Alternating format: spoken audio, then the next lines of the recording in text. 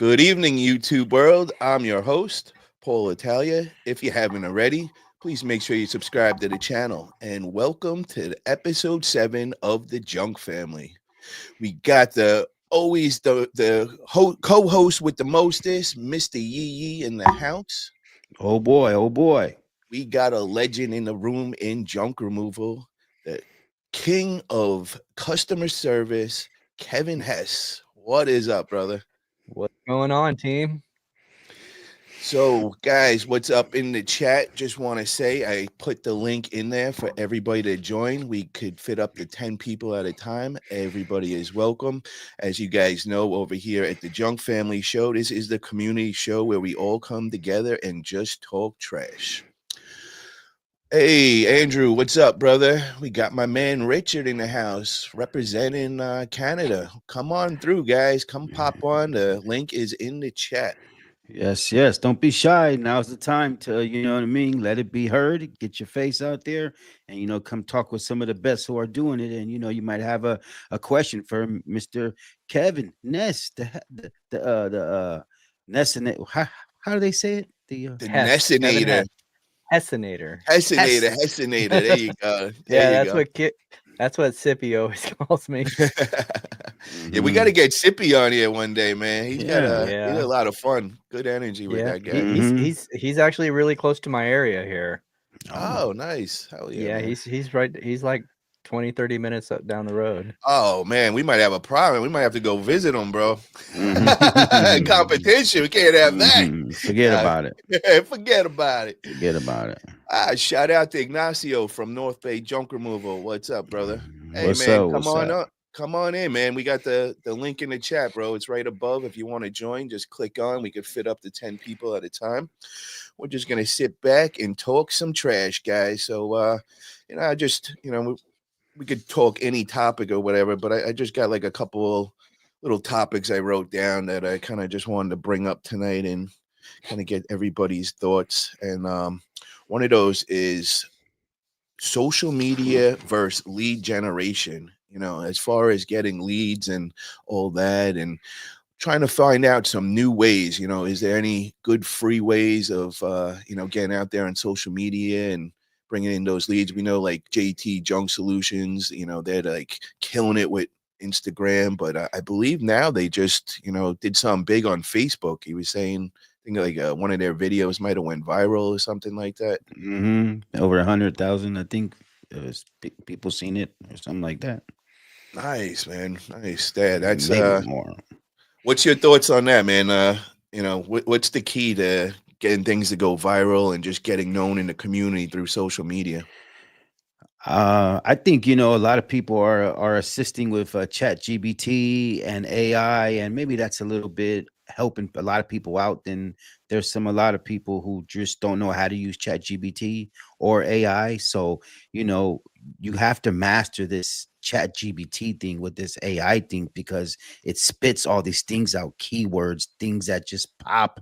That is for like our group, our viewers. So that's just, got to get with the times. What is funny, bro, is with that Chat GBT, I feel like the more you work with it, it gets to know you and it gets to sound like you. And before you know it, it's like having a conversation with a person, and you forget sometimes that it's not real and all.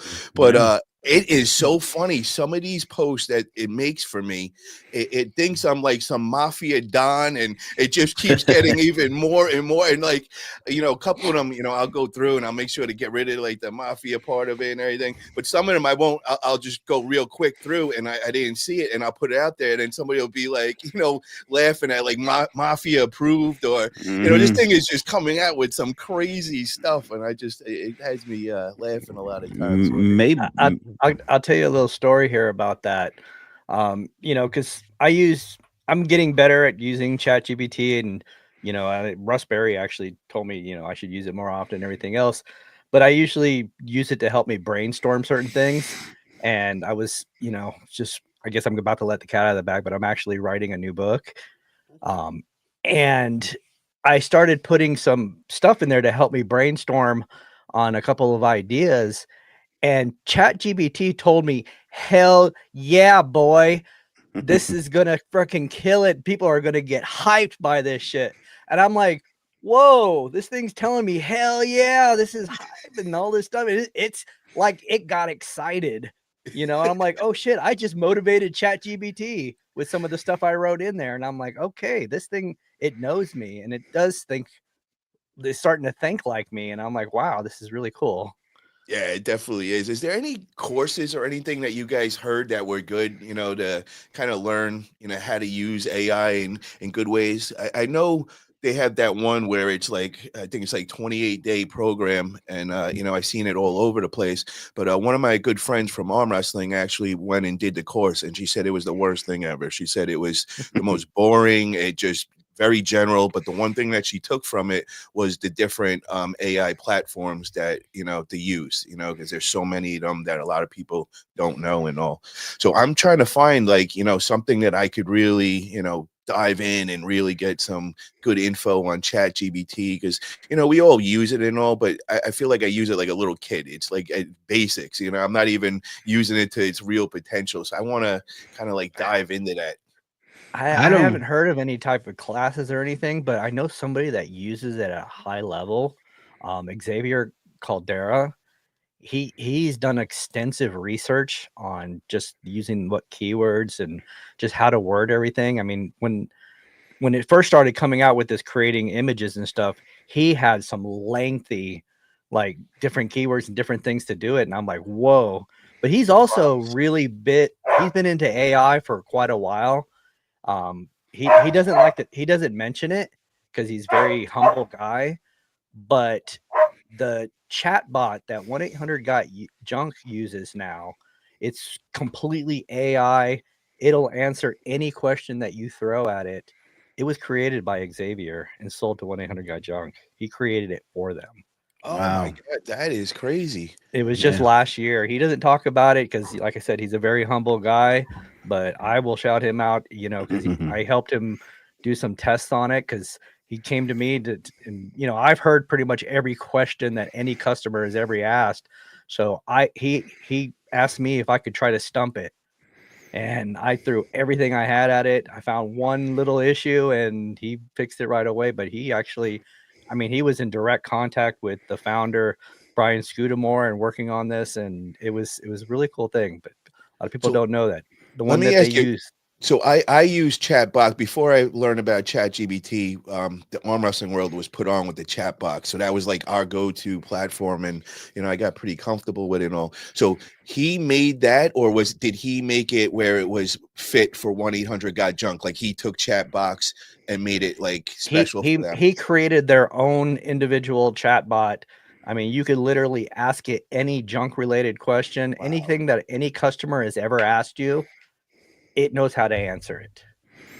That is impressive. Without a human getting on there and responding back to you, it'll go there and answer anything. It'll take you to anywhere you want to go. But he went all out on this thing and he made it for 1-800-GOT-JUNK, and is really freaking incredible.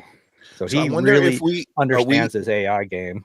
Do we have access to that? Like, does he like have that program where only 1-800-GOT-JUNK uses it now, or he made it specifically for them? Okay. Other hosts have AI assistants, like GoDaddy has AI Arrow, so they will fully assist any questions you have and fully answer them, and I will get a email text response right away. But they'll fully talk to them through the whole AI Arrow process that GoDaddy has now. Yeah, very nice. And even Matt Fitch has been diving really, really deep into the AI. I mean, he's got a whole platform now. That Slappa AI that he does, it does anything and everything. I mean, it'll create a website for you. It'll, pretty much anything you can think of. He has this whole platform he designed that's complete. Everything on there, all the apps, everything is all AI generated, and it's just really, really cool. I think I can't afford it, but I think I actually got that because I bought the tickets for the expo, and I think it was right at the time they were giving away. I I think a free trial. I think I get a couple of Oh, months okay. with it. So like it's a good thing that you just said that because I forgot about that, and I was so excited when I got those tickets because I wanted to try it. I want to see what it is. So yeah, I got to hit up Matt and follow up with that and all. But that's I've been really interested. Have you used that at all, Kevin? The Slapper No, at I all? haven't. I haven't. Okay. But every time he comes on, he adds something new to it, and it's just become this monster platform now. So what are they actually doing now with this? So you can make it that it's just like works great for junk removal. Are they like they're adding different things into it? I'm guessing that it makes it just work smooth with junk removal. But like, what's the difference from ChatGPT and Slapper? Well, I guess Slappa is an all-around thing where it can do marketing, it can make AI videos, email marketing, uh, proposal generators. He has it set up for logo maker, um, image editors, and creating like hooks for your marketing. I mean, websites, it'll build websites for you. It does all the e-commerce. Um, I'm on his website right now looking at it, just the different things it can do. It creates an easy CRM, lead generator, chat agent, like we were just talking about. It creates its own CRM.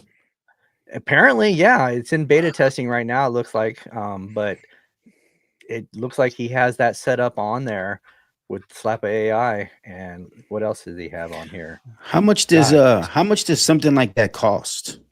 You just read my mind, bro. I was thinking the Yeah, same thing. that's why I said it. Yeah, he's got so much stuff on here. It's not even funny, and he's he's doing more and more and more. I don't remember what the cost was. Oh, here it is right here. If you can do a free trial, then you get 49% off for life. So if you do that free trial, you get lifetime access for $500 a year. Normally it's $997 a year. So right now he's got a promotion going. You can do it for $500 a year. Similar to Autopilot. No. So autopilot's just a CRM. So that's two different worlds. Yes. Yeah, But this what I'm is saying, this. price wise for CRM. Oh, okay. Yeah. Yeah, he's got it set up here for marketing, websites, sale, productivity, lead generation. He's got a lot of stuff on here that's built into this platform. Well, I'm gonna do this, guys. Since I ordered it, I know I'm getting a couple months for free. What I'll do is I'll document everything. I'm gonna show you guys everything. I'll make a couple of videos and all. I don't understand why we don't know more about this. Like, what Matt's got to make more noise about this, man. That's like game changing right there. And all. Maybe it's time to get him on there and on here and talk about it. Yeah, I think so, man. It's got some really cool stuff on here. I know Oh, he's been working hard in the background on this for a while now. Yeah, John's in the chat. Local Junkers. He says Xavier is top notch. I tested it. Oh, yo, John, come pop on, man. We'd love to have you come on. Hey, Drew, can you send a link in the chat, bro? I posted it up at the top if you don't have it, but if you can, just share it. And yeah, John, if you ain't doing nothing right now, you got some free time. We'd love to pop on. Come say hello, man. Man, where's everybody at? Was everybody being shy? What's going on? Is it dinner time? Yeah, right. Everybody's come on, man. We haven't did a junk family in a while, so they might have just thought it was like the regular show. And well, what do we got here? Autopilot. If Drew's posted the autopilot, and then we also got Xavier's. Oh, here I think this is the book. Yep, Junk Removal Secrets, which I have right here. Yeah, now the main book, the main Junk Removal Secrets book, that's coming out later this year. It's going to be some really good stuff. The secrets of junk. I know it's going to be a really good stuff because I don't know if I'm supposed to tell anybody, but I actually wrote a chapter in that book. So, oh, nice. Yeah. Bombshell just dropped. Got to write that down. We got to clip that out. It's going to be good. He's been working that one specifically. He's been working on for a long time, and it's going to be some really good stuff. And it's going to be coming out probably later this year. So I miss Xavier. I know he's taking some time off from social media and everything, but I miss him, man. We got to get him on, and yeah, haven't seen him in a while, man. It's been real quiet. Yeah. Richard says AI has its place, but people are using it for everything and anything on the internet. So it's hard to tell what's true anymore.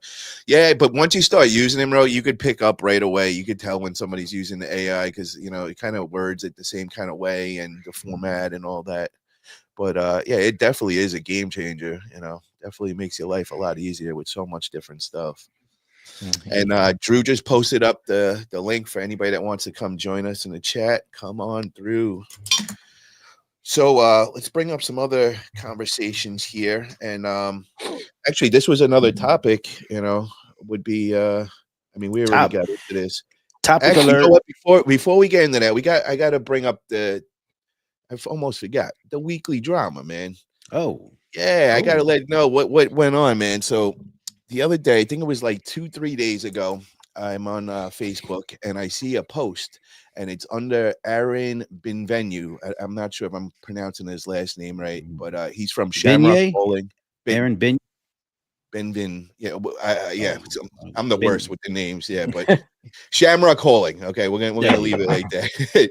But Beignet. he made a post in there and he says that I'm putting out an arm challenge to everybody in the community. So I see arm challenge and I'm like, oh boy, all right. So I went right under and I just put the thinking meme under there, and and then he hit back and he said something like, oh, you ain't ready for this, baby boy, or something like that. And I was or he said, name the challenge. And I was like, oh, okay. I said, October 24th at the Junk Expo, let's have an arm wrestling match. So he goes right back after and he goes, what size Pampers are you? I'm going to beat you, or something like that. Like some real, spicy and confident way. So I was like, holy shit. Okay, man. All right. It's on. So I was like, I tagged Matt Vick and I said, yo, would this be cool to do? I wanted to get an okay from Matt before I just start throwing an event at his, at his expo. Matt said, as long as I could be Don King. So right away, I was like, oh, went to ChatGPT, made up a cartoon graphic at Matt as Don King, so I posted that up and everything. And I said to Aaron, I said, let's lock this in. And Aaron was like, hell yeah, you're going to be sorry and all this. And I was like, boom, got locked in. We're going to do this super match. Told him it was 5 rounds and gave him the rules and all that. So, last night I'm working out at the gym. So, the blood's flowing. So, of course, I'm thinking, oh, man, I got to go mess with Aaron a little. And also, let me go make a video. So before I go to make the video, I click on his profile and I realize I'm not friends with him no more. I'm like, wait, what is going on here, bro? Like, I thought we had this shit locked in. No, he hasn't blocked me yet, but he defriended me and all. So I was a little taken back because I like Aaron, man. Aaron came on our show and all, and I was only. I remember that. Yeah, he's really nice guy. I remember man. when he was on there. Hell yeah. So I was a little confused, man, because we always got along and all that. And that was like our only communication before. So, I thought we were just playing and all that. And he wanted that smoke and all. But, I made that live video and I think it got a lot of views. I think it got like 1,000 views, a little more than that. But, he's nowhere to be found. I keep tagging him in all of them and waiting to get some answers back. Nothing. Nothing. Who's making a noise? Is that you over there making noise? Yeah, I was going. Nowhere to be found. But you watch with your microphone because I think oh yeah, I was playing with my wire. Gotcha. I'm gonna have to put you in timeout then. Not the timeout. But yo, anybody out there, if you guys are friends with Aaron over at Shamrock Colon, you just hit him up. Just ask him what's up, man. We just want to make sure that we got this match locked in October 24th because I'm really looking forward to it. And I know like a lot of people in the community hit me up, and I got people that aren't even in junk removal wanting to buy tickets. Soon as I posted that, I had 5 people hit me up, and one dude wants 3 tickets himself. And I just was like, yo, bro, this is not like an arm wrestling event. This is a junk expo, but it's good for any home business, man. It'll get value. And he's like, I don't give a shit, man. If you're arm wrestling someone somewhere, I'm coming, and the homies are coming. So, I think this could be a good thing, man. So, Aaron, if you're out there, brother, it's all love, man. Because, I'm not, I just want to have fun with it. If I was a dick, I would put on money on it and, come at you like that. And that's why I didn't even throw out money. Anybody that knows me with the arm wrestling world, as soon as I challenge somebody, usually it's like 5,000 coming out right after that, but, I'm not doing that, man. I just want to have fun, bro. It's going to be a fun expo. This would get a lot of eyes on it, man. A lot of people. It'll raise the energy, or get people just real excited about it. So that's really where I'm at with this, man. And it'll be a good time, bro. So I hope you're out there, and I hope you didn't take it like personal or serious, but it was you that came at me, bro. So just remind you, I didn't come at you. So but it's all love, guys. So I just wanted to let everybody know that. But Aaron, I really would love to have the match, and I think it would be a great thing for the expo. So yeah, connecting arm wrestling with junk removal. There you go, man. There you go. And I gotta say, bro, a lot of the arm wrestling people are following everything we do. I got everything I do with this. I went on the arm wrestling podcast last week, and everybody was like, "Yo, bro, I come in, I check in, I listen to you guys." He goes, gets us all motivated. We want to go start a business and all that. And so it's definitely getting a lot of eyes on it, man. Hell nice. Tell them we all said what's up. The EE says what's up. You know what I mean? Thank you guys for supporting. Yes. Hell yeah, man. Hell yeah. So JB Holland says you scared him away. Yeah, that very well could be, man. Very well could. Oh, Mr. Yee, with that, man. So I get a phone call after that. Yo, tell Mr. Yee I want to box him. I'm like, wait, what? But this dude is like 350 pounds, bro, and like a beast. Is my man Jeff and everything, and he's like, it might not be fair though. And I was like, bro, you can't go get Mr. You're 350 pounds, bro. You're like a whole nother weight class. Mr. E, where you at, man, weight wise? Right now I lost about 12 pounds now. So right now I'm about right underneath 280. Oh wow, so you are big. Okay, but I didn't realize you're that big. Oh yeah, man. oh yeah. I'm a hog. It's just I'm broad. It's just that I'm broad. Yeah, I'm broad. okay. I'm broad, and but I'm more of a lover than a fighter.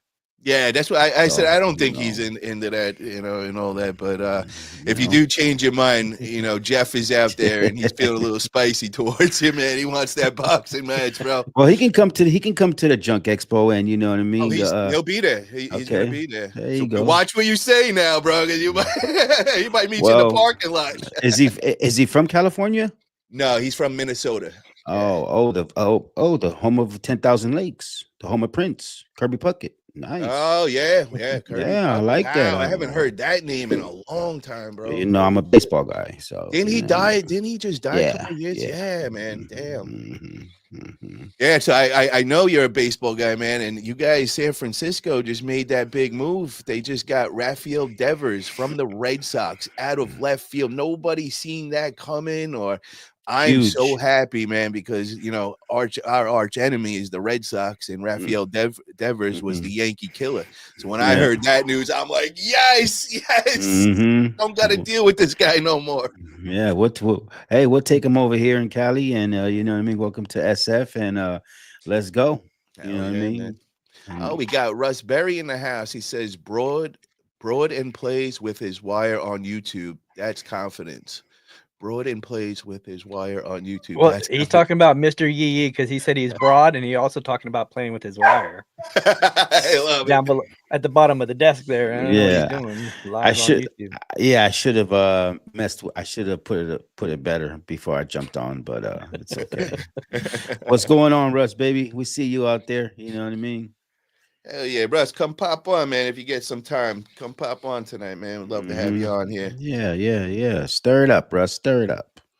So another topic I just want to, make mention of, and kind of get everybody in the chat involved, is scaling from solo hustler to multi-truck boss. I've seen a lot of things going on in the groups with, questions with this. I know we've been bringing up the topic on a lot of the shows, and I think, it's kind of going around the community right now, and, it seems to be pretty hot out there. So what's everybody's take on that? Let's start off with you, Mr. Yee. What's the deal from scaling from a solo to the multi-truck? Well, with the Mr. Yee Yee. The Yee Yee Show is dropping a new video Saturday. We had Juan from Bay Hauling. We just interviewed Juan from Bay Hauling, and this guy's got 7 trucks. And Oh, wow. he's out here in the Bay Area doing it really macho man savage. And scaling from 1 truck to 2 to 3 and making it happen. So it all starts with 1 truck, 1 trailer, but then you gotta, if you want to scale. I see a lot of people, especially in the groups today, saying what's the best thing to scale your business, and a lot of people don't really know is you don't really know this, but you're saying all these things in the comments, but nobody said systems. If you don't have any systems, you're not scaling. You can be happy with where you're at, but I've just talked to a major figure in the Bay Area in junk removal, and if you're not scaling, I mean systems, wham, bam, bam, bam, you're not scaling. So I don't want to hurt you guys' feelings out there, but I'm trying to tell you, watch that video that's going to drop Saturday from Juan from Bay Hauling. You can see him on Instagram, Bay Hauling on Instagram, on Facebook, YouTube, and he's a factor. I'm trying to tell you, but we did a good interview and he broke it all down. Now, let me ask you, bro. What is the systems that he has in place? Well, you got to watch the video for that. I was trying to get that. But I'll give you a little example. Just from how you load the truck, how you interact with your clients, how you give prices. It all, when you go into McDonald's, they are trained. They have a system. Would you like to make that large? Systems. So I want you guys, all who's watching right now, systems, and starts with little systems. The way you load your truck, how you get gas, how you interact with clients, just little systems, and make those a habit, because those are good habits to have if you really want to scale. Watch the video, the Yee Show. Yo, does he make everything into like write out the SOPs for like the trucks? Like, how does he go about that? Because that's where, I was talking with Kevin the other day, and Kevin was kind of telling me the same thing. I should be doing this from the beginning and start developing my SOPs, as far as like going to a hot tub, exactly step by step of what I do from A to Z. I think as we were talking before off camera, it starts with, you got to have a system with a price sheet. Okay. And you just wham, wham, wham, wham, wham. This is what we do. This is what it is. This is what it is from guys doing, vehicle maintenance. I mean, vehicle inspections on the trucks, just from people having systems that, run the way he would run it, even though he's not on the truck. So you have to run it the way he does it. And that's the trust you get once he teaches you. Now you know the system, so he doesn't have to be on the truck. But you're talking 7 trucks, 7 MPRs. What is he bringing in a year? Like, well, I would say it's a 7-figure situation. Okay. So you can make $1 million in junk removal, and he's Bay Hauling, so he's all over the Bay Area, San Francisco, Silicon Valley, San Jose. He's all over. Yeah, I mean, with 7 trucks, I would. Yeah, you gotta be, man. But with 7 trucks, sometimes there could be 7 problems. So you better be ready, and you better have systems that know how to handle those problems. So Russ says systems help. However, most people don't realize that whatever you're doing to feed 1 truck, you have to do for each truck after. Growth sucks cash. And then he says, think of your trucks as your kids. Would you take half the food from kid 1 to feed kid 2? No, you'd buy more food for kid 2. If you're spending $2,500 on ads for 1 truck, you're going to double it. Yeah, see, that's what I keep getting into. Like, where's the fine line? You know what I mean? Like, where can you maximize your time and profits? And, like, what I mean by that, I'm babbling and everything, but meaning, like, is it worth going over 3 trucks? That's where I've been trying to really figure out and hear from everybody, because what I see, actually it's after 2 trucks, and my prime example with that would be Sonoma Strong. you know, because they're doing it at the highest caliber. You know, they're doing it with using no ads or anything, or very minimal. They're not using Google ads and all. And, you know, I feel they're comfortable where they're at, because if they went to a third truck, I think Matt said that he knows then he would have to go Google ads, and he just doesn't want to go that route. You know what I mean? So I think that's part of like that decision you got to make on how big you want to go, and then, you know, what the returns are with that. So Kevin, you kind of understand where I'm saying with that, with the, Yeah, does it, what's your thoughts absolutely. on that, man? Well, I mean, like you said, you know, the everything, it starts off with the systems and processes, just like we talked about last Friday. You know, getting all those SOPs in order, you know, documenting everything, how you do everything from the very beginning. Develop a training program so you can train everybody that you hire coming in at the very beginning, you know, at a high level. Make sure that you have a training and development plan on there. And exactly like Russ says, you know, more trucks you get, that's more cash. You need more cash flow to keep those going. You have to make sure, you know, and here's the thing that a lot of people don't realize is, yeah, you're going to have, just like Matt said, you're going to, you know, once he gets that added truck, he's going to have to start getting Google ads. And, you know, that's part of growth. That's part of scaling. It's not for everybody, but the ones that want to do it, they have to be able to do it at a high level, and they have to be able to look at the big picture, you know, look at this is something that you have to play the long game. You know, don't expect, you know, like, all right, I've got a third truck, I got a fourth truck, throw in a Google, you know, I'm going to get rich right away. You know, this is the long game. You have to really, you know, this is where you're investing money into the business. Everything that you have is going back into the business to continuously grow it and continuously growing it. You know, it's not something that's going to make you rich overnight. Some people are not comfortable with that. You know, Matt's exactly where he wants to be right now, and it makes him happy, and he doesn't want to scale. And that's cool. I'm the same way. So, you know, it all depends on how hungry you are and where you want to actually go. If your plan is to scale to 7 trucks like the Bay guys, then yeah, there's going to be a lot involved in that. And, you know, the more you scale, the more money you're going to be putting into it.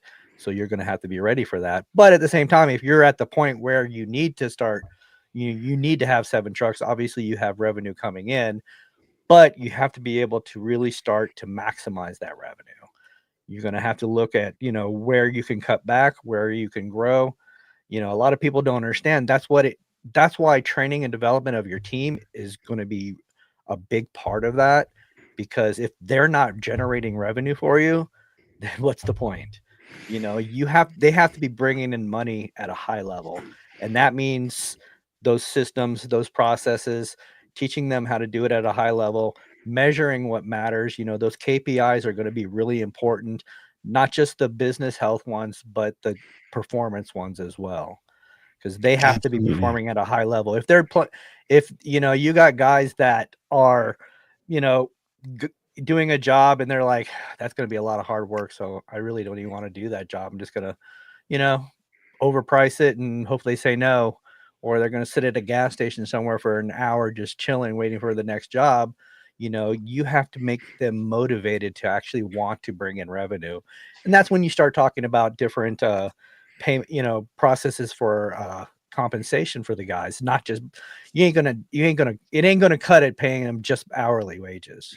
You know, you're gonna bring in some. Programs of rewards. Yes, you're gonna have to look at different compensations, whether it be, you know, Can you give commission, us an revenue share. example, Kevin, of what you would do, like, you know, with that compensation you're talking about? Give us a couple of examples. Well, you know, if you're looking, you can look at a revenue share. You know, if depending on how much revenue they bring in, you can give them a percentage of it. It's kind of commission based. You know, they're going to be wanting to make more money because they're basically writing their own paycheck. Believe it or not, the 1-800 Got Junk that I worked for, we started our guys off at $11 an hour. $11 an hour. But these guys were buying new cars, houses, everything else, because a lot of them were actually averaging, you know, between $28 to $35 an hour with their revenue share and their tips. Because one, they're getting a lot of tips because we taught them how to take really good care of their customers. So they take really good care of you as well. But the training, they trained to make more money. They're trained to upsell. They're trained to find more junk at every single job, and they do it at a high level, and they're closing jobs at a high level. I mean, we were closing 95 to 96% of every job that we put our foot in because they were trained and developed at a high level. So we're, that average job size that we're looking at, thing I was talking about the other day is, if you really, really want to get dialed in, look at the residential average job size. If you're getting 66% of your full load rate on residential jobs, that's next, bro. Oh You're gonna every other number is gonna be fixed. Yeah, you can't mess anything up with those numbers. If you're getting 66%, if you're averaging that of your full load rate, every other number is going to fall into place. You're making good money at that point. The guys are making really good money at that point. I've had guys that come in and they're bragging like, oh, I averaged $50 an hour today. Oh, I averaged $87 an hour today. Hey, I just bought a new house. Hey, I got a Beamer parked outside. They were making really good money because it affected them. If they are just getting paid by the hour, do you think they would put in that much effort? Not at all. To the growth of now they're invested and they're bought into the growth of the business. So that training and development, believe it, your guys are going to work. They're good, just like you guys sacrifice time away from your family. You put in blood, sweat, and tears to run into that business because that's your purpose. That's what, motivates you. If the guys if you want to get the team to be bought in and motivated to grow your business just like you do and sacrifice time, blood, sweat, and tears, you're going to have to make money. It's not just going to be that $25 an hour that I kind of seems to be the average that I hear from a lot of guys. And there's no motivation to close the job. There's no motivation to not sit at the gas station for an hour and not be productive when they actually could be out there marketing for you. If there's no jobs on the schedule, have them go out there marketing for you, putting out signs, putting out door hangers, parking on the side at a busy intersection with a sign and a fucking wig on or whatever, just, getting some attention to the business. That's why we always talk about branding. It's important because that's your billboard when you're out there driving. Even if you drive to a job and you don't do the job, who fucking cares? Guess what? You just spent that time marketing because you're driving around a billboard. Somebody's going to call you from that. But the bottom line is, have them out there. If they're bought into making the company money because it makes them money, then they're going to be bought into the growth of the business. We got a couple of comments got to catch up with. We got Richard says, I got a roofing business in the summer and all this information even helps me the way I'm going to go about this summer.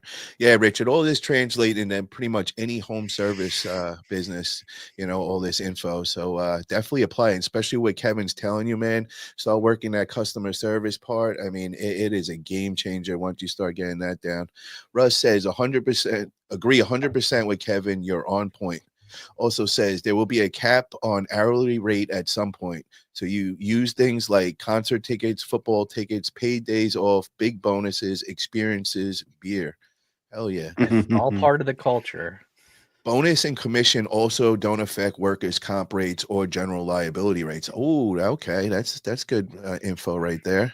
Yeah, here's the one thing you guys don't know about Russ. He's been here and he's on point when you're talking about business and all that.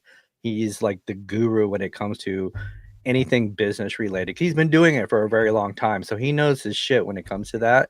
But he doesn't talk about a lot.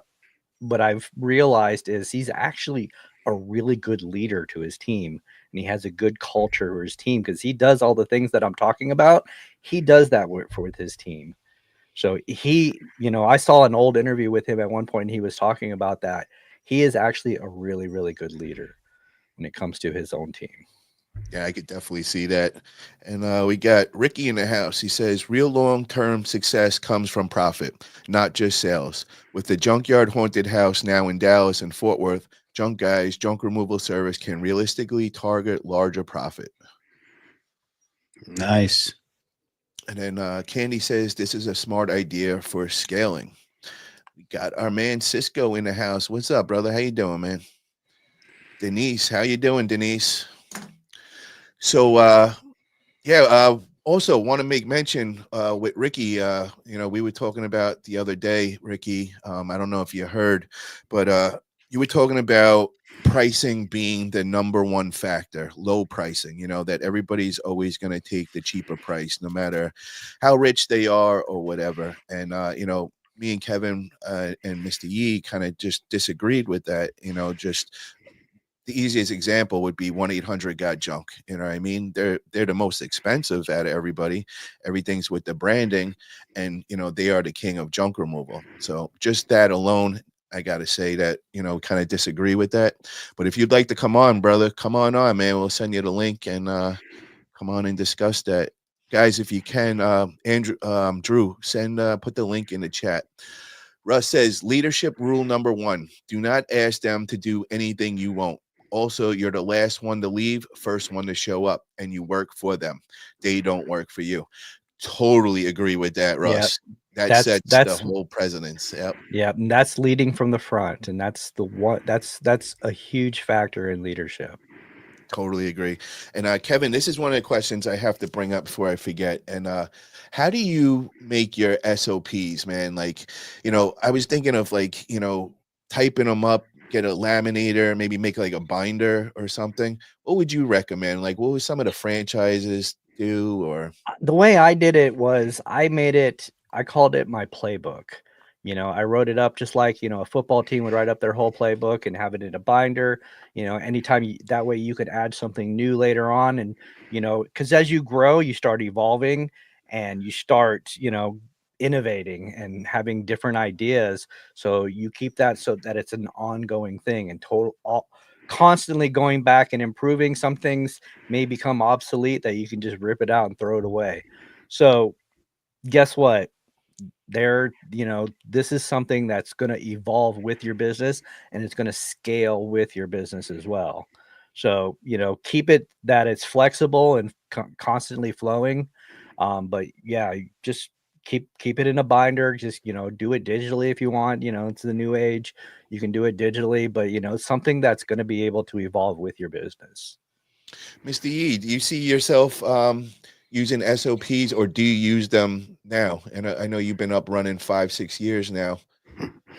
Yeah, everybody uses their own situations, and I kind of like my business is scaling the way that I want it to scale and how I want it to go.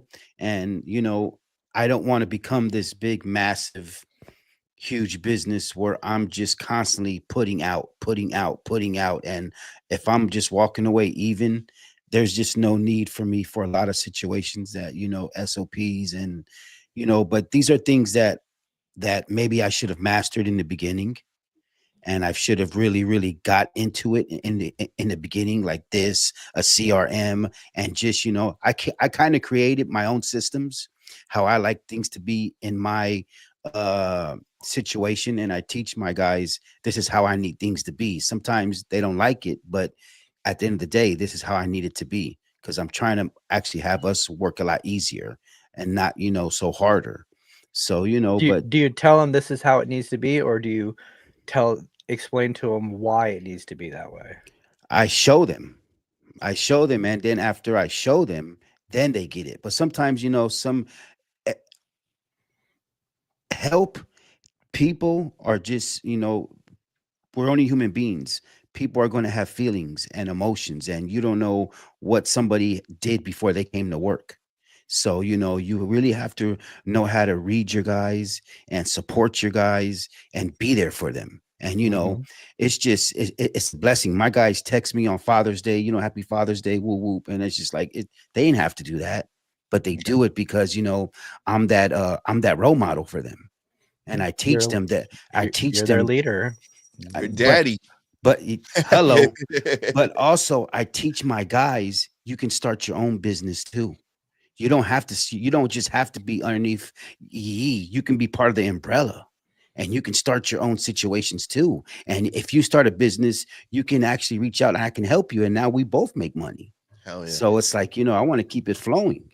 Russ just said 1000% bullshit. Rich people don't want the cheapest. They know higher price means experience and insurance. So he's answering back to Ricky. Right here is the Yeah, link for 'cause let me anybody in ask the you, chat. what Russ just said is 100% true. Rich people don't want the cheapest, like Ricky said. You know, there are you going to see a rich person driving around in a Honda Accord because it's the cheapest, or are they going to buy a Mercedes because of the brand, because of the quality of it? It's all about the quality. They have the money, they're going to spend it on quality and luxury. They're not going to buy a Toyota or a Honda because it's the cheapest. Well, But you The this same is thing with junk this removal. is yeah, but this is where I'm not so 100% positive with this because is it that like we're doing junk removal? Does somebody really care who's taking their trash away? Now, let me give you an example. Yes. I'll give you two different examples. One example, you're coming into their house. I agree. They definitely are going to care your appearance, the way you pull up, everything. Number two, though, this is where I'm like, I'm not so sure if it's just going to be out in the front yard. They're not coming in the house or whatever. Do you really care? And is it worth the extra money? Well, first of all, if it's a rich person, it's not going to be out in the yard because they're not going to do it themselves. They're going to pay for somebody to come in and do it. Um, it is a lot of times it's about quality. Yes, there are cheap rich people. Of course there are, because that's how they got rich and that's how they stay rich. But when it comes to value, they'll pay for value. You look at the car parked in their garage, they care about value and they care about quality. It's the same thing with any plumber have come in. They're not getting a plumber off of Craigslist to come into their house and fix their shit. They're calling the biggest, most reputable company out there Yeah, to but come and see fix their that stuff. I 100% in agreement because they're coming in your house. Now the thing that I'm noticing with junk removal is like any of the rich houses I've been at, it's always out front. They don't want you coming in the house in this area. And I'd say probably 90% of my jobs are outside. You know what I mean? Once they see us and everything, you could see us being a couple. If they call us in again, then they'll have us in the house. But I could tell that first time when we come there, everybody gets everything outside. They don't want you coming in the house, or if like even if you're going in their garage, they're like hounding you, following you around, making sure that nothing's going wrong. So that's the reason why I made that Right. clear and And all that's that. understandable because that's what happens when you don't have a reputation yet. And that's going to happen with newer people. But that's why that branding and that reputation is big because, that's why 1-800 got junk, all the big franchises, the rich people use them because of the fact that they're reputable. Their brand, they're aware of that brand out there in the world because they've seen it out there, they've heard about it, they've heard good things. That's why it's important to brand early and to build that reputation. I agree 100% with Now, that. Kevin, what is the reputation? Your reputation is, word of mouth, those referrals to their friends, their family, their coworkers. Your Google reviews are your reputation. If you're going out there and calling somebody, are you going to call somebody with, 16 Google reviews with a 2.9 stars? Or are you going to call somebody with like 1,000, 2,000 Google reviews, 5 stars?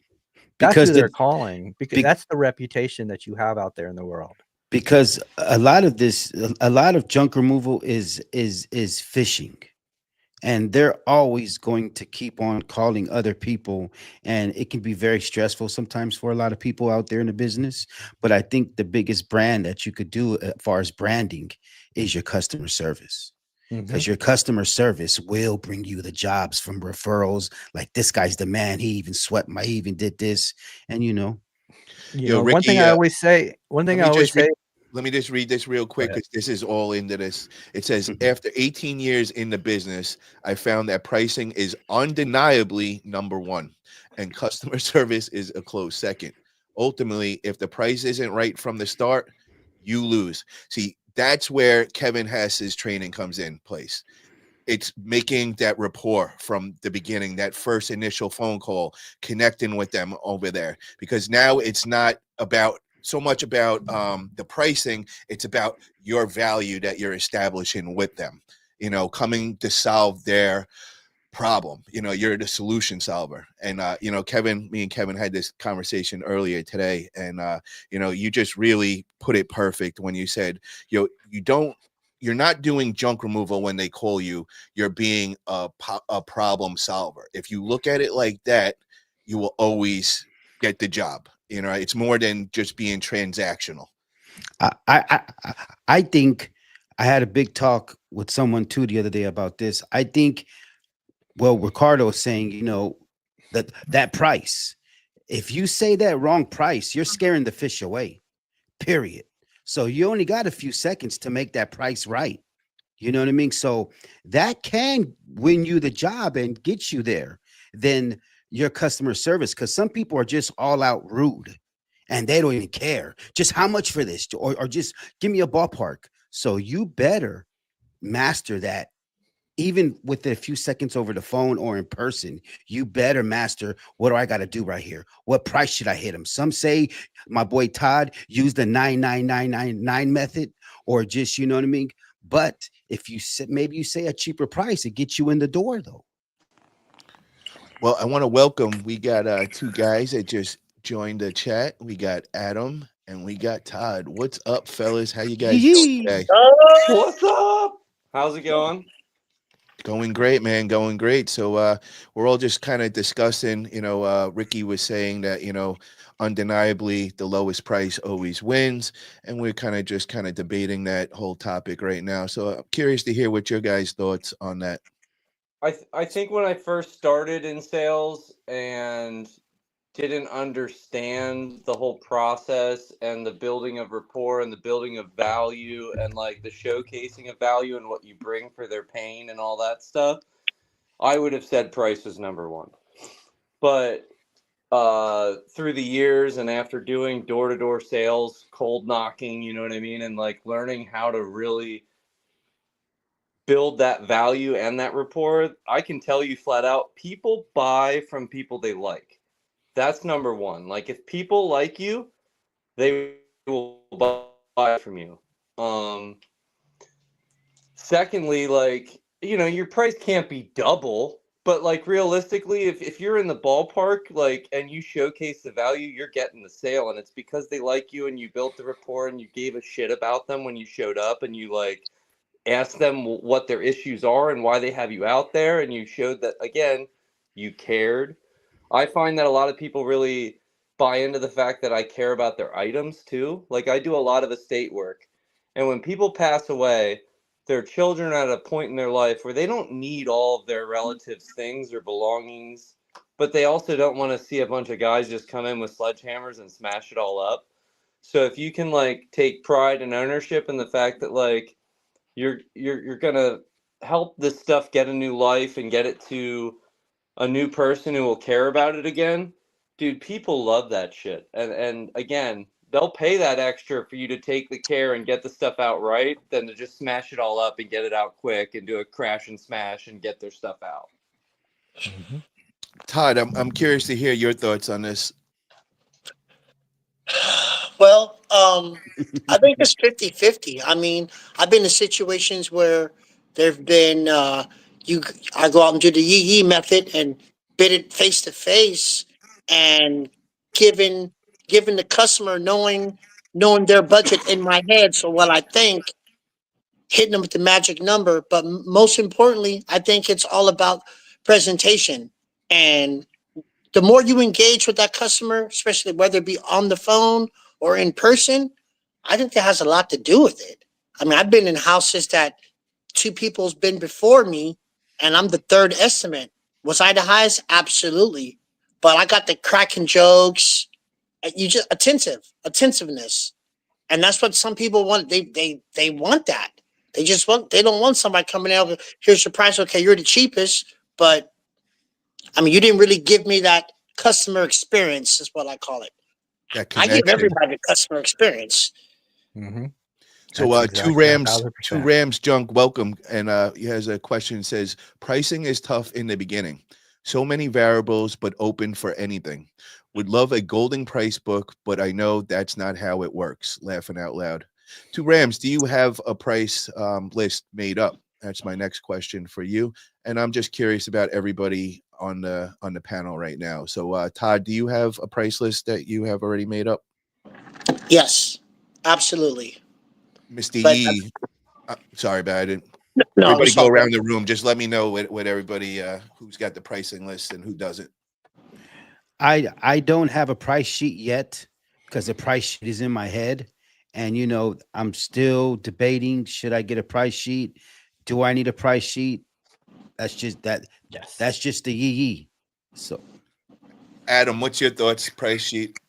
Well, me and you had this conversation for a minute, and you said I actually nailed the topic on the head last. I think it was for Friday or whatever. But I saw a post where Kevin was on there, and he had this really eloquent and like amazing response about the difference between a guy who shows up unlettered at a house and someone who shows up in a lettered truck with a price sheet and gives a number based off of like essentially fact, versus the just shooting from the hip. And I feel like it's one of those things where you have to humble yourself and realize that a lot of your own problems are your own. And like, I think I've been in my own way in this regard. Okay. I don't have a price sheet. Okay. And the problem is that, sure, I'm really good at what I do, and I am very good at building value, and I'm a fantastic salesman. But what I'm doing is not scalable. Okay. I'm the only one who can do it. And I can't bring someone on and expect them to be good, as good as someone who did 3+ years door to door and all the other sales jobs that I've had, and be able to have all the rebuttals in their arsenal that I have. But they could have a price sheet, and they could walk and talk and then get the job, So it's like, I need to do a price sheet. I know that.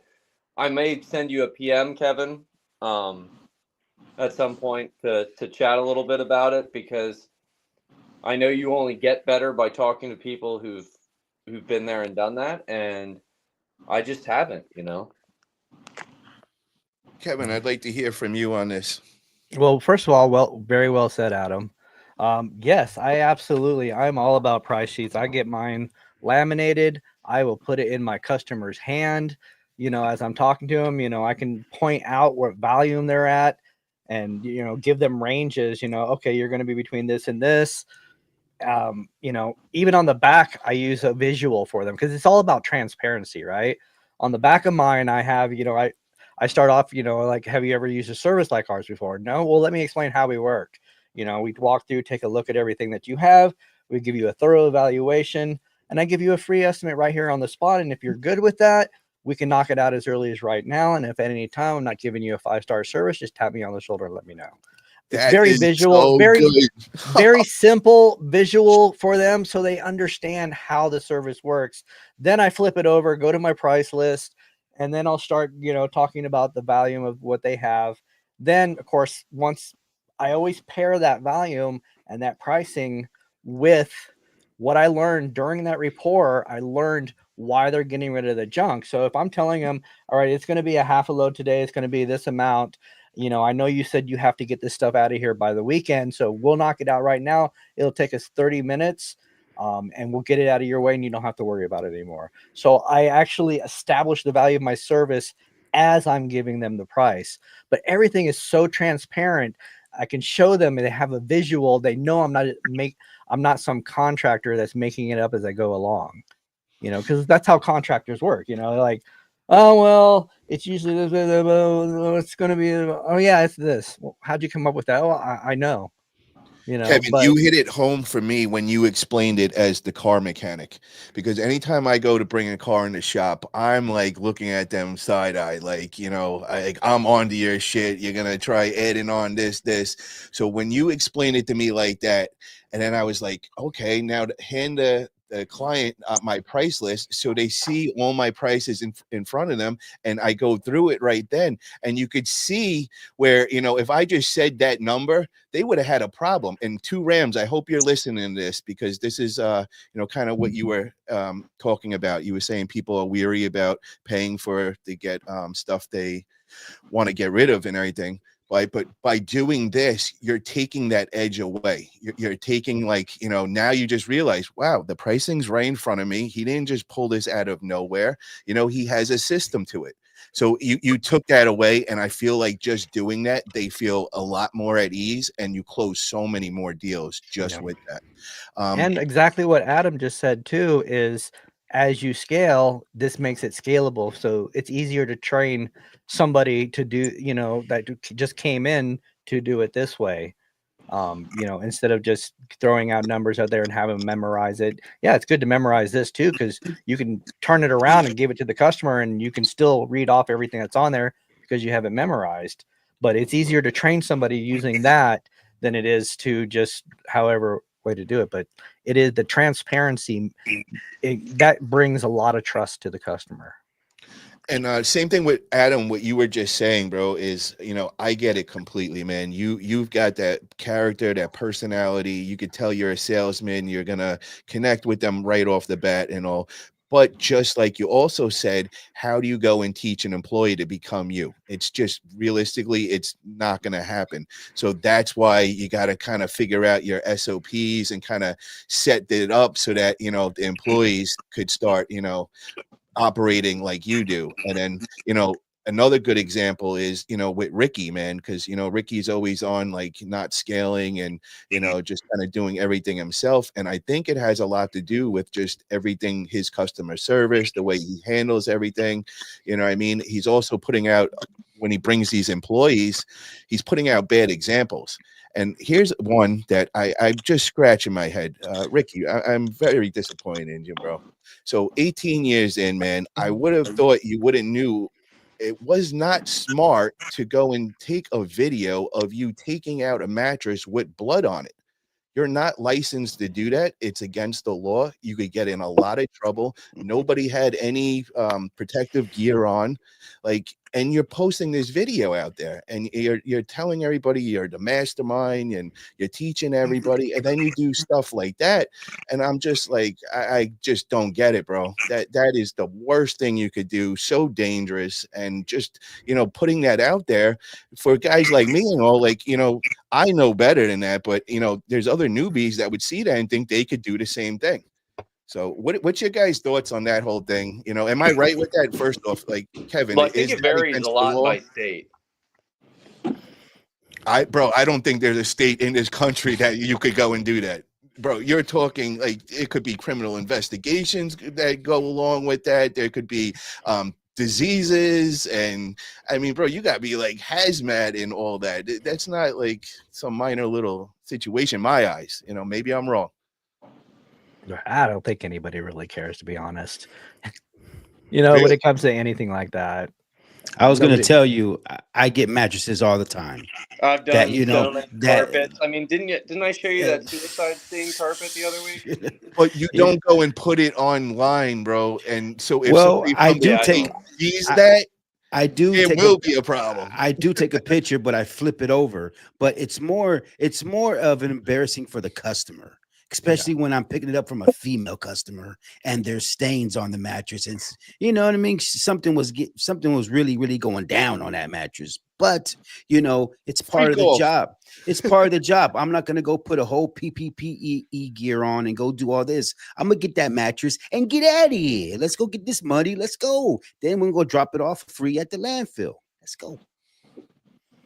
See, I don't know, man. I would. You're gonna learn. You're gonna learn. Don't worry. You're gonna learn. Don't worry. Yeah, but I'm not trying to learn to do shit like that. And that's what I'm talking about, is setting an example for your employees, bro. You don't want them doing shit like that. And if you're going to scale on a big business and want to be the go-to, you can't do shit like that. That's like going and doing the commercial, regular insurance on your truck. And I'll get around to it. You can't do stuff like that, and you can't say things in public like that. Well, let me tell you, Paul, everybody's going to do things different. Trust me. Bro, People are going to play. and People are going to you- play with the rules. Oh, and they're gonna right. play around the There's rules. a difference between legally and not, bro. When you're trying to scale and you're talking about making $1 million business, you can't do that kind of stuff, bro. You get caught doing that, you're done. You know, with the fines, and they'll put you out of business for shit like that, man. You're What done. if you thought it was a jelly stain, right? And you didn't taste it. Mm-hmm. Right when I have to sample stuff now I'm held accountable. I have to lick everything before I remove it. Mm-hmm. Tell him, Adam. Well, okay, so we got Todd. we got Ricky says that's an interesting line of reasoning. Kevin, if price isn't number one and your suggestion value isn't either, then what exactly do you believe a customer prioritizes most when making a decision? Well, I never said that value isn't, because that's the opposite of what I said. Value is the reason. You know, you're suggesting that pricing is the value. Their value comes from, you know, the challenge that they're having, that the reason they called you out there to begin with. And it usually comes down to three different things. You know, it's either time, space, or effort. Those are the value keys that most people are looking for when they call you. You know, they don't have the time to do it themselves. They have a busy schedule, life, kids, whatever. They don't have the time to do it. You can come in there. Your value to them is that you can knock it out fast within a certain amount of time period, whatever. That's the value you have to them. The space, they need their space back. Maybe they need the garage cleaned out because the wife just bought a new car and she wants to start parking in the garage before winter. You know, you can come in there, you clean that, you give them their space back, you sweep it up really nice. You know, that's the value it is that you have to them. You know, the effort, maybe it's a, you know, an elderly couple or a divorced single mother, you know, big heavy object. Hey, you got two strong guys in here to come take that out for you. That's the value you have to them. It's not the price. Pricing is not the value, like, you know, Ricardo said in his video. The value is the solution that you give to them. What about if it's a senior citizen who's on a very limited income and that's all I can afford? Okay, well, there's certain ways to, you know, Oh, it okay. depends on what they have. You know, if they have something, you know, it's up to you as a business owner. You can have it in your heart to give them that discount, whatever, but you can also prioritize. You know, if they have, if to clear everything out is $800 and they only have $400, find out what's the priority. Are they trying to, you know, they got some big heavy stuff they're not be able to do by themselves? That might be the priority. Work that up to their budget. You know, and that'll help. Yeah, at least you're leaving with something. Most people would like, oh, you only have $400. It's going to be $800. Okay, bye. But, you know, you can still help them out and have value to them by prioritizing the stuff that's going to be the hardest for them to get rid of. No You doubt. can walk away something, you know, you always have to have that mindset of grit. Get revenue in the truck. Don't leave without something. Yeah. You know, if it's a full garage clean out and they can't afford it, fine. You know, that big armoire and that sofa is going to be hard to get rid of. Let me knock that out for you. And it's way below your budget, you know, and in the other stuff, you can bag it up and throw it in your garbage can, you know, every week, or, you know, once you get the money, you can just come back out there, but get something at least, you know, something is better than nothing. Ricky says, great show, guys. Keep it up. Forget about it. No limit. Wishing you all the luck. Thank you, Ricky. Really What about appreciate me? that, No good luck to me. I don't think he likes you today, I I man. don't think you like me there, bud. I get I nothing don't think from so. Ricky. Russ says, this one, I want to get your guys' thoughts on this. He says, my prices are online. It eliminates all the cheap people. Stop being afraid of telling people the price before showing up. So I get the whole price sheet, but what is your guy thought of putting them online? I think Ricardo has his prices online too. $45 fridges. We all know. I'm just saying therefore Russ and Ricardo have something kind of Oh, yeah. In Okay. common. I see what you're Yeah. doing. You're making a connection. Kumbaya. I'm just saying you guys have something in common. You should come on and talk about it. Let's build on it. But That's go ahead. awesome. But Todd, go ahead, speak on that. What Paul just said. I mean, with prices, putting them online, for me, nah. And it has nothing. It has nothing to do with my competition. It has everything to do with I have a price sheet, but it varies. So I can't put. You're not going to get the full house clean out. Well, a full truck clean out of a garage and a construction full clean out. You know what I mean? They vary. I have specific prices for some specific jobs. Pacific. I mean, it'd be. I would have to just put it all on my website. Dot, dot, dot, dot, dot, dot, dot, dot, dot. I mean, it's gonna be like a menu going up, down, up, down, up, down. Is it maybe because we have a lot more haulers in our area than maybe other states have because we are I so think condensed? I think that has a huge part in it, but I also think that by us putting our prices on our websites in Solano County, Yee. I mean, we've just gave away the secret sauce. Period. Hello. That's it. It's over. Game over. You give away the secret sauce, over. We're not in Philly. We're not in New York. We're not in Florida. We're in California. Oh, take it easy. Pause right there. Hang on. The Hang on. Bay. I mean, it's you know what I mean. I mean, and Paul knows. I mean, obviously he's down here. It's different out here. It's different. We have a different Different. we have a different language. We I, talk I about want different. I want to ask Kevin about that because you've been all over the country with this. So does it work? Is different territories different ways of going after clients? I don't know if it's when it comes to that, obviously pricing factors where you're at, because it depends on what the labor rate is, depends on, what transfer station fees are and everything else. When it comes to pricing, sure, demographics makes a difference. I don't know about how you come at customers. Then again, I don't live in California, so I don't know. You guys are there. I can't speak on that. But as far as, just getting customers, a lot of that is universal, just like what Adam was talking about earlier.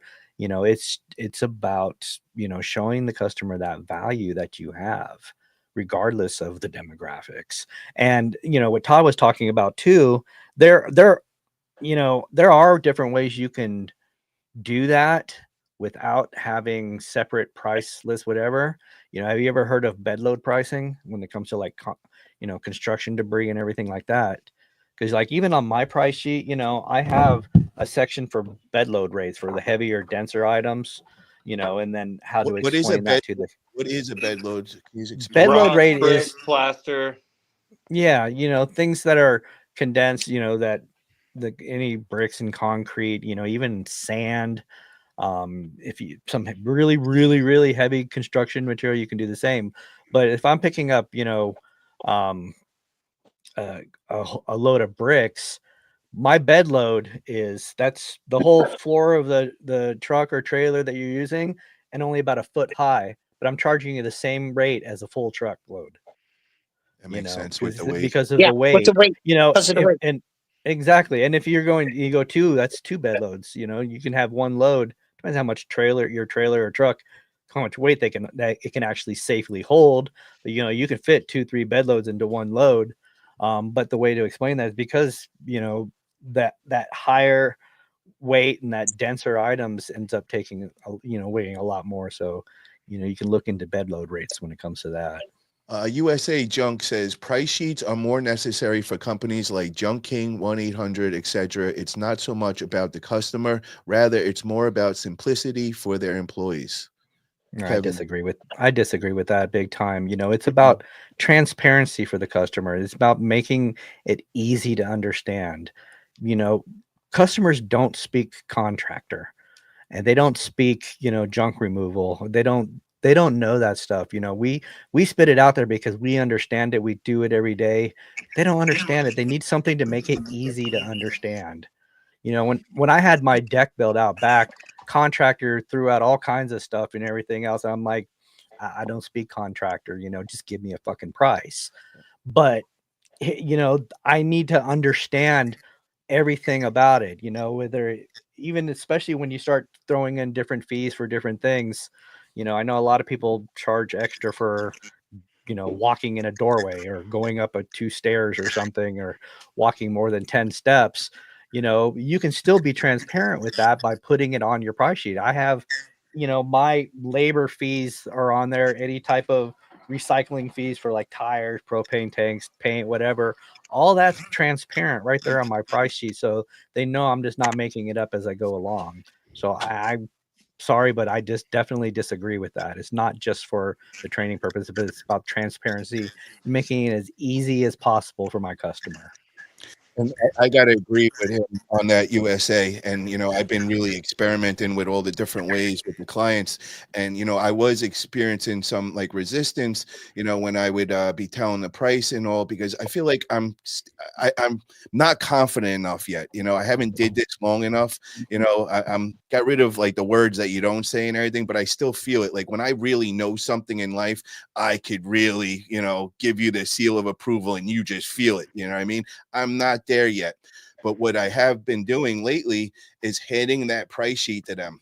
And by doing that, I could see the relief on their face right off the bat. It's like they see the transparent numbers. I'm not just pulling out numbers by profiling the person and figuring out how big their wallet is, and that is such a great feeling, and the reason why I know that feeling is just like I explained. Every time I go to a car mechanic, I've had some crazy cars over the years. So, some of the cars, brake jobs are $3,500, so I'd always cringe, and you never know what the price they're going to charge you is. So like, I would always go there, like ready for war. Like this guy's going to scare me. He's going to see that I'm wearing a Rolex and he's going to add on and all that. So, that was always on my mind and everything. And I felt the same way in the junk removal industry when I would go in and do the in-person quotes. But as soon as I hand them that, I'm telling you, it's just like, oh, okay. And then they never have, well, not never, but I'd say 90% of the time, there's no discrepancy with the price at all, because they see it. It's my system. It's my formula I go about. So, but even though people pull out a price sheet, there's still going to be negotiations. There's still going to be, okay, well, we'll take that, but we're at this, but we'll do that. But is there any wiggle room? So there's still going to be negotiations. You're not just going to come up with a price sheet and just say, no, it's this. Yeah. Well, I can guarantee you're going to have a lot less negotiations. Yeah. The better you get at showing the value, establishing the value of your service. The better you get at doing that, you're going to have less negotiations. The better you get at building rapport with your customers and reminding them of why they called you out there to begin with, the less negotiations you're going to have. I guarantee it 1,000%. Cisco, this is a good one. He says, had a junk removal company in my area claim to be able to do crime scene cleanup and didn't have the proper license, certification, and got shut down real quick for that. Yeah, man. And that's what I'm saying, bro. And especially when you're a guy like Ricky, where you're really rubbing a lot of people wrong, and then you post something that you shouldn't, bro. All it takes is them just sending that to, your area to somebody that you don't want to see that. And now they're gonna come in, and say, hey, Ricky, what's in this video right here, bro? You're not allowed to do that. You know what I mean? So I always say, don't bend over if you don't want them to stick it in. So you're bending over right now. So real quick, back to the pricing on the website thing. So do any of you guys, so I have a couple pricing difference in dump fees county by county, and like it's like varies from literally $72 in one area all the way up to $207 in another, and that's only like a 35-minute drive to that place, to that county. So it's like I'd almost have to have different pricing by county then, you know what I mean? So it's like, that's why I don't have anything on mine specifically, but I'm definitely going to be doing some kind of price sheet. I also just wanted to say thanks, guys. I got to bounce, but I appreciate you having me on. Thank you for coming on, Adam. Appreciate you, brother. Yeah. Love you guys. But if you watch this later on, why not? Why not have a price sheet different? If you have a county that's that extreme high difference between $72 and $200, I would definitely have a different price sheet for that county. I actually have that over here by me, because I'm literally at the border. So I have Marin County, which is a different price section than Sonoma. Marin's higher. You know what I mean? So I have two different price lists over here. And I also seen that by, you know, doing my market research, and all the big boys do the same thing. Yeah. So Nothing wrong with that. I always had a different price list for commercial clients oh, there you go. because Bean says crime scene cleaning certification courses. That's, oh wow, I didn't know you could do that. Anybody else do that? Yeah, yeah. Yeah, you could do that, No, bro? I don't. I'm not doing it, but I've heard of it. Yeah, getting certified. Oh, okay. Yeah, certification. Yeah, I Gotcha. don't have the stomach for that. Yeah. But I'm sure, like, by doing that, that's another thing that you could charge a lot more for, then, right? Because it's specialty Absolutely. service. So Well, yeah, because a lot of commercial accounts, they don't want to pay the bio team to come out. It's too fucking expensive. That's why they call you, because you are the cheaper guy. Because believe it or not, you know, if you're not a franchise, you are the cheaper guy, and that's just the bottom line. Because the yee said so. I like what Bean just said. She says the real money isn't doing it, is doing it legit. Ricky didn't make nearly what he could have because he didn't operate legally. Yeah, no, he did it the cheap man special where, you know, you Well, probably did like 3-4 times that, you know. there's a lot of people who are killing the industry by just staying in their own lane and doing it the way they want to do it. They don't have to have this, they don't have to have that, but some of these people probably have more in their bank account than other people because they're just keeping it how they want to keep it, and they don't want this, they don't want that, but they mastered what it took to get that phone to ring. And Todd knows what I'm talking about because there's some people like that in our area. They just mastered it.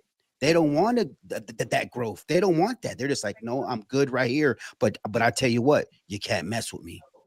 Yeah, And absolutely. you'll see these people on the highway all the time, at the landfill all the time, because that's what they're doing. But with a low overhead and not having to pay this or pay that, all that money is staying in the bank account. And they're Absolutely. also probably a lot more relaxed and everything than that. I don't know about that, but you know what I Okay. mean? They're just keeping a lot more money in their bank account. Gotcha. Russ says 100% all states are different. Northeast will pay more for speed. Florida will search days to save $50. That is so damn true. Big cities are as price sensitive as smaller markets.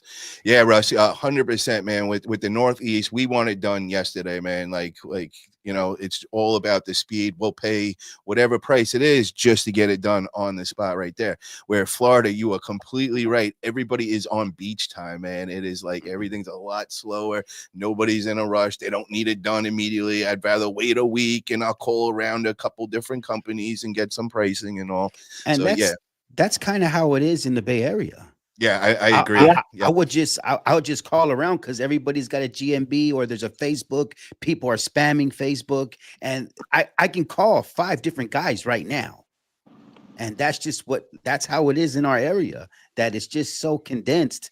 But you have to be more creative. But if you're that good, like, you know, like Kevin's saying, get that foot in the door. It shouldn't matter. There should be no call after your foot is in that door, man, because you're gonna close that deal. And you know, Kevin's obviously figured it out, 90 to 95% closing rate. Yeah, I don't know too many, you know, doing those numbers. If I can just find that perfect client every time, I'd be a happy guy. But sometimes we don't have those perfect clients, and they're just I can barely understand your speaking. I can, you're this, you okay, what? Here we go. Perfect client. I think every client is Kevin's trying to get, man. He wants them all. Well, no, I think he has a great system. Just get your feet in the door, and you know what I mean. Don't leave until you make something happen. You know what I mean, and that's a great way to spill your speech. I mean, in theory, yes, but you have those clients that will, you know, like Adam had said, or Kevin maybe has said it. The elderly. Well, I only have a $400 budget. Well, let me just take, and it's a whole garage cleanup. Well, let me just take this couch and this armor. Well, the elderly lady's gonna say, well, and how much you gonna charge me? Let's just throw out a number, 185. Well, no, that's taking up my 400 budget. What about the rest of this stuff? It can't go in the garbage. What are you going to do then to the elderly lady? You done took some of her money, Now she's on a very fixed income, and she still has this whole garage clean out. Kevin, Yeah, how would and you that's handle that? well, that's up to the business owner, you know. But Adam kind of hit it on the earlier, is about empathy. You know, Yes, you have to have empathy when you're doing this business, because some people are going through situations. There's definitely. there's some, they must have, how many times have you guys gone to a house and it's because they're cleaning out the stuff because they lost a loved one? Yes, There's elderly that's on fixed incomes, they still need this stuff done. That's up to you and the heart that you have and the empathy that you have towards them. Me, I mean, I'm a fucking softie, so yeah, I'm gonna hook them up, yeah, definitely. But when it comes to somebody like that, but there's other people that are on a budget too, and they have to do what they have to do. But then those people you can work with and you can prioritize and do what you got to do. But you can still help them by, even though you're, believe it or not, even though the job is, like I said, $800, they have $400 budget, and you get them a bunch of stuff up to their $400 budget, you're still helping them out. You're still taking good care of them. And then you can look, if they have a fixed income and they have more money coming out, you can throw out some rollover pricing on them, whereas, you'll keep the pricing the same. If you call me out within the next 30 days, I can keep you on the same structure and just keep going, and just keep adding little by little if you want to do it that way. I have a layaway payment plan for those type of people. I mean, it's more or less the same thing. Hey, You know? USA, come on. We right here highlighted is the link, brother. Come on. You're welcome to come on. And he says, respectfully disagree on the pricing sheet. If you're getting pushback on your price, it has nothing to do with a lack of laminated pricing sheet. Customers know when the value is there. Come on. We'd love to talk with it. I think every situation is just different. You know what I yeah. mean? And Well, we'll say. Okay. some people you can talk to, and some people you just can't talk to, because I go in some people's houses and they're just like, this guy's a fucking jerk. This guy does not respect nothing. So even if I bring out a price sheet, the only thing he cares about is decimal points, and you know what I mean, numbers. So I gotta figure out how I'm going to beat this guy. Well, here's the thing: you got to learn how to adapt to different types of personalities, because there are different type of personalities when it comes to customers. Agreed. You have the guy that's social. He likes to joke around. You're joking with him. They like to joke around and everything else. Sometimes you have passive customers where they don't really understand. You have to basically hold their hand and walk them through the process. But the customer you're talking about is a director. He's probably a businessman. He's probably a CEO somewhere and everything else. What directors understand is the bottom line. Then, you cut the chase, you get down to business. Okay, it's going to take this long, it's going to cost this much, and we're going to take care of it. That's what he wants to hear. Okay, done. Do it. He's not going to want you to joke around with him, be social, build a whole lot of rapport, ask him about his day or whatever. You have to be able to understand and recognize those personalities and adapt to them really quickly, if that makes sense. Chameleon. And Kevin, that's Yes. exactly why I said that, because I knew you Yeah. were going to break it down just like that. And that's how Yeah, good I am to get that out of you. Yeah, because those directors, yeah, you're gonna have a director every now and then. Those guys are dealing with business and negotiating and everything day in, day out, and that's what they want. You're like, okay, you recognize this guy's a director. Forget the whole rapport thing that I talked about earlier. Get down Throw to it out the fucking window. business. It's gonna Throw it take out the this window. long. It's gonna cost you this much, and this is what I'm gonna do. I'm gonna do this. I'm gonna do it in this amount of time, and it's gonna cost you this much. All right, let's do it. Yeah, it's like you got to be like that in life, man. You got to be that chameleon. I always say that, man. You could put me in with the richest people in the room, and I could be best friends with everybody. You could put me in the room with the poorest people in the room, and I'll be best friends. It's like you got to learn how to adapt and just equal with what they're putting out. USA Junk says customers are visual. They could see the capacity of your truck/trailer. There's a reason the big franchises use the Zuzus. They look big, but factually can fit as much as the equivalent trailer. Yeah, they're 12 yards, if you get it done, the junk removal setup. Well, you just contradicted yourself because you just said price sheets are not good. Yeah, but You then just said customers are visual. The same guy saying that price sheets are no good, but says customers are visual. Visual price sheets are show the visual. back part too. I like the Yeah. back part that tells the story. You know, like, that back part, that customers understand that, so it makes it so easy and so transparent. You know, when I went over that, but you know, USA Junk, you know, you just said customers are visual, but you said price sheets are not good. So you he just says, Is Mr. it? Yee, about how much more he could fit in his trailer compared to an equivalent Isuzu. Yeah, he does the camel. I mean, he's gonna fit probably a lot more, right, than in the Isuzu. I think USA Junk Removal is calling from Cali. I think he's a Cali hauler. You know what I Oh, mean? I just looked you up. You know what I mean? where in, But who is? go back to that Detective question. Gadget. Well, I am the co-host with the most. There you go. That's my job. So be careful. Be careful. He's Mm, licensed for this job, bro. Watch out now. I mean, okay, hang on. What did he say again? I'm sorry, I got to go back to the. With the Isuzu truck, he says the capacity of your truck trailer. There's a reason the big franchises use the Isuzus. They look big, but factually can't fit as much as the equivalent trailer. Okay, so I've been having a big situation with that. Let's just say it says Mr. Yee about how much more he can fit. And you know what? I've been having a lot of discussions about that because I've been doing more interviews on the Yee show. Make sure you guys like and subscribe. I've been interviewing a lot more haulers, and it seems like maybe I'm working harder. And some of the other guys are not working as hard and making more money. But I'm doing a big old camel hump, but I'm doing more work and spending more time there. But at Well, the I same, never understood the whole hang camel on, hump thing. hang on. So the thing is, maybe I need to stop doing that myself and just know above the rim. That's just it. And just hey, eh, I'll do like Todd. I'll fluff it.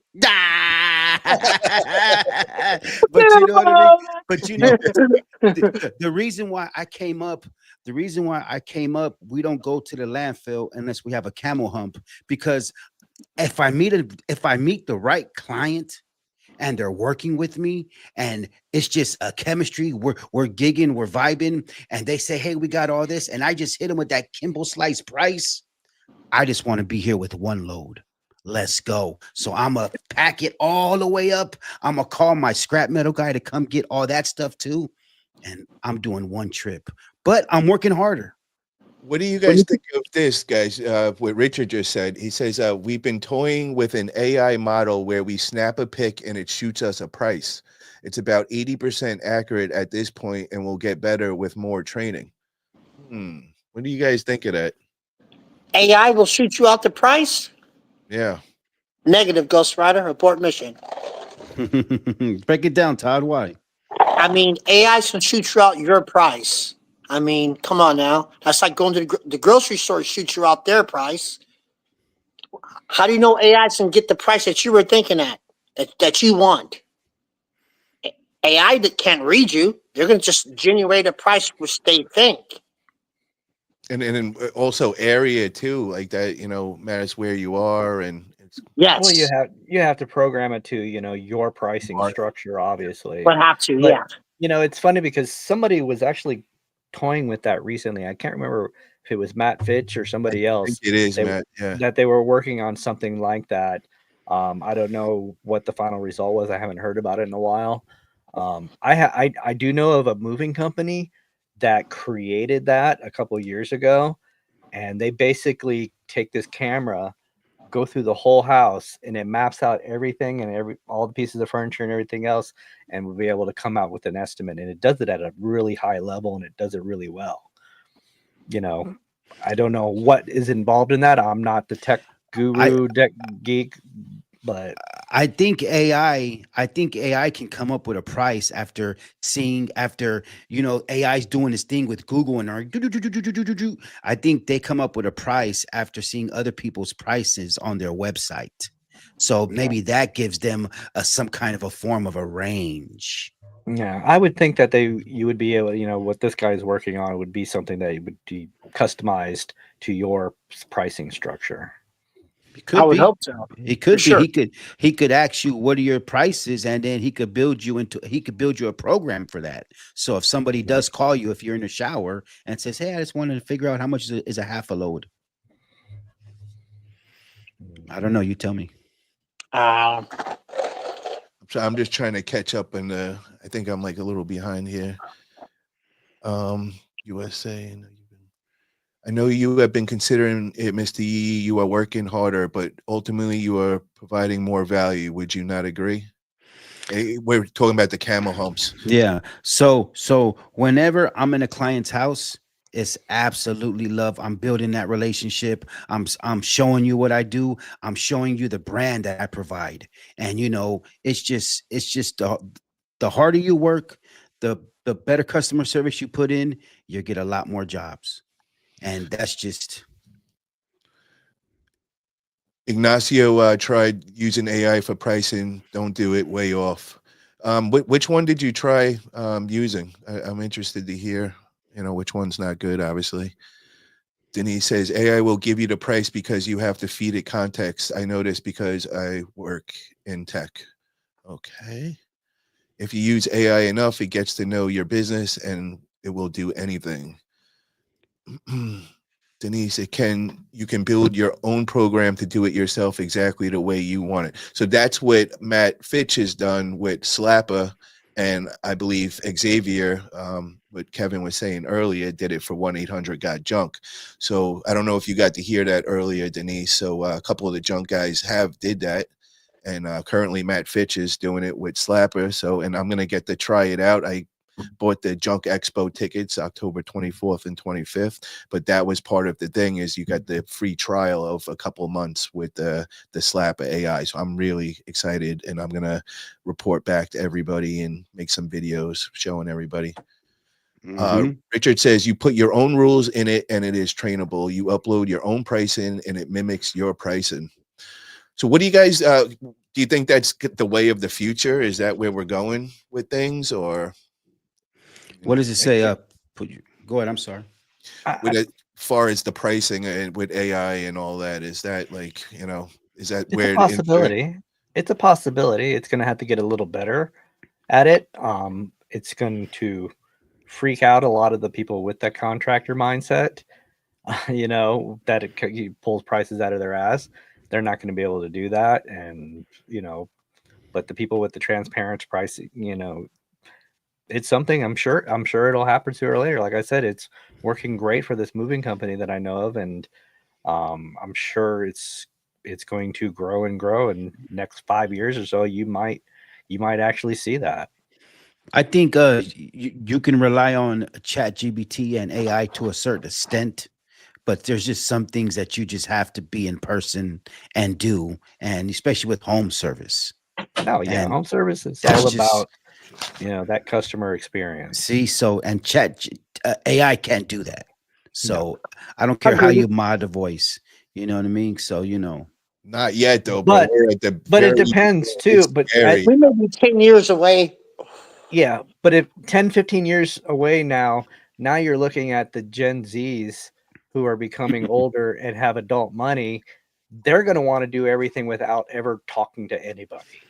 They want to be able to order it online like they do Uber or DoorDash and have it come.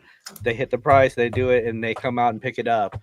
That's the way it's going to be in the future, because that's the way, as soon as Gen Z starts coming up in age and getting that adult money, that's the way it's going to happen. It's already done. A lot of that's already, with the older or the old, younger millennials, and it's going to start happening with the same with the Gen Xers or the Gen Zs. I can see it. Yeah. Well, 15 years from now, where are we going to be? Where will you, Todd? Where are you going to be at 15 years from now? You think? I'm going to be retired next year. So shit. Fist knocking on wood, still kicking.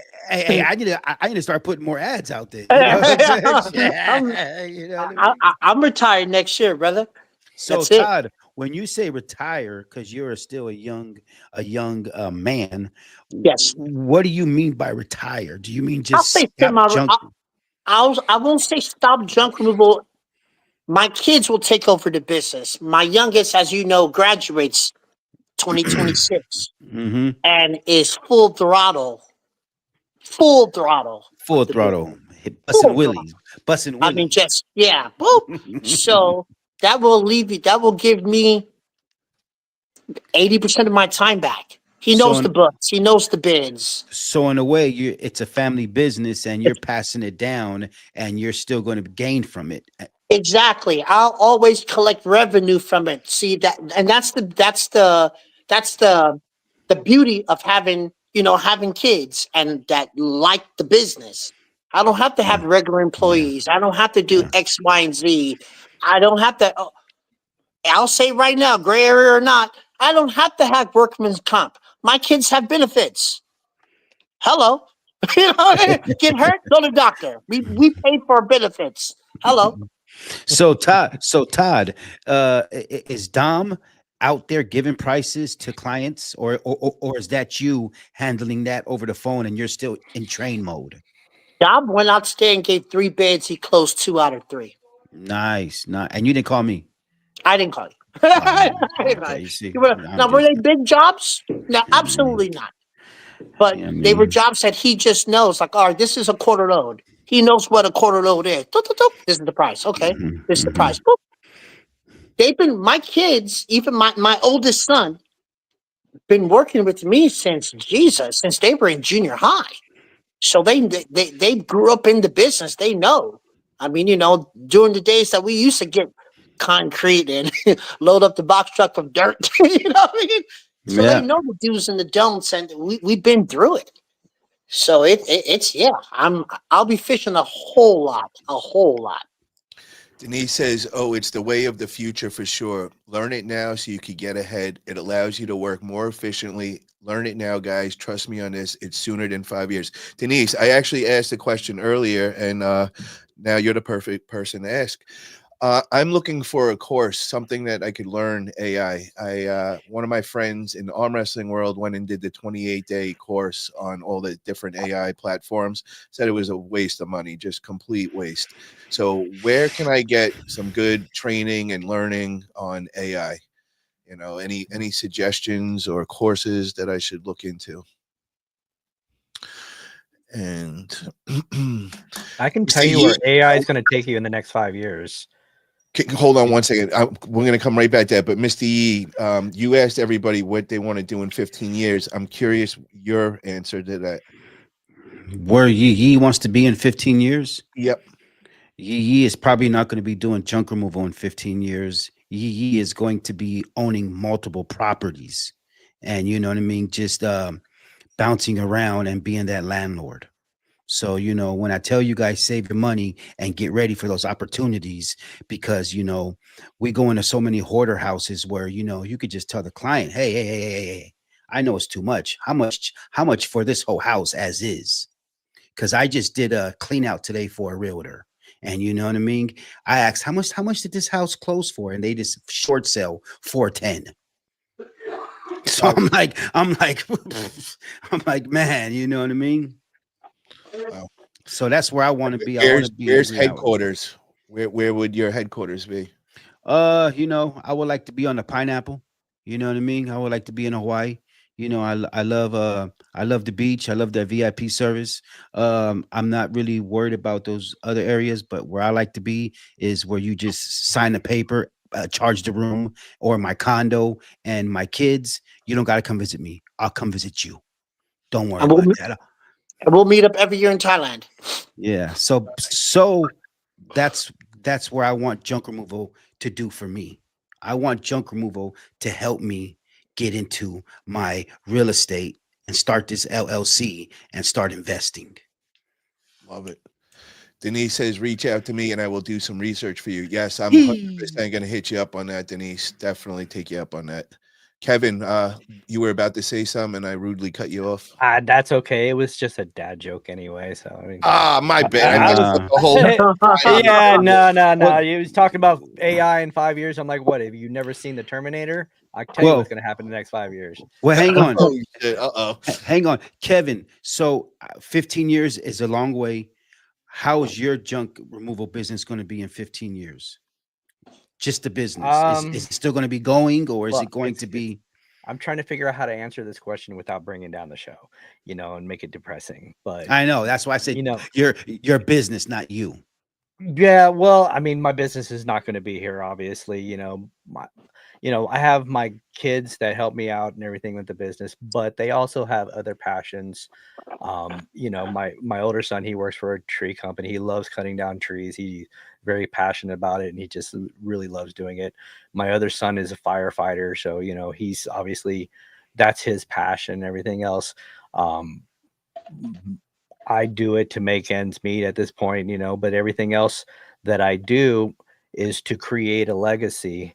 That's why I do the training I do. I write my books and I, do these things to create a legacy for other people and to remember me by. And that's the whole point of me impacting other people's lives, is to create that legacy. And hopefully, 15 years from now, you'll all be somebody else will be sitting on this podcast and talking about it and bring up my name as something that they've learned from me. That's my legacy right there. Yeah, well, got you on that, Kevin. those Generation Zs will be buying your book still. There you go.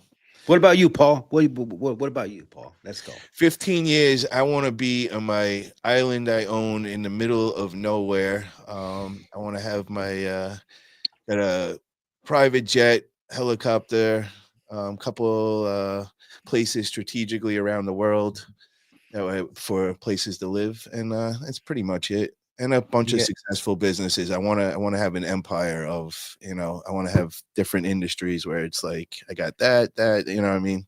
That's what important to me. Plant that seed, planting the seed, because you already have a few businesses. So, Yeah. So you're already halfway there, probably. No, not to the scale that I want. No, I'm nowhere near. Okay, yeah, that's a good thing. We got a lot of viewers today. We had a lot of people in the show today. Hell yeah.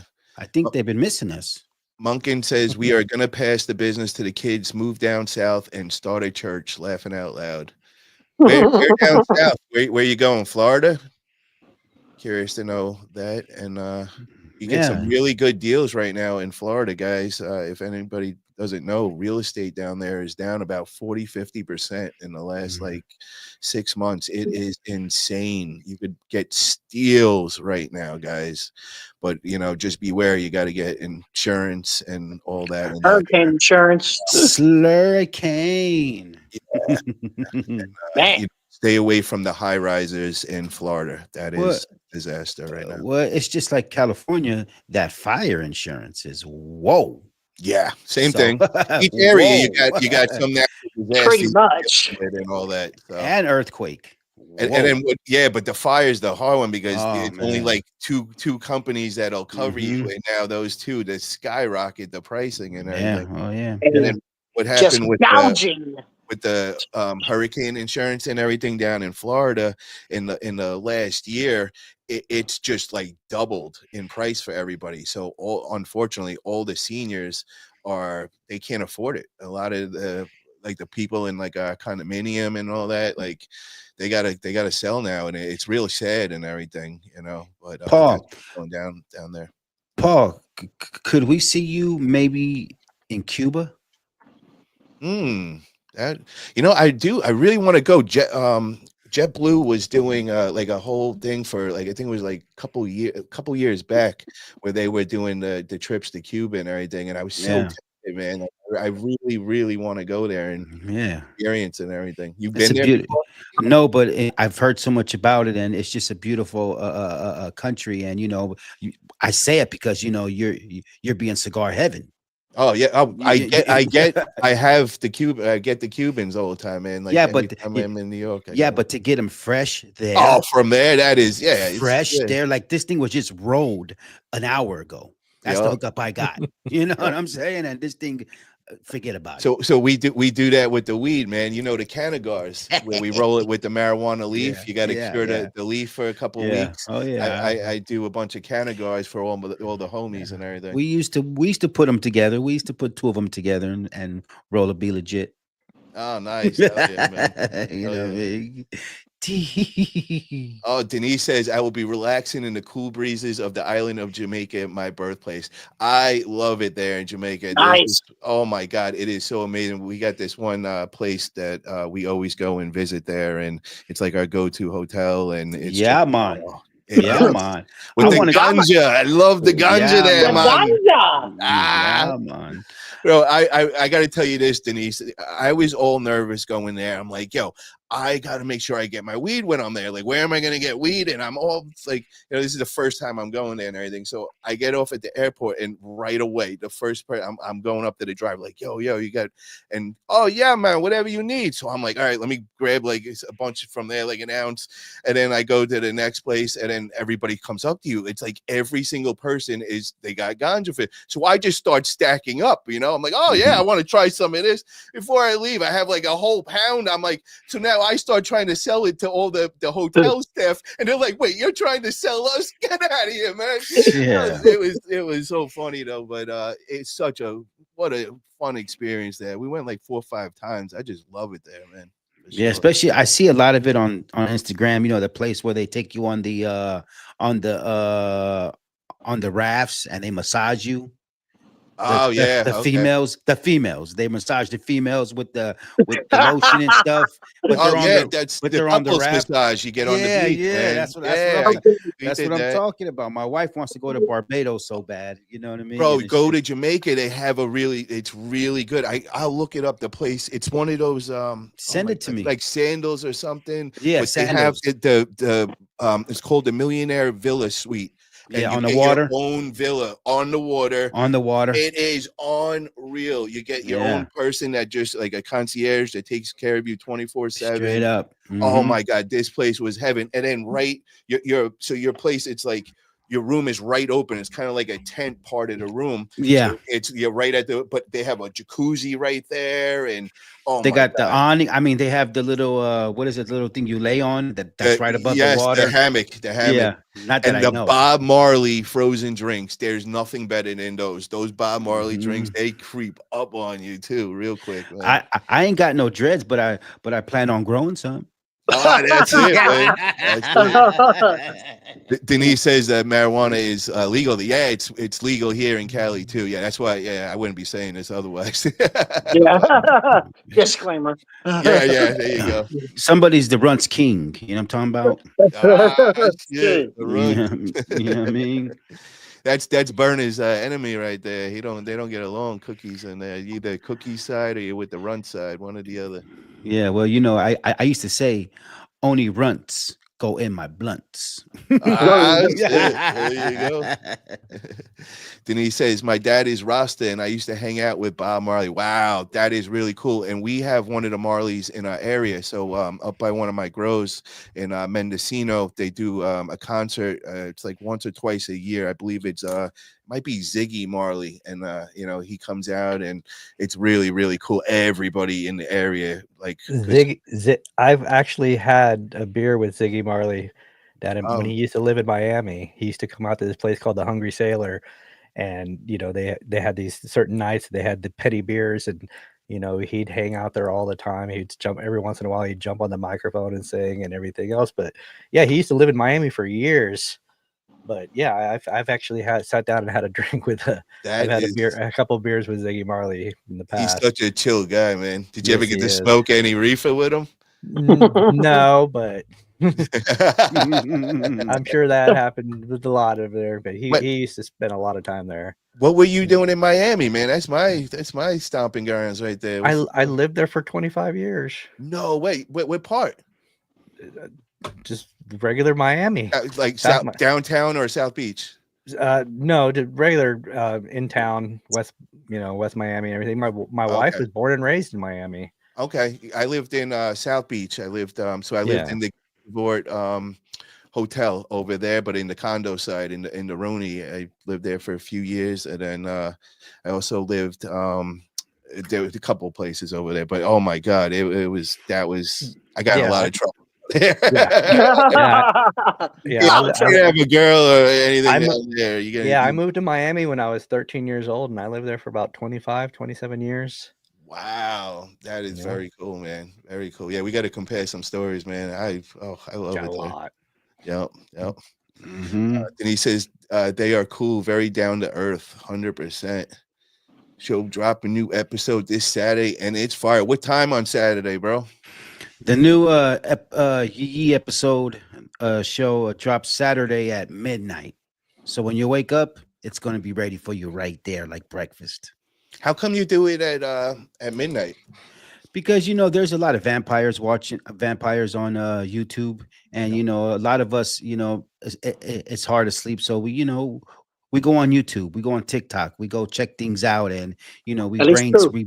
we brainstorm. So I mean, I like to drop them at midnight, so therefore everybody who wakes up, boom, it's in your face. There you go. And this episode's going to be fire. This episode is so much education from how to scale your business and how this guy started. Todd knows one. Todd I knows. know Juan very well. Yeah, Todd goes more than me. Tell him, Todd, about one. Yeah, Juan's a very successful business guy. Started Bay Hauling years ago. Yeah, me and Juan, we've been friends for at least 5 years. So yeah, Mhm, I know the mhm. headaches. I know the stories. Juan is definitely a must watch for sure. I can't wait to hear this, and I'm hoping that you got in this question somewhere in there, asking him if it was worth going over like 3 trucks. Can you give us the like? Paul, we've been Little something searching. like Paul, we've been searching for the answer. It's in there. Ah, yes, Yeah, It's it's in in there there. Thank for It's sure. in there. Thank It's- you. For Thank sure, you. it's in there. Thank it's in you. there. And I kind of spoke on it a little bit. Maybe Kevin was kind of getting the hints I was throwing out from what I was saying, what's going to help you scale. And a lot of those little nippets are in this video, but you know what I mean? Everybody's scale is different. Yeah. Everybody's successful is different. Everybody's happiness is different because you'd be surprised. Some of the biggest people you talk to in the game, they took a mentorship class. They went and got the JRAs. They went and took the mentor classes. If you want to become a millionaire, you got to stick around millionaires and talk and talk with millionaires if you want to go there. Your 5 closest friends, right? So this episode is going to tell you all of that. Like, wow, I was just like, wow, and it's like if you want the key to success, you got to know where to go to find it. So guys, look right now. Drew put it on. That's No Limit Holdings link. Go over there, click that. Saturday, you heard it yourself. The big interview is dropping, and if you guys weren't tuned in at the beginning of the show, this guy's doing it big out in California. He's got 7 trucks, and Mr. E really dove into this, and we got all those questions that we all been wondering and wanting to know. He asked them in there, so definitely get over there, click that subscribe button, show some love over there, and make sure to check that one out. That one's gonna be fire. And then Chop says, "What's up, fellas? I lost my job as a firefighter 2 weeks ago unexpectedly and started my junk removal company the next day. Hoping to make enough extra to make it to the expo and meet y'all." Yo, congrats. First off, bro, that's a big step for you, my man. We wish you the best. Just remember, this is a marathon, not a sprint. So you're in here for the long run. It's going to be a lot of ups and downs at the beginning. Be a little slow in everything, but just stick with it. Work Chop, on SEO, build that organic stuff. Chop, let us know where you're calling from, and you can reach out to Paul, you can reach out to me, you can reach out to Todd, you can reach out to Kevin. We would love to talk to you if you need a little bit of a motivation. You know what I mean? Just a few answers, and just if you need a little insight, that's what we're here for. So, you know what I mean? Don't be afraid to reach out to us. 100%. Denise says Grant Cardone is a guy to help you run any business. Yeah, he's definitely one of those ones. Oh, this is I'm Fire glad Dog. you said that, guys. Fire Dog. I want some recommendations on some good books to read for building up on like customer service. This is one of the things that I find this is like my weaker spots, was customer service, just because I never worked with a home service business. I did some contracting back in the day, but more like in the background, and I really didn't do the day-to-day or anything. So I'm not that guy that was really good at customer service. I was one of these guys that I always demand things and yell at people, and and they just move. So now got a catering to people. I've never did that. So this is really rewiring the Italia head right now and all that. So what's some good books that I could dive into? I know Kevin's is obviously the number ones and everything, but I've already read those. But what's some other good books or some that you guys would recommend? If you really want to, go ahead. No, go ahead, Kevin. I'm sorry. Well, I was going to tell you there's a book called Excellence Wins, right? It's written by one of the co-founders of the Ritz-Carlton. And it's an easy read. I read it twice. I read it and then I read it again right afterwards, because it's something that really digs deep into customer service. It's called, let me see. And like I said, it's a super easy read, but even if you do the audiobooks, the first time I did the audiobook, but it really dives deep into customer service. And if you've ever stayed at the Ritz-Carlton, Nice spot, bro. That is, but that's like top of the line customer service right there. The Ritz. Oh yeah. It's when I first moved down to Florida, I moved into the Ritz for 6 months because I didn't realize I was going to be staying. I just didn't want to leave. I was just like, this is absolutely amazing. And check out that book. It's called Excellence Wins. It's all about customer service. One of the best customer service books I've read. There's another audio book, Powerful Phrases, Effective Customer Service. And check that book out. And it's an auto book too. You could just listen to it, Paul, while you're pumping, and you know what I mean. It just throw you some game, and it would it's just powerful phrases. That you can listen to. Powerful phrases. What was the rest of it? Powerful phrases, effective customer service. I think it's on Amazon. It's also a auto book. So I think you can find it on auto bookstore. I have that's my thing is with the Audible books. Just listen to it while you're pumping, and I should be listening to it too. You know what I'm saying? But it's just Todd. Talk to me, baby. Honestly, I can tell you, I've never read any book like that. I'll be honest. I was just born with that shit. Just straight up. Give me a different book in life, man. Anything. It don't matter. It don't have to have anything to do with junk removal. I just like to know what people read, man. I mean, the only book I've ever read, don't laugh at me, guys. I've only read one book in my entire life from start to finish. And it was Rich Dad, Poor Dad. I thought he was going to say, I thought he was going to say Cat in a Hat. I know. Rich Dad, Poor Dad by Robert Kiyosaki. Yeah, I have. You see, that's my audiobook list right there. It's right on there, man. Yeah. Yeah. I love that. That was a good one, man. Did you guys hear what I said? No, what'd you say, bro? Oh, my thing was glitching, but I think Todd probably best book he read was, Cat in the Hat, Dr. Seuss, or something like that, right? or what is it? High Times? What is it over here, Todd? You know what I'm saying? I love it. The Who's, Dr. Seuss, or what I'm saying? Love it. What about Mr. E? I want to hear something out of junk removal, like just a good book that anything, man. Junk removal for dummies. No, I don't want a junk removal. I want to know some more about you, man. Like from what book you read other than junk removal. I really don't listen. I really don't read a lot of books. I'm more of a get in my car and listen. Yeah, so what do you listen to? I when I say read, it's the same thing, because I'm doing the same thing. I'm listening to audio. I really don't read a lot of books. I hear a lot of podcasts. I do a lot of Joe Rogan because I have Siri Radio in my truck. You know what I mean? It's what I have. I listen to a lot of podcasts in my book, and it's amazing. But Joe Rogan, he has a lot of powerful people. I like him a lot. Yes, I Yeah. tell you what, powerful. I used to have going to work every day. I'd have to drive into Atlanta between 45 minutes an hour each way, and I had a lot of time. And what changed my entire mindset and everything that I did was start beginning to listen to audiobooks and podcasts, and to improve myself and develop myself. And that changed everything.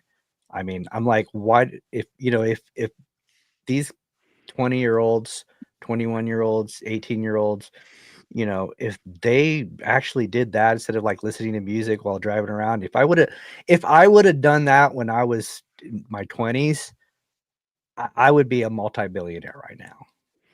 Wow. So if anybody, I suggest you pick up an audiobook. If you don't like reading, listen to it when you get in the car instead of, turning on your favorite radio station and listening to music or whatever. Listen to a good podcast that's informative and educational. Listen to an audiobook. I'm telling you, if I did that when I was in my 20s, I would be a multimillionaire a long time ago. And Anytime you go on like a road trip, man, it is like that's what I look forward to because you don't even realize you're driving anymore. You're so into like listening to it. But a good one that I want to mention that a lot of people might not think about is I like 50 Cent. 50 Cent writes a lot of good books, man. And I just, him being from my area and I've always connected with him and all, and I know him personally and all, but that's somebody that really inspired me. And his books are just like they're very simple to read, but like lots of great info. And one of them is the Hustle Harder, Hustle Smarter. Mr. Say it Yee, I again. think you should Hustle. get in that. Hustle Harder, Hustle Smarter. That's one of the really good ones. And then he also did that power book. I don't remember. I think it's like 50s, like 51 laws of power or something like And that. that's an auto book too, right? Yeah, all of them come in Yeah, auto yeah. book and everything. I'm taking a road trip down to Carmel in a few weeks. Might have to jump on that. The kids might not like it, but Oh, I'll be bro, there. go do that run by Caramel, that I'm Pebble tr- Beach, the 14 mile, yeah, the 3 mile, the 3 mile, 3 mile, the whatever. three It was mile. one of those. I know it's one Come of on. those miles, but I'm down there too, baby. I'm down there too. You trust me. that shit is beautiful, man. We'll be That gets me going. That's what I'm talking about when I yeah. say I want to be on that next level. Those are the cribs I'm looking to Yeah, is so getting in that. we'll be at La Playa, you know what I mean? We'll be at La Playa right there in Carmel, we'll be stopping by the Clint Eastwood house and you know what I mean, the fairy tale Nice. houses and Yo, this did you is get a place to stay yet? Did you pick that already or? come on, baby. I gotta be on the Ocean Review. Come on, you know that Okay, already. because I got a place. I got to find Oh, from the girl that we always hit, man. That was our okay. spot. Yeah, It no, was a beautiful one. I wanted this time I wanted to stay at, you know what I mean, one of the best hotels out there. Fuck And yeah. I just, you know what I mean, over $500 a night and just Yeah. I want it all. I just when I go out, I like to just I don't have to leave my area. I can just walk down the street to all the nice restaurants or I'm on the beach right there. More champagne, Mr. Forte. Yes. Just charge it to the room. And you know Hell what I All yeah. mean? inclusive. I love it. Yeah. Oh, we got some other suggestions here. So Denise says best books you could read about scaling is 9-Figure Mindset. Let me read that. 9-figure minds. Let me write that down too. Todd, don't write that down. I The don't. Purpose Driven Life by Rick Warren. The Secret, that one I have. I keep that in my bathroom over there. So anytime I'm putting in the work. I'm about to I'm about to start listening to this other book, Rich Primera. You know what I mean? I'm about to start getting you know what I mean? Wait, say it again. What's that bodybuilder guy who passed away? Rich Oh, Rich yeah, Piana. yeah, Rich Rich Piana. Piana, Yeah, yeah. for the 1%. Yeah. Yeah, I mean, Or 5%, 5%. I'm gonna have Haagen's dog ice cream every day before I Yeah. go to bed. So Watch this. his little protege that came bigger than him, that's my homie from Vegas, Craig Goliath. And Yeah. all that. I hang out with him, and he's a cool dude, man. But he's 380 pounds. Just he's the Yeah, biggest man, like the yeah. biggest body muscle in the planet and shit. Yeah, Just- I watch a lot of these guys' content. It's like I love weightlifting, Ronnie Coleman, Arnold. I love when they come yeah. down. I watch a lot of these guys' I gotta show you TikToks some of and this shit, Instagrams. man. I went around. I used to hang out with all those guys, man. I went Brian Dobson, the trainer, Ronnie Coleman. I Yeah. used to go in there for months, stay Yeah, with him and get coached. And 1,000-pound squats right there, and you know what I mean. It's just- lightweight, Yeah. nothing but a peanut. And you know, one of my favorite movies is Pumping Iron. Pumping Yes. Iron. Because I love that 70s era. Yeah, but the new one, bro, the new one when that premiered, it was at my gym, Bev's Francis, New York. That was like the people that threw it. So I got to go a week before it actually went out. The whole gym, we went to the premiere. It was so cool. All the famous people, like Kai Green, was there with us and all that. And yeah, but a lot of those guys are gone now, though. But you know what I mean. The little Italian guy. Well, oh my God, which I can't remember. Frank Colombo? Yeah, Frank Colombo. Yeah, Frank Colombo. That's what people used to say, that he was like me, like the shorter guy. He was hanging out with Arnold. But that was Arnold's right hand man. That's what I mean. Yep. That's like, you know what I mean. That's it. You know, but yeah, you know. Cisco says the 360 Leader by John Maxwell. Also, the 21 Irrefutable Laws of Leadership. That one's actually a really good one. 21 Irrefutable Laws of Leadership. 21. Anything that John Maxwell does is like top notch when it comes to leadership. You know, he's written so many books, but he is like the absolute guru when it comes to leadership, and he's so easygoing, and he makes things so simple for you to understand. Yeah, well, that's what we try to do. I'm writing all these down. Me too. I just wrote that. I just wrote it down too. Yo, Mr. Yee, you got to write this down. So my girl just answered back because I texted her. I wanted to know the name of that hotel that we always stay in Caramel. It's La Berge. Oh, La Berge. Yeah, L''AU. Yeah. I think that's down the street from La Playa. Okay. I think that's down the street from La Playa. La Playa. Maybe next time you go, take a look, man. It's it's a pretty cool place. La Playa is the oldest hotel there. Oh wow, very cool. It doesn't even have an elevator, but it's nice. Number one. You know what I mean? This one had like that kind of European style, I guess. Yeah, it sounds French, but it was really classy, like how they had it and just over the top. Like I think it's like 4 or 5. I think it's like 4 or 5 blocks away from downtown.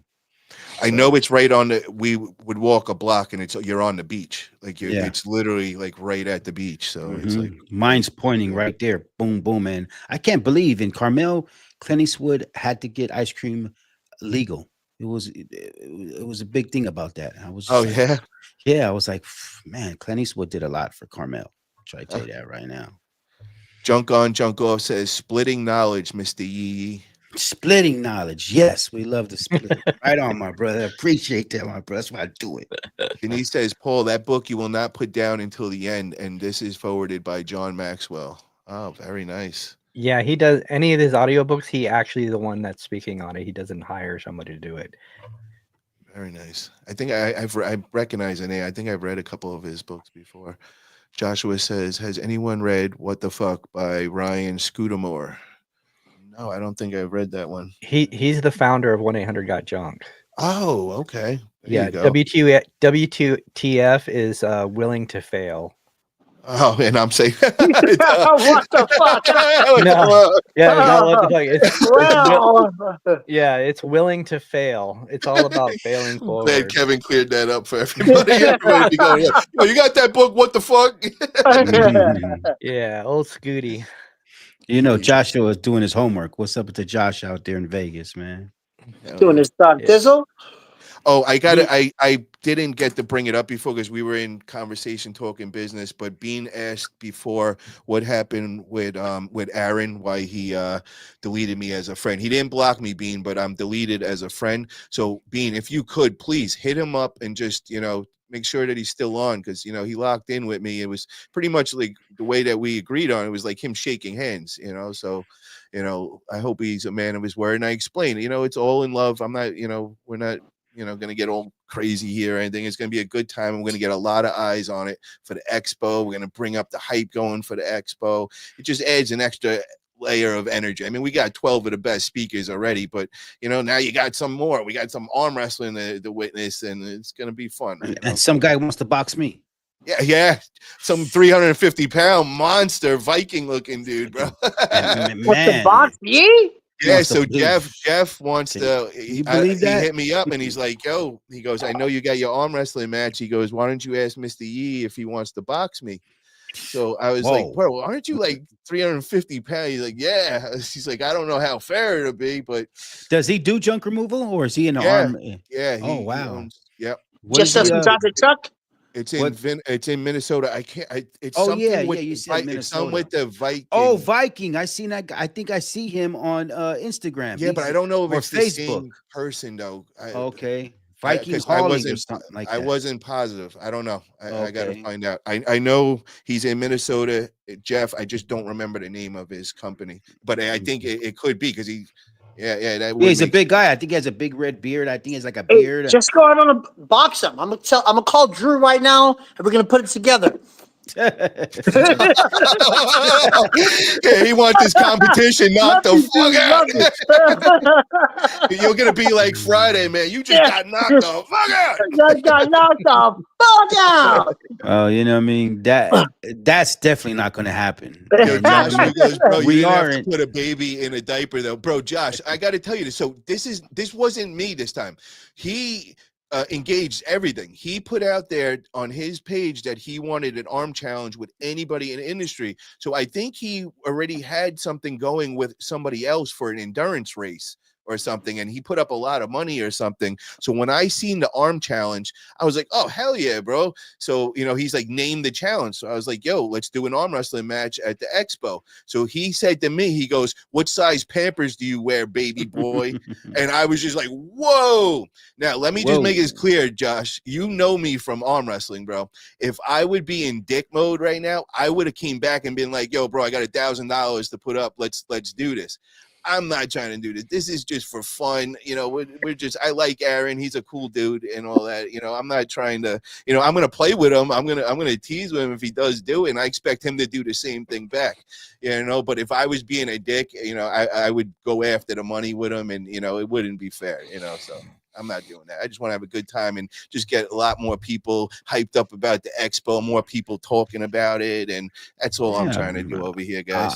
I'll be interviewing it. I'll be doing it live right nah, there. you're my corner man, bro. You're my corner man, dude. He can't be your corner, man. He's getting ready for a boxing match. My co-host got to be my corner man, bro. Come on, dude. Oh, my God. Uh-oh. Charlie alert. Charlie alert. Oh, Charlie's Oh no, Charlie's there. Oh my God. We got to catch up here. He goes, Richard says he's going to bitch out because he didn't know that a monster comes out of you, Paul, on the table. Yeah, bro. People, they haven't got to see that yet, man. That's why I think it'd be good. But if he does back out, I was thinking maybe I'll take on somebody like, that guy that wants to box you. Maybe I'll pull him. He's 350 pounds. That could be, a David Goliath match right there. Yeah, there you go. There you go. Yeah. Handle my lightweight. There you go, man. Paul, handle that. You know what I mean? Charlie says, "Yee, where's the Krispy Kreme?" Oh man, that's in Concord, California. You know what I mean? I love the lemon Krispy Kremes. Thank you, Charlie. Bean says the baby in diaper was hilarious to me. I like Aaron. I was shocked it got seriously laughing at that. He is locked in going to the expo for sure. Bean, I need you to hit him up. He was the aggressive one coming at me, and then I feel like within a day's time, something changed, and I keep tagging him and I'm pushing the buttons and he's not like answering back at all. So we shook on it, in my eyes, we shook on it. So, I know he's a man of integrity. So I'm sure he'll show up and all that. And it's all fun and games. That's and I just wanted everybody to know I'm not going to clown him. I'm not going to, even if I am better or stronger than him, I'm not going to I'm not going to make this into, No. So let's play devil's advocate. Yeah, what if he beats you? It'll be fun, guys. You know what I mean? It's going to be a good time, man. That's it. Charlie says, I live rent free. And he said, you ready to get in the ring, fatty? Was I supposed to read that one or should I get rid of it? No, it's love, Charlie. Charlie! Like I say, Cheer up, Charlie. Where in the You know what I world mean? is Charlie? Who is Charlie and where Charlie, is he, Charlie guys? don't like you, Yee Yee. No, it's not just he don't like any of us, bro. He calls us like the Mean Girls and the Three Not me. Stooges. Me, Oh me and wait, Charlie Todd, we here. are you Charlie? Are you secretly Charlie? Are you pulling the strings right there, right now, bro? This could be Charlie the tuna. Who knows? I don't know. You know What what I about mean? Jeff? Could it be Jeff? Maybe it's Jeff. Could it be? Could it be Who the knows? 707 connection over Nah, here? it's not the Nah, connection. nah, It's The not the nah, nah. connection. 707 split-in It's connection. not the connection. No. Nah, Metallica, he says he's Samoan. Who are we talking about? I don't know. Mr. E rocks, who is 350-pound muffin. Paul Italia will clean up his act and clean the 350-pound clock. I don't know. That dude he's big boy, bro. Like I'm not too confident with that one. You know, it would be a match. That one, you know, that wouldn't be. I couldn't play that one. Well, who knows? We'll see. Yeah, we'll see. I'm know down what I for the mean? challenge. Then I'd say going down in my macho man voice. You going down in my macho man voice? Who's that macho man? Yeah, brother. Yeah, boy. yeah. Brother, come for you. Uh-huh. Slim Jim. There you go.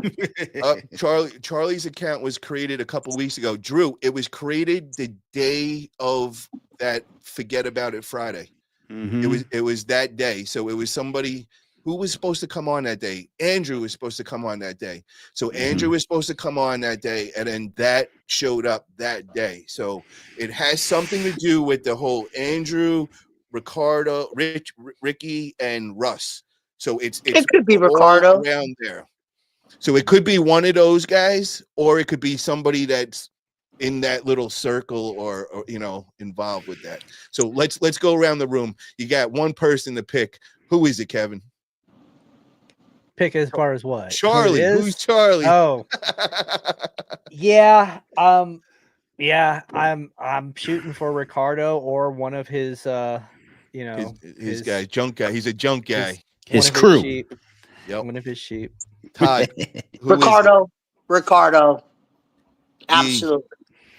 Who is Charlie? Is that what we're saying? Who is Yep. Charlie? A motherfucking clown. You know what I mean?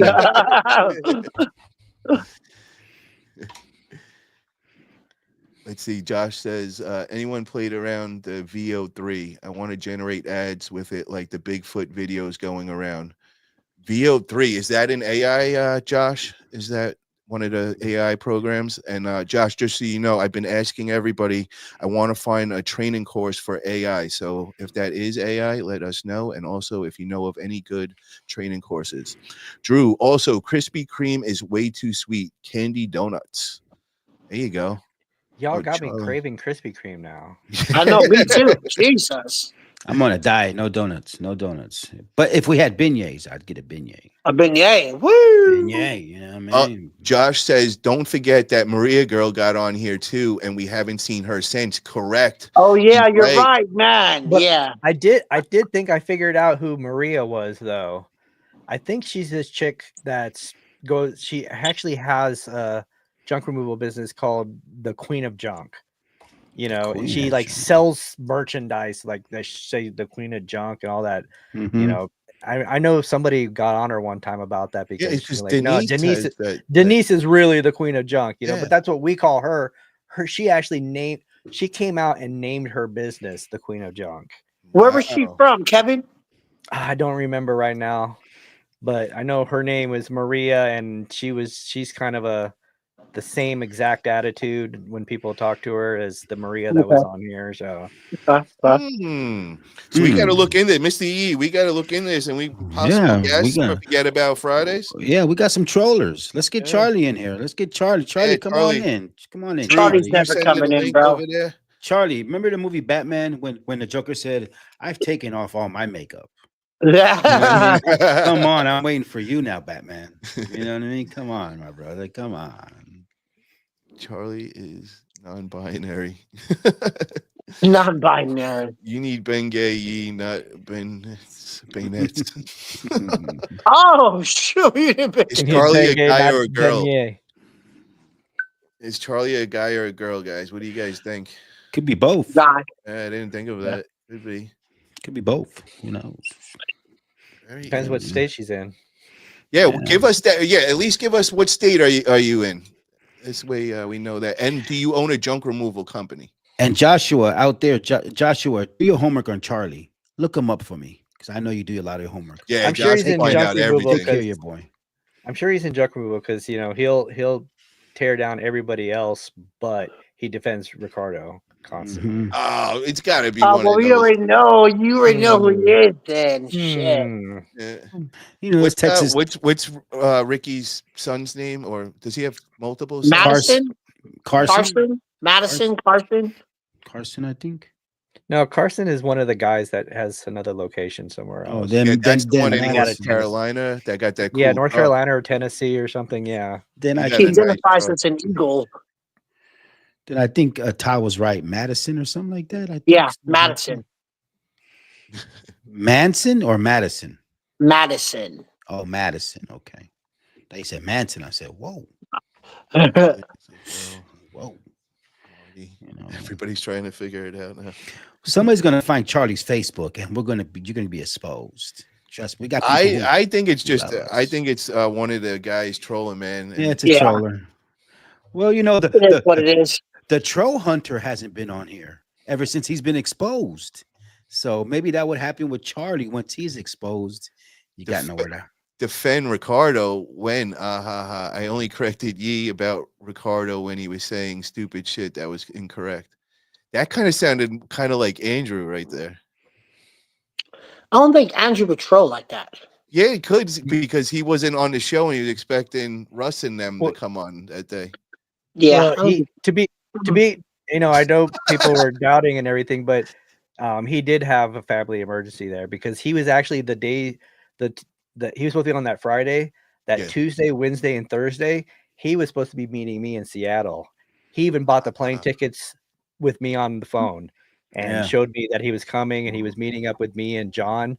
And he had to Oh, man. cancel like the night before because he really did have a family emergency. Yeah, it's all 'Cause, I good. mean, he Yeah, already he had made plane everything tickets to ready. He Seattle.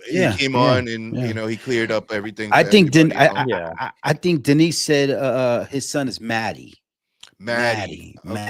Maddie. No, And Maddie yeah. Maddie owns then the other junk guys in DFW area or somewhere else. I think he's like right underneath. Yeah, I think it's Frisco, Texas, or something like that. Frisco, that's Frisco, it. Texas. Yeah, you just Yeah. nailed it. That's How it. could I Well, we forget know- that word? How could I forget that word? I know, Frisco, right? you know what I'm There you saying? go. We know Charlie's not Andrew because Andrew would never be disrespectful to Denise Sparks. I Mhm. forgot about you're Yeah. right. Yep. No, Yeah. you're right with that. Yep.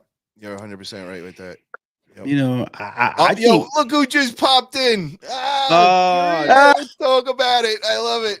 Delgado. Maria, so do you have Do you know junk Charlie? removal? Yeah, what's the name of it? Queen of Junk Removal Company.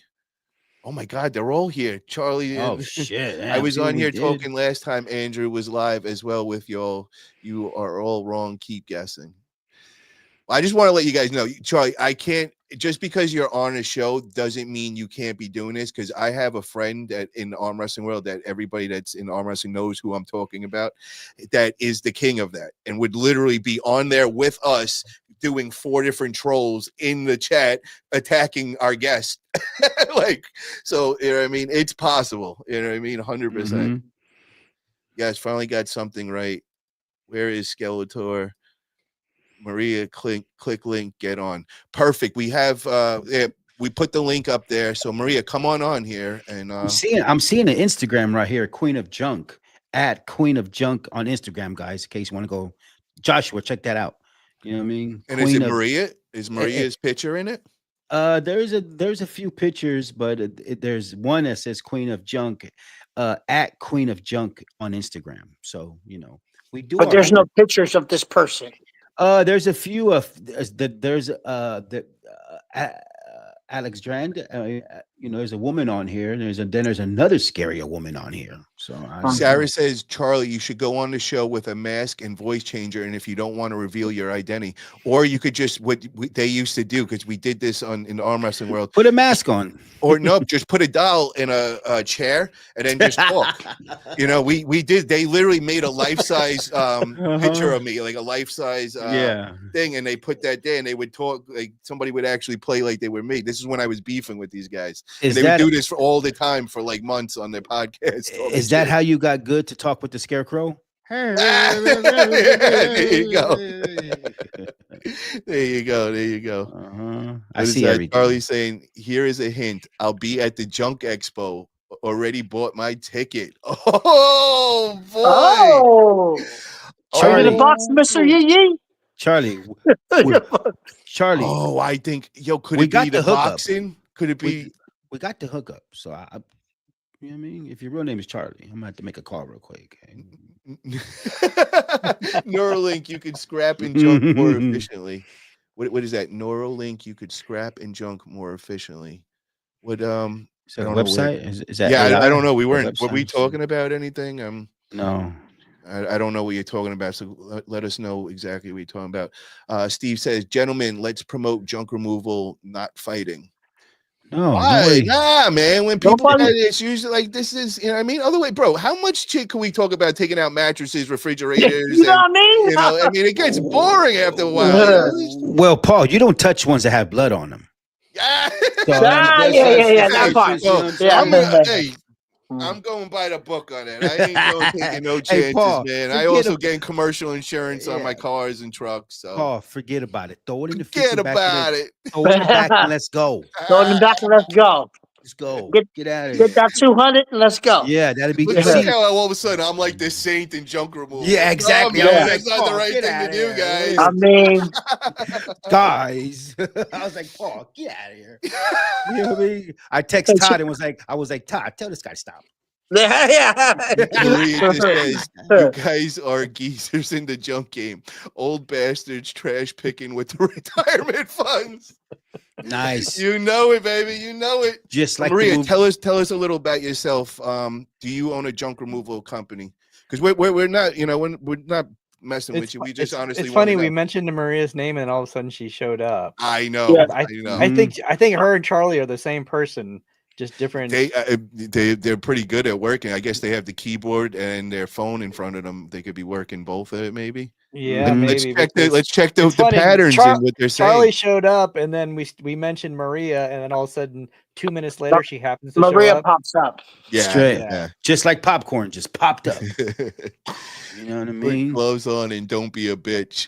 Oh, whoa! Now you're talking, Paul. It's getting real. It's getting real. I take the junk. Yeah, that kind of junk. I'm haunted whoring. Oh, what is that? Is that a little like is that a Ricardo thing? Right? Are you a super freak? You know what I'm saying? Are you we getting P Diddy like freak off status? Yeah, what? Oh, look, wrong. I don't know who Maria is. Okay. Which. I mean, they never would lie either. No, they would never lie. I mean, heaven forbid that one. Paul would never pick up a mattress with blood on it. Yeah, man. Oh my God. The only Charlie I know is in the factory. Okay, Maria. All right. Is Maria going to the Junk Expo? Yeah, are you going? We know Charlie's going to be there. You are all obsessed with Ricardo. It's Ricky, bro. Not Ricardo. Ricky. 100% same person, or they know each other. Daddy right there in screen 3. Daddy right there in screen 3. What's that? Diddy. He's talking about me. Okay. Gotcha. Oh, Diddy. Oh, no. Yeah, Diddy. Jackie, she's talking about you, bud. Yeah, you got it. Yeah, you got it. She may want a piece of the T-O-double-D. You know what I mean? Yeah. Oh my God. So, I gotta make mention. Friday's guest on Forget About It Fridays Unfiltered, guys. We got one of the speakers from the Junk Expo going to be coming on. We got Blake Short. I'm really looking forward to this interview, guys. So, guys, get your questions ready and all. Blake is going to be at the Junk Expo. I don't know too much about him, so this one is gonna break it all down. He's the guy who does. Okay, TODD knows Blake. Blake does a lot of SEO. SEO. Blake, he was the only guy that I ever let touch my SEO. I used Blake for a while. Blake is the man. Nothing bad ever to say about him. Him and his company, Top Dog Digital, nothing but love. Like nothing but love. Yeah. Blake is the man. Blake Short's the man for sure. Shout out Blake. We'll see you Friday. So guys, definitely check it out. And Blake, Ricky Ricardo, I don't give a whatever y'all call him. You're on his nuts. Ask Charlie about the sign. He got some sign from like God or something. I don't know. Just ask him about the sign. Metallica, get your motors running, Milwaukee. Maria, no, I'm talking about chocolate bar. Everybody likes the yee. Everybody loves the yee. No one likes yee. They tolerate him to nausea. Sell, resell, or trash. What? Okay, what are we? So Metallica, what are you talking about? Because you're talking about like official stuff here, and I'm not keeping up here. Got your motors running, Milwaukee. Sell, resell, or trash. Makita, double battery. Wait, what are we talking about? I'm confused. Catch me up. What is Metallica talking about? Metallica breath? I don't know. Okay, so I'm not the only one. So I don't. We don't know what you're talking about. Maria says she has her period. Is that what she said? I don't know. Maria, I got you. Okay, I don't know what that is. But Maria, we need to know: are you in junk removal? Do you own a junk removal business? If you can't answer, then we obviously know that you don't. You're trolling and stuff. Maria, take the seat. Let's go. Get you on the show. Let's have some fun. Come on, get on here. We could use a female's present right now. Presents. Profit or profit. How I look. I'm random. Oh, so he might be. This might be another troll. So he might be part of the pack. Metallica, are you part of the pack? Are you in with Charlie and are you Maria over here? Metallica, are you a truck driver? Or what do you do? Marie, you bleeding bitch, period. Charlie, would you pull out a mattress with blood on it? If you get a call and we're assuming you're in junk removal, would you handle that? I'm pretty sure he smells it. You know what I mean? Before he dumps it. Mr. Yee, let me ask you this, man. So what would you charge? Like, what's the upcharge on something for breaking the law? Thanks a lot. You put it in that type of situation. But and mind you, I'm gonna make a clip of this. What's the time exactly. right there? Okay. Yes. Yeah, exactly. You know what I mean? Those are not period blood stains. She spilled Kool-Aid. It was the Kool-Aid stains, a Fanta soda. That's what I was told. I take my client's word. And that's it. You know what I mean? Ouch, Charlie. Metallica Maniac, DBA, light hauling, and demo. Oh, okay. So he's got his own business. So he works under DBA, light hauling, and demo. So Metallica Maniac, I guess, is the regular name, and then the DBA he works under is light hauling and demo for junk removal. Where are you located? Maria has too much baby oil with Charlie and Metallica. Wow. Here's we got the link to Metallica Maniac. Interesting videos here. Check it out. What kind of videos he's got on there, man? Anything crazy? Like, what are we doing over there? Thank you, Drew. Also, thank you so much for the work you do. Moderator. You know what I mean? Somebody pull it up on their screen so we know what's going on here. What's he got on there? Anything good, Yee? I'm trying to go into that right now. Empty scrap stuff. Okay, scrap stuff. So he's a scrapper, huh? So is that what your specialty is? Okay, that's it. So he's working under DBA as for the junk removal part, but his main business is scrapping. So he has a lot of probably useful info for us over here and all that. What can you give us a tip or some info that we might not know? He says, I'm random. Yeah, give us some random facts that could help us out with scrap. Anything that would be useful or something that we might not know. Maria, I swear, just because I'm Mexican, you think I'm DFW. Just because I'm Mexican, you think I'm DFW. Why? Is Ricky Mexican? Is that who she talking about? Is Junk Guys DFW? Is Ricky Mexican? Yeah, Okay. Ricky's Mexican.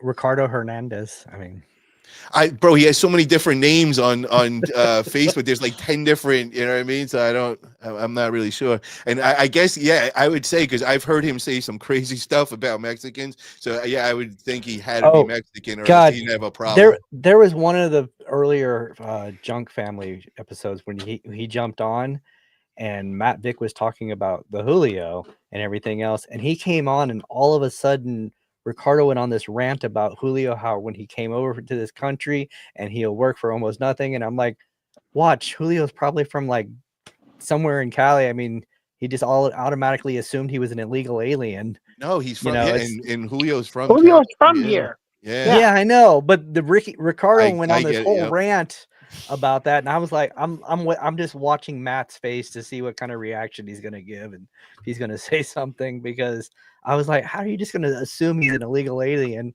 working for nothing just because his name's Julio? You know? Mr. Yee, you said a couple of times about I think some of the comments that he says that he wouldn't get away Yeah, with it you out know, here. I've heard him say wetback and a few things, and you know, what I mean, he has the right to his own opinion and comments, and you know, what I mean, being here in Northern California, you really got to watch what you say, and you know, especially on social media. So you know, I would really watch that, but you know, Ricardo's Ricardo. What are you gonna do? I'm sure Julio didn't even affect it. Didn't even affect me. I even take it. Doesn't even affect me. You know, I've been called worser. You know what I mean? Just don't call me broke. You know what I mean? So But can you clarify what you mean by, like, what is it different in North Cal? Like, is it more like people are more sensitive to things, or is it more like what would you be worried about here that not so much in Texas?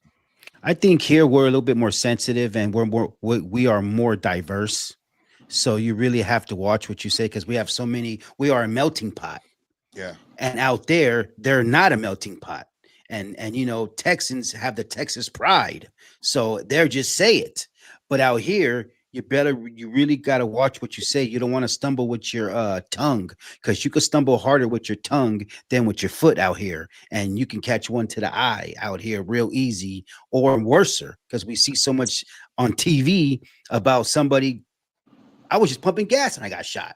You know what I mean? And it's the wild wild west. But you know, I just think that, you know, we are just a lot more a melting pot and diverse, so therefore you can't get away with that type of language out here. What I've seen, living both in New York and here, the biggest thing that I've seen is, like, some of my humor that people love in New York, they get offended out here. And let me give you one example.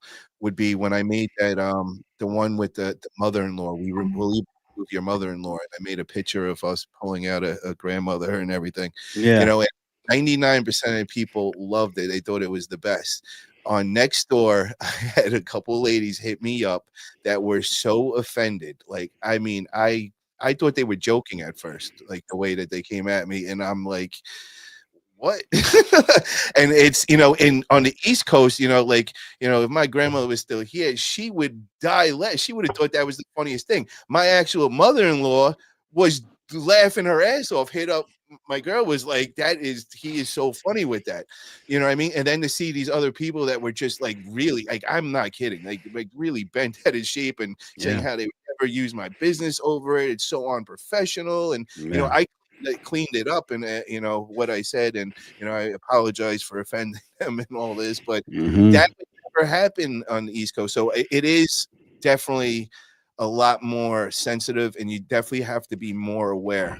Where I feel like over in, like, New York or Texas, you probably can get away with a little more and what you joke about and all that. Do you guys Well, agree with that at all, or? well, look at all of the protests going on right now with the not king and no king thing, and all the hundreds of thousands of people gathering, and just what's going on in Southern California. And, like, you know, being proud of who you are is really, really big. And just you really just have to watch what you say these days, and especially on social media, because it can haunt you, but someone can pull that out later on in life when you scaled the business so high, and like this guy was saying this from day one. Now what you said came back and haunted you. So that might happen with Ricardo. Who knows? But until then, I don't even think I think he can probably care less. It won't work with him, because from day one he's made it very clear how he is and what he's going to say, and he doesn't care to have a filter. So you know that right off the bat. So you just, if you're staying there, you're obviously liking that content and all, and you accept it, so it's a little different for him. But definitely, as a public speaker, that was definitely something that I learned over time, because I used to have no filter, and I would just say things that were just like, holy shit, most people wouldn't have the balls to say to somebody, but I like just to get reactions also. But once I got known and everything, I started seeing how that really could haunt you. You know what I mean? Yeah. And people would go and they look for things that you say in the past, just like you said, and then they'll use that against you. And one of the things was, when I first got in the arm wrestling world, somebody sent like a whole big thing to me talking all this shit, and I responded by answering back like that. Well, this screenshot went around for years. And it wasn't until people got to know me that, like, if you just read this screenshot, you'd be like, damn, you sound like an asshole in there. But it was out of the context, but you didn't see that context. And it kind of like, it really haunted me for a very long time in the arm wrestling world, until actually people got to know me and everything. And then they realized that, why I said that, and understood the context. And the dude that sent to me was crazy, and he knew what he was doing. He trapped me into that, and I didn't realize that. And now, over those learning experiences and everything, you know what to say and what not to, and you're always watching yourself for what you say in a public setting. And that's why I got kind of like, what the hell you doing, Ricky? Not so much like it's like offended me or anything, but I just know, being in that position, that is very not good, like not a smart move. And like you say, Mr. Yee, like, oh yeah, but nobody gives a shit and all that. But the thing that you're not thinking is, you just gave your enemies fuel. Now, when you're a guy like Ricky that really, shakes trees up and really offends people, and then you go and make a move like that, bro, they could go and do whatever they want with that footage and go send that to whoever. And, something that normally people wouldn't give a shit, now they're going to go after him, and he's going to get some crazy fines, or even possibly lose, his license to be able to do junk removal. So that's why, I reacted the way I did on that. Yes. So imagine you had some Hispanic people just protesting in front of Ricky's warehouse, and saying, listen to his content, and it could really hurt. It could really, really hurt. And you talk about, haunted houses and everything. It can really affect you, because, I think the biggest way to protest now is with social media, and you can be shut down. People are not protesting. They are right now with the "You're Not My King" thing, but resistance and protesting is so big on social media now, and you So can go let virtual. me ask you this, bro, with this topic that we're talking about. How do you feel about, this is why I did this, and I threw that extra word into our Friday show, unfiltered. That's why, I also wanted that, so that it also kind of was like, yo, we're going to touch on areas that, might be a little like, who, like a lot of people won't feel comfortable and all that. And how do you feel about that? Um, on Fridays, we are a different show, and more of an unwind, kick back, unwind, relax, and we talk that talk, and we don't mean to offend people. You know what I'm saying? But it is unfiltered. So therefore, you're going you're going to have to get used to this type of listening, that what you're going to hear. And you may not like what you hear, but we're also not going to be, using certain type of language that, it's gonna, you know what I mean? You're like, wow, I don't want to listen to that. See, this is where this is why I asked you this.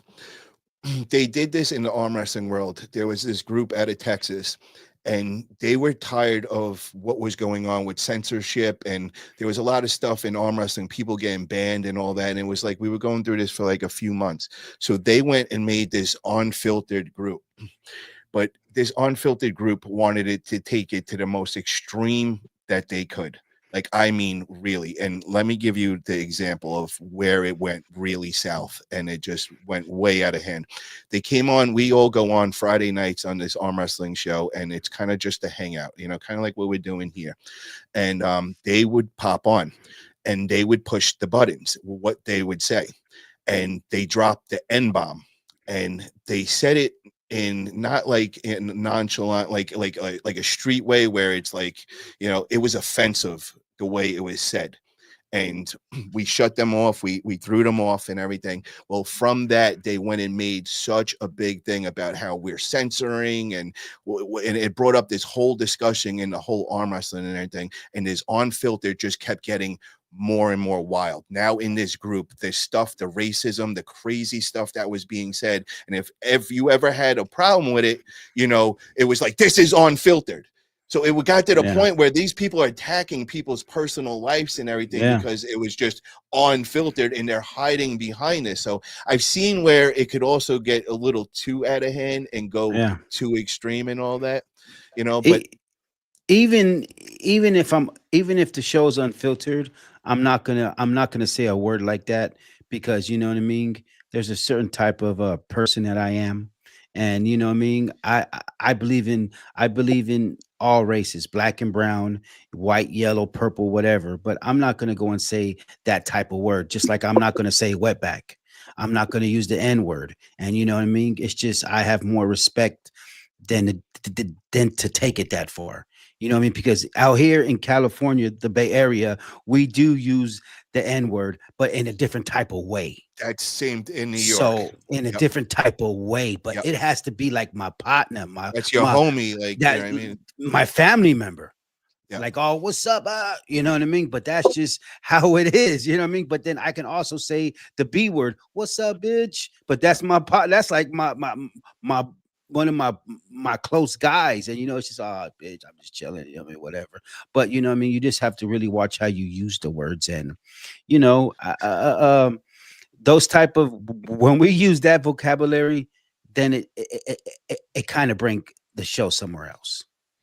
Yo, we're getting I know unfiltered in the chat right now. Maria just said it. She goes, I want to sit on Grandpa's face in corner 4. I think you might have a little fan over here. I just saw that. I was like, what? Wow. Oh, All right. Evan, is that who you think it is? Was that the person, or this is somebody? She just mentioned she's from Frisco, Texas, and so is the Queen of Junk. It happens to be in the same area, Frisco and Dallas. You might have to go. So, but who Maria, looking at your picture, you look like you're older than I am. I'm only 53 years old. I can't blow up her picture. She looks older than I do. Blow up her picture. It's on the comment, but I can't really get a good look. It says, I'm in Frisco, Texas. Tons of reviews, way more than all you combined. Yeah. So Frisco, that's right in. You're going against what's his name? Ricky. Son. Ricky's son's right over. The whole Junk Guys umbrella. Yeah. Hold on, let me see. What's her name? Maria what? Maria Delgado. Hold on. Yeah, it just so happens that Junk. Hey, we're all professional dumpster divers, Steve says. Right, man. Well, dumpster divers could mean a lot of different things. Explain. So, Tell us some more. You know, you're dumpster diving. You know what I mean? It could mean a stinky female. It could mean all types of things. You're diving. You know what I mean? Is Maria Delgado dumpster diver? Who knows? Nah, I don't mean to offend anybody in there. So yeah. To my Cali audience, I don't mean to offend. Yeah, I'm just, just, you know what I mean? We're just, you know, talking casual. Talking trash, bro. That's what we do, man. We're talking that junk talk, and you know, it's just these people are going at it now in the comments, which is good because they're entertaining themselves. Let me see. I gotta. There you go. You know, let me catch up. Metallica, has your review run through TV stations, basement, sub basement, live floor? Have your review run through TV stations, basement, sub basement, live floor? What are you talking about? Is she Bro, you're running? all over the place, Metallica. You ain't kidding, brother. Yeah. You are cloud chasing, no tact. We must be men and stand tall, men. Okay. Drew, why are they all scared of getting on the call? Yeah, come on, guys. Come on. Charlie, Maria, the only reviews you have are OnlyFans. Oh. I believe Yeah, I be don't the think she example gets you much want to there. see because believe me, they're watching you. Let them learn tact, humility, and pride. Be secure. Who you talking to, Metallica? Charlie Yee has been dumpster diving in stinky females for years. Oh my god. Oh, Charlie.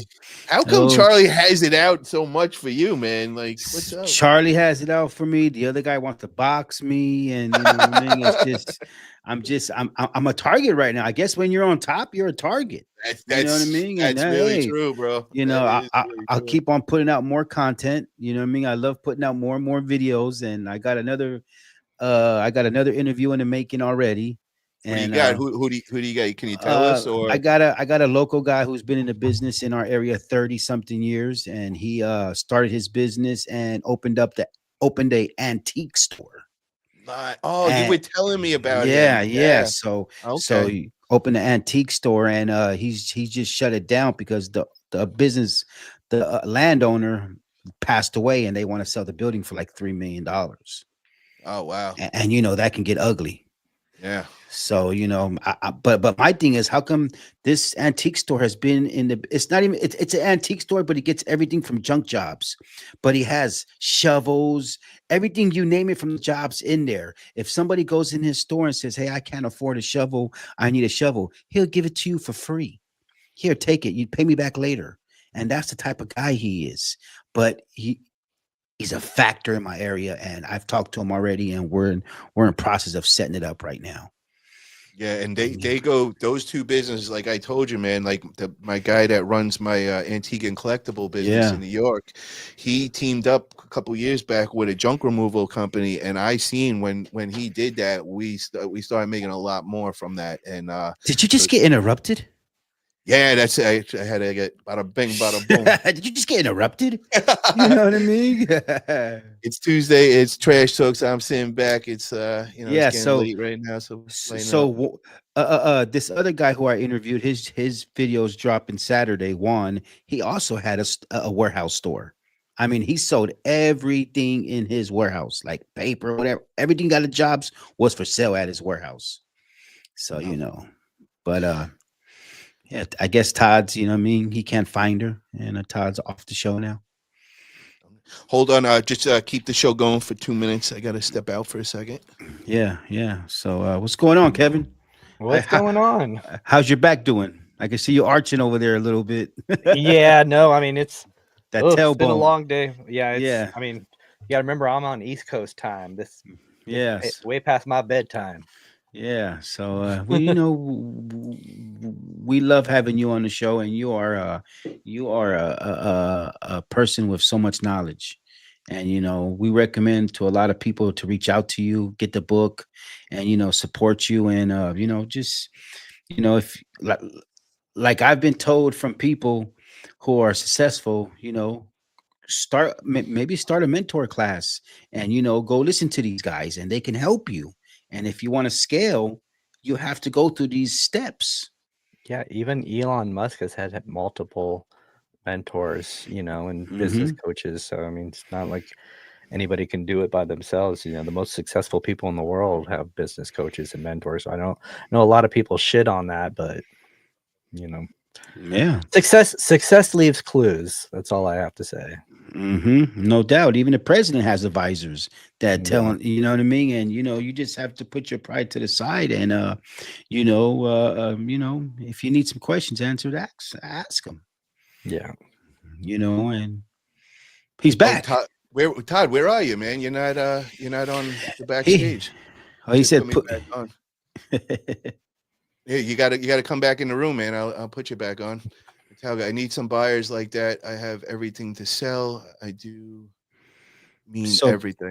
So basically, if you want to start a store or if you want to have a warehouse, you have to know your zoning laws.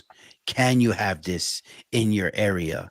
Can you have a dumpster in your area? There's so many things that you have to realize when you want to sell things or start a store. You do your homework, go down to code enforcement and or the city planning permits and know the rules. Otherwise, it's going to be an expensive lesson. You know what? I think I'm gonna bring my boy on, Wally from the antique store. I think I'm gonna get him on, and I'll get him to bring on that other junk removal company in New York that that he was Yeah. working with and all. I think Is that's your a antique cool. store in New York? Say that again. Is your antique store in New York? Yeah, Italian antiques and collectibles. You know that I was telling you about my wife's cousin who's down from New York. His mom has an antique store there in New York too. Oh yeah, what part of New York do you know? That I don't know, but I met her once a couple of years ago, and when she found out I was in junk removal, that's all she would talk about is the stuff that I find, and then the Mhm. stuff that she told me about all the stuff that she finds and resells, and that's her living right there. Oh That's yeah. That's my guy Wally, man. His grandfather did it. His father, he's been a lifelong. So when I teamed up with him, I just kind of set everything up, got the store and all that for him, and he just runs that day to day. And I mean, this dude, he is the wheeler and dealer, man. This guy Mhm. knows it inside out, like a real guru, like for real. Yeah. You guys, I'll bring him on here. You guys are gonna love this guy. He is what a character. Oh my, he takes over any room he comes in. Everybody's Mhm. dying laughing. He's a hilarious man. This short little Yeah. Italian fat dude, man, funny as hell. Bring him on. Bring him on a show. Bring him on some show. Let's get some. Rigatoni and Hell yeah. some He tortellini. comes in the he came in the chat a couple of times. Whenever you see Okay. Wally, he's always on. He'll Yeah. pop in the chat and say what's up to everybody. So Paul, what's going on with the new office? Yeah, man. I did that go out? Did that video go out today? Oh, or- it got leaked. Oh yeah. Okay, because it was saying that it was copyright and it was blocking me, so I didn't know if it even Wow. released. Did you put music on it or something? Yeah, I did it from the video loop, but it was the copyright, that music that you're allowed to use. But for Wow. some reason, it flagged me and it was acting really weird. I never seen it do that. Oh, Todd's back. Let me add him on. Yeah. So, but bro, so just so you know, man, that's from the very beginning. I got that in November. So I Okay. just never put that video out, and I've been meaning. I'm like, damn, why didn't I ever put that out, man? Like I've been holding on that footage. So Yeah. the other day I finally wanted to put it out and just kind of show So everybody that so is that basically the headquarters right now? that is headquarters. But you want to know how much I maybe pop in there once a month and you're just like, why am I doing this? But I mean, you need the physical spot. But once I have employees, I got a place to meet, place to it looks more official. I could do my hiring there and all that. Yeah, so it seems like you're going for the team, man. You're ready for the scale. Oh yeah, I'm 5 years. I signed a 5-year contract with that too, man. Oh Like, shit! God damn. I'm in, bro. Okay, you all in. Shit. All in quality. I mean, Yeah, bro. I don't play around, man. I Yeah. go All right. so you're gonna build a like a podcast room in there? Are you gonna build like a little recording booth in there? No, my next studio is the gym. I'm my next project, I'm making the whole gym downstairs. I'm gonna make it where every part of the gym you could film in it, and all the cameras will just already be mounted everywhere and mic'd up, and I'm putting in all this crazy lighting. So like when I start making like working out, I could just flip a switch and just start filming right there. I don't gotta change anything, do anything. I've always wanted to do that, so I'm gonna really just make this perfect down there. Nice. It'll be nice. It'll be nice to have they have a place right here in our area where the News Daily, where they have a podcast room there where you can have 4 people on and they do all the recording for you. And Nice. they do everything for you. So if me, Todd, Jeff wanted to speak and be recorded all at one time, and I didn't have to bring the recording equipment, the microphones, nothing, they have it all there. But you got to pay for that. Remember, I was just telling you about my boy over in Texas, man. His relatives just opened like a studio and everything, and they're making all these commercials. So he hit me up and he's like, "Yo, I'll hook you up with the family plan, and get a sick price, and they'll make you like an official TV commercial and Yeah. all that. Yeah. You just do it for fun, man, and just get it. And then I'm also reaching out. They have that thing where you could advertise in the local movie theaters. So Yeah. I'm gonna go and put up. I'm gonna make this like cool like ad, and so before the movie, you know, I'll do this whole little thing, because once you see it, then you'll never forget. You're gonna think forget about a junk removal. And you're going to be broadcasting to all the Generation Zs. Yeah, there All you the go. Generation There you Z. go. Hell yeah. Hey, is that a Nacio? Yeah. North Bay. Thank you, Ignacio. Ignacio. Yeah, that's it. Appreciate Nacho. Ignacio, why don't you jump in? Send him. Why don't you Yeah, jump he- in now that Yeah, you're here? come on. Nacho never bro. gets some. You know what I mean? You're here. Let's make it happen.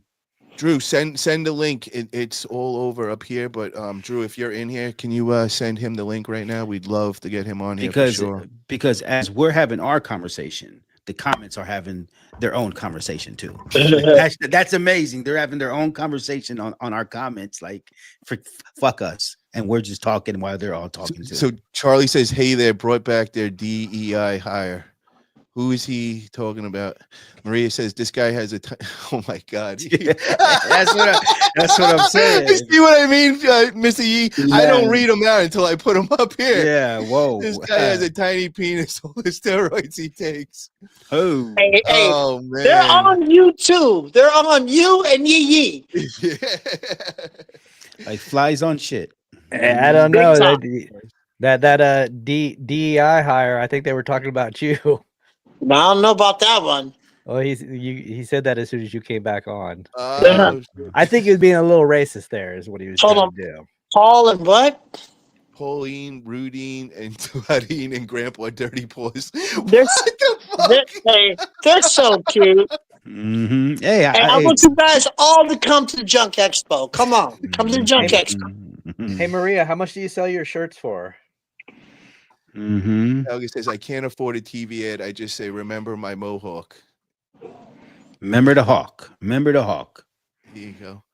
Oh, but yo, I gotta say, they're not that expensive. I don't think with the TV. It's not like what you're thinking, man. Oh. And you got to see this studio. Like I gotta. I'll share it on my channel. Yeah. So they have a room with a 20-foot screen. And it's like when you're in it, it just looks nuts. And you could film from that. And they do what you were saying with the podcast, where you could rent and do like a podcast there. And and they set it up for you. They edit it, everything. Mm-hmm. How much? Okay, so how much would something like that be worth to you guys? Like, what would you pay to do like an episode where you go in person? They say they do all the editing, they do all the filming and everything. What would you be willing to pay for one session? Something like that for like a 2-hour podcast. What's a reasonable price? I would say probably like a few $100, $200. Yeah, $350. I'll say $350. Nah, that's a lot, man. If you're doing that once a week, that Well, adds up. a few $100 is not two. It's three. Well, I'm my budget probably $200 or something a pop, and you probably get like an hour time spot. You know what I mean? And you can. If we did it with the connection, that's only $1 each. Yeah, but Maria, watch. Don't I don't want you can't be like aggressive like that. Like chill. You know what I mean? Like we're all having fun here and everything. Let's not get all nasty and good like that. Oh, she's silly. She's just silly. Yeah, I'm gonna have to put you in timeout. You keep saying shit like that, Maria. Yeah. So, but we can do our own podcast. Like I have the guys over, or we can go to their house and I bring all the equipment out, and I have the wireless microphones and everything. And you'd be just surprised what you can do. Even with your iPhone. Yeah. And you'd be surprised the clarity comes out. iPhone cameras are better than my Mac camera, because I'm not filming with my Mac camera. You may think it's my Mac, but it's not. I have let me excuse the noise right now, but I have an offset camera, 4K offset camera right here. And here it is right here, offset Meet 2.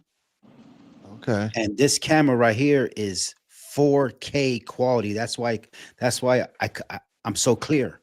Yeah, no, that's official. Now let me ask you, how much does that run? That ran on Amazon for about $160. bro. One, That is two, three. Hey, that's that's no cheap. friggin' steal, bro. Like, Love it. Love it, brother. it's he's got some really nice And I added clarity on that. and I added the lighting. I have lighting on both sides of my face so I don't shadow. You know what I mean? You know So what I, you should do, man? You should make a video for everybody of so like I the can behind the scenes of the studio and so everything. I can yeah, you're right. So I can Yep. turn it up if I want. You see, I can turn it up right there if I want. See, I just turned it up Yeah, and I like put the this. tube lightings. And yeah, I think I should do there you go. You got some lights. Yeah, I got lights all over this place. Yeah, I think Kevin has a good camera because he's very clear. Yeah. He's Real crystal, quality. real It's actually 4K. it's just my MacBook. Yeah, see. So I have a Mac Air, but This is this camera I have, oh man, it's just it's second to none. I watch so many I watch so many YouTubers who do this for a living, and they're just like best bang for your buck right here. yeah. So Yeah. the one that I got was I went with the Sony. I think it's a Sony A7, and it's got like the extended lens Lens, on it and all that. lens, uh-huh. Now, what I'm doing this week is I have another camera like that. It's a Nokia, but we're gonna set it up where it's at a different angle. So right now I'm on the computer screen, so I'm Yeah. gonna have 3 different screens, and I'm gonna Mhm. have it where on the control panel it's gonna change automatically every like couple of seconds. Yeah. It's gonna just panel Different around. angles, different Yeah. different shots. So So one, yep, go ahead. So basically, if you had a DJI gimbal, the yeah, Pocket 3 camera, it follows you. yes. That's yep. It follows you, and it is 4K quality. And they have a package deal at Costco right now. And but I'm thinking about buying one for the Junk Expo because I'm gonna be having a tripod and just everybody talking to everybody instead of holding my phone all the time. And I bought a Shure mic. This is my Shure mic, and this Shure mic right here is just this Yeah, microphone that's I the have. same thing as me. Yeah, that's Yeah, cool. so I have my Shure mic right here, this gaming Shure mic, but I also have another professional Shure KSM32 professional studio mic. But Nice. What you got to do, bro, because you're talking foreign language to everybody right now. Go make a video and put it on like your social media, because everybody wants to see that stuff. And Mhm. because I think we're stepping up the game in junk removal. Yeah. Because I've noticed since I got in, man, it's like all of a sudden now everybody's like stepping up like their setups and going. So I think we need to keep this trend going, man, and Yeah. encourage others to do and kind of just share the work, like the stuff we have, and kind No of doubt. if anybody has any questions, like if you're watching this, feel free to hit us up. We'll tell you everything we got and all that. Yeah.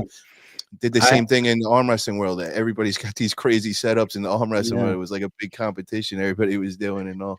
I have a lot of people who just hit. I have a lot of people now who are just down for interviews, and now like, oh man, I support what you're doing. I love what you're doing. I'm down for the interview, and just I'm showing people how to network and that we can all work together. And it's just Yo, Mr. Yee, I think we got to play some detective work. Okay, guys. So we're getting some conversations here from Maria real quick, because I think she's leaving us now. But she says, nobody even likes junk removal talk. It's simple as it comes. My children could run a business. This was going on way before you guys, back in the early 2000s, when real estate companies privately hired us. Okay. Now this next one, they said, she's going to drop us with a gem here. No need. You guys are smart enough to figure it out. I'll leave you with this little gem. When you stir up comments and ratings skyrocket and your videos expand into many views. Is that what you're doing? Or are you telling us to do that? Like, explain where this is going on for us. and Drew. Yep. And does Maria own a junk removal company? Is that what I've that is? asked this about 10 times and we can't get this answer. But Kevin is pretty sure that it's Queen of Junk in Texas. And I think junk removal is blowing up even more with this home service business, but also blowing up on social media, because now you can't go on a Nextdoor or a Facebook without seeing a junk removal ad now. Yeah. It's everywhere. It's And everywhere. once you Yes. once you click onto one now, you so many, you see so many now. But not only that, but you are seeing all of these beautiful trucks and trailers going down the street, just beautiful, you know what I mean, advertising billboards, and people are getting to know us more and more and more and more. But is that hurting us? Yo, what do you think of that with the billboards, man? You could get a billboard for $3,500 for the month. Is that worth Ah, it in man. any kind of way to do that? Even like to do it once. But I know.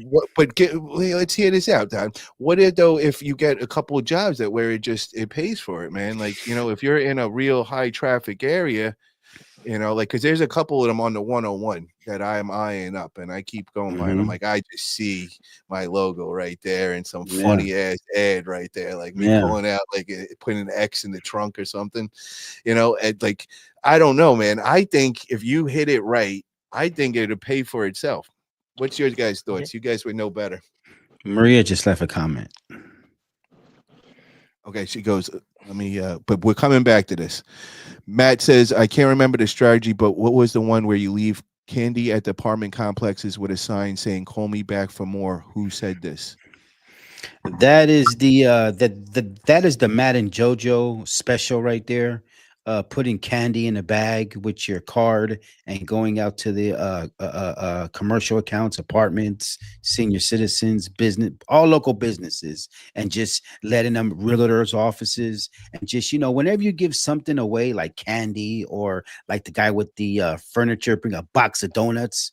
People love that type of stuff. Shout out to And Dan's Holloway. Dan is the man with the furniture and goes to all the furniture stores, and he stays on that, guys. He's there every like weekend. He's putting in that work, man, and you could see it's obviously working for him. But Maria has a junk removal company. I've been in the industry for many, many years. Could it be 18 years? I and don't know. and she's at 7 years? 7 years? and she's at a Frisco, Texas, Yeah, right? I know that's why she's calling Yeah. me grandpa, and she's Yeah. I older than I mean, am. yeah. I mean, let's. So Okay, maybe I built Grandma. a wonderful brand. Is it Queen of Junk? Is that you? is it junk in a trunk, or what is it? Hey, that'd be a nice, you know what I mean, a nice junk removal name if it was a female Junk owner. in the Actually, trunk. there is Junk in one. the trunk. Megan has one that's called "Put Your Junk in My Trunk." Yeah, I Yeah, seen that one. Megan. Yeah. Shout out to Megan. Mhm. I've been Yeah. trying to get Yeah, her on. I'm We just just trying to. never got the link up. Yeah, I got to get her on. A couple of times she was going to come on, but some things that came up and everything. So Megan, if you listen to this, Well, definitely would look. love to have you come join. Well, look what she put. Look what Maria just said. I'm just tired of so many of you newbies coming off like you're someone who knows the industry. You guys are pop stars who only want to make content. Let's come back to this table in 5 years and recap. Hey, Yeah, Maria. pop star, baby.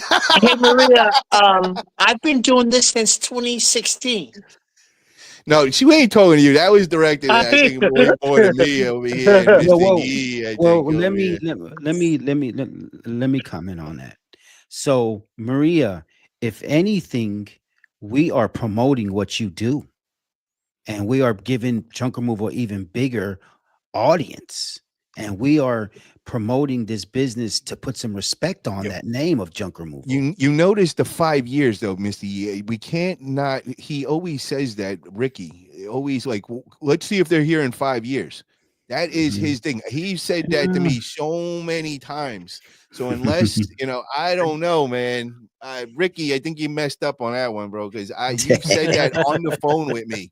Like you've said that. I've heard him say it too on YouTube. I've heard That 5 year mark, I swear, yeah. Yeah, he said that. Like I had a conversation and he told me like, let's see if they're gonna be here and fight. And I don't forget certain things like that. So yeah, Maria, what is your net worth? Yeah, Look, Maria says she's 58. She's older than I am. How is she calling me Oh grandpa? yeah. She's a lot older than I am.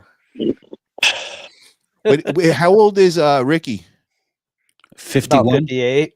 I think he said no 49. I think he said 49. Oh yeah, I think he said something like 49. I think his wife is something. 51. Since That's how much I 2006, listen. I'm His 58. wife looks younger than him. Wait till he's been in a while here. He's been since 2006 as well. Guys, I want to know this. Who is the got the crown of the longest in junk removal? And I have somebody in mind, but I want to see what you guys say first. And yeah, let's hear what you guys got to say. Denise Sparks. I know she's been- somebody more, and I'll tell you in a Really? minute. Oh, there, I'm How long has Denise been in it for? 38 years, I believe, right? That's what 30, between 30 and 35, maybe. I don't know. It's been a Okay. while. Well, there's a Maybe guy in 37. there's a guy in our area too, John's Hauling, and he's been in the business almost 40 years. Okay, Yeah, well, John's guy I been- have highlighted right now, junk on, junk off, Steve Waxon. Steve, I don't want to say a number. You say it. Can you tell us how long you've been in business in junk removal? I think he might be near 50 years. Oh, junk on, junk off. Yes, Steve Wow. Waxon. Let's hear what he's got to say. I'm very interested to hear this. Been using Dan's method and all these furniture stores sending me jobs every week. Small jobs, but they are cheap leads. Very nice, man. So kind of fill us in. What actually did you do, man? Matt, would you like to come on, bro? I'd love for you to come pop on, man. Come tell us about your you experience. should have Matt on. He's a 21-year-old young kid. He's super Oh smart. wow. Matt, you know- let's get him on right now. Yeah, he took my training course, and the last day of my training course, I actually brought Dan on to talk to the guys.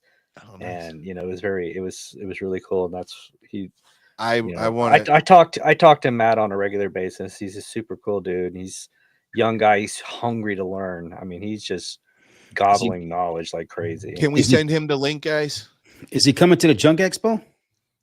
He's got I it. hope so. Kevin, you're his teacher. You got to tell him it's I'll mandatory, get him bro. on there. It's mandatory. Hey guys, Reese I gotta is- let you go. It's East Coast time. I'm gonna Oh yeah. have to Yeah, we've pop been out of on here. here for about 3 hours and 18 minutes. I think Thank we, I think we you set a so much, record today. Kevin.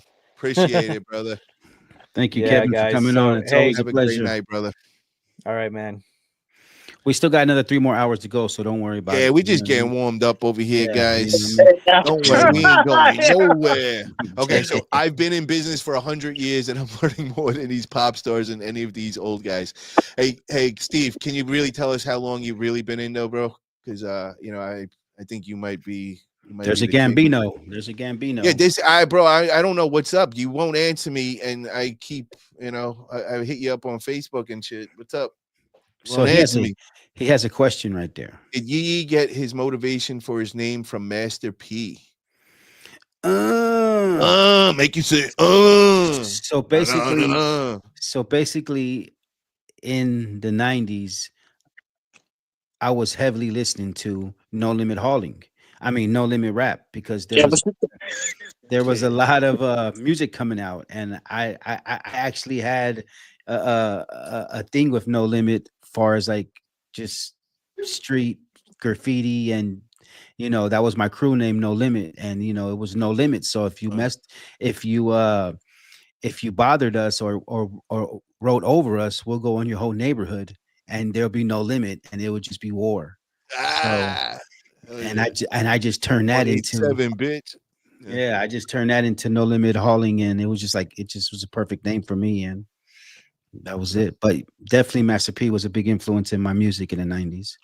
Hell yeah, man. So that I didn't know that Master P was a man on the West Coast and shit. All right. Yeah. Were you guys diehard Tupac? Yeah, no, Tupac, the Bay Area, and we love Tupac, and he's from up Mac here, Dre. is it, right? He's from was it? Oh no, he's right From here in Oakland. Marin City, right? Marin City. Marin, Oakland, the East Coast. Tupac Yeah. was everywhere, and you know Yep. what I mean. It was just what he was spitting and what he was doing. He can be the thug, but he can also be an advocate. So he was just so gifted, and it's taken too soon. And but he was great, man. But he'll always be number 2, bro, because B.I.G. baby. What's up? Oh my What's God, up, baby? Hey, Oh, hey, you- hey, hey, Biggie, Rudy. baby. Hey, Rudy, can you meet Paul? BK, Can you meet him? stand up, baby. Brooklyn, stand up. Canarsie, what up? Wow. Hey, It's about to pop off. East Coast versus West Coast. We bringing it back to the junk family. What's up? Hey, Suge. Get him, Shug. Get him, Shug.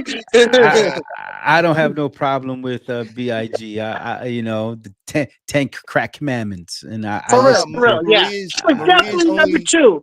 He Maria's was only dope. 35, guys. Maria? Yeah. Yeah, I don't mean, know what. guess. I think she put a different number up top or something. She was mad that we called her 50 some.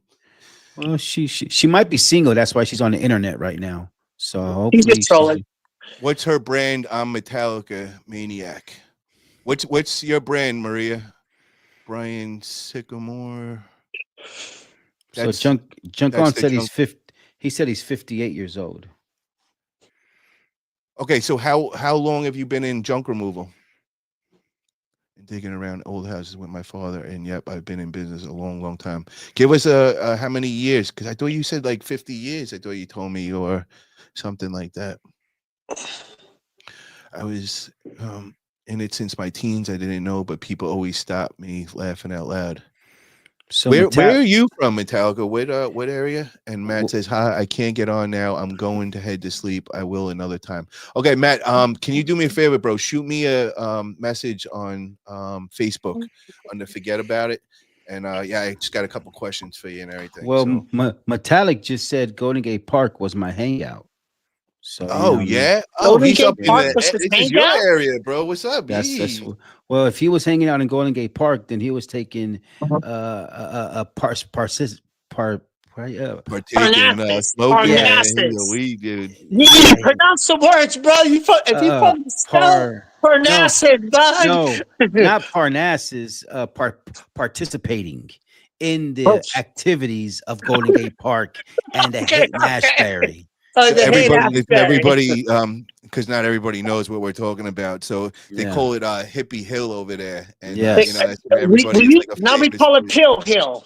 Yeah, but that's where like one of the famous Bay Area rappers out here and big marijuana don is Burner. He he throws this big concert over there, 420 and everything, and it's like a big deal out here. So when I was young, you would go there just for acid and you know what I mean, and hash, and you would just meet these hippies, and you didn't even pay them. You just took their shit. So you go sit on this hill, and by you going there, they know that you're most probably looking for something, like he's saying. Yeah. So the dealers would stay on the top of the hill because they could see everything coming up and everything, and then they approach you. I was on the top of the hill. I've done it for many years. Nice. She goes, it's almost 10:30. I'm sick of listening to this. I'm going to tell you that this much, you won't make it. Are we talking about me? Or am I the one that's not going to make it? Hey, Maria, keep tuning in, girl. Keep tuning in. Keep tuning in. Well, Maria has her opinion, and 35 years is still pretty young to be given some advice, and I mean, yeah. I almost got a daughter that age, so I think Todd does have a daughter that age. You're talking to the OGs right here, man. So yeah. So Drew says that Matt Allen has some good junk videos too. So guys, check out Matt Allen's. That's the link right there. I gotta actually hit that one up. I want to check that out, see what he's working.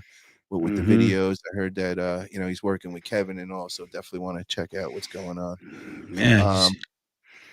Bye for now, Kevin. See you next time. It's always a pleasure. Thank you, Steve, for tuning in, brother. Really appreciate. No Limit Records, hell yeah, man! And remember, he had the big chain with the No Limit on that and all that with the tank.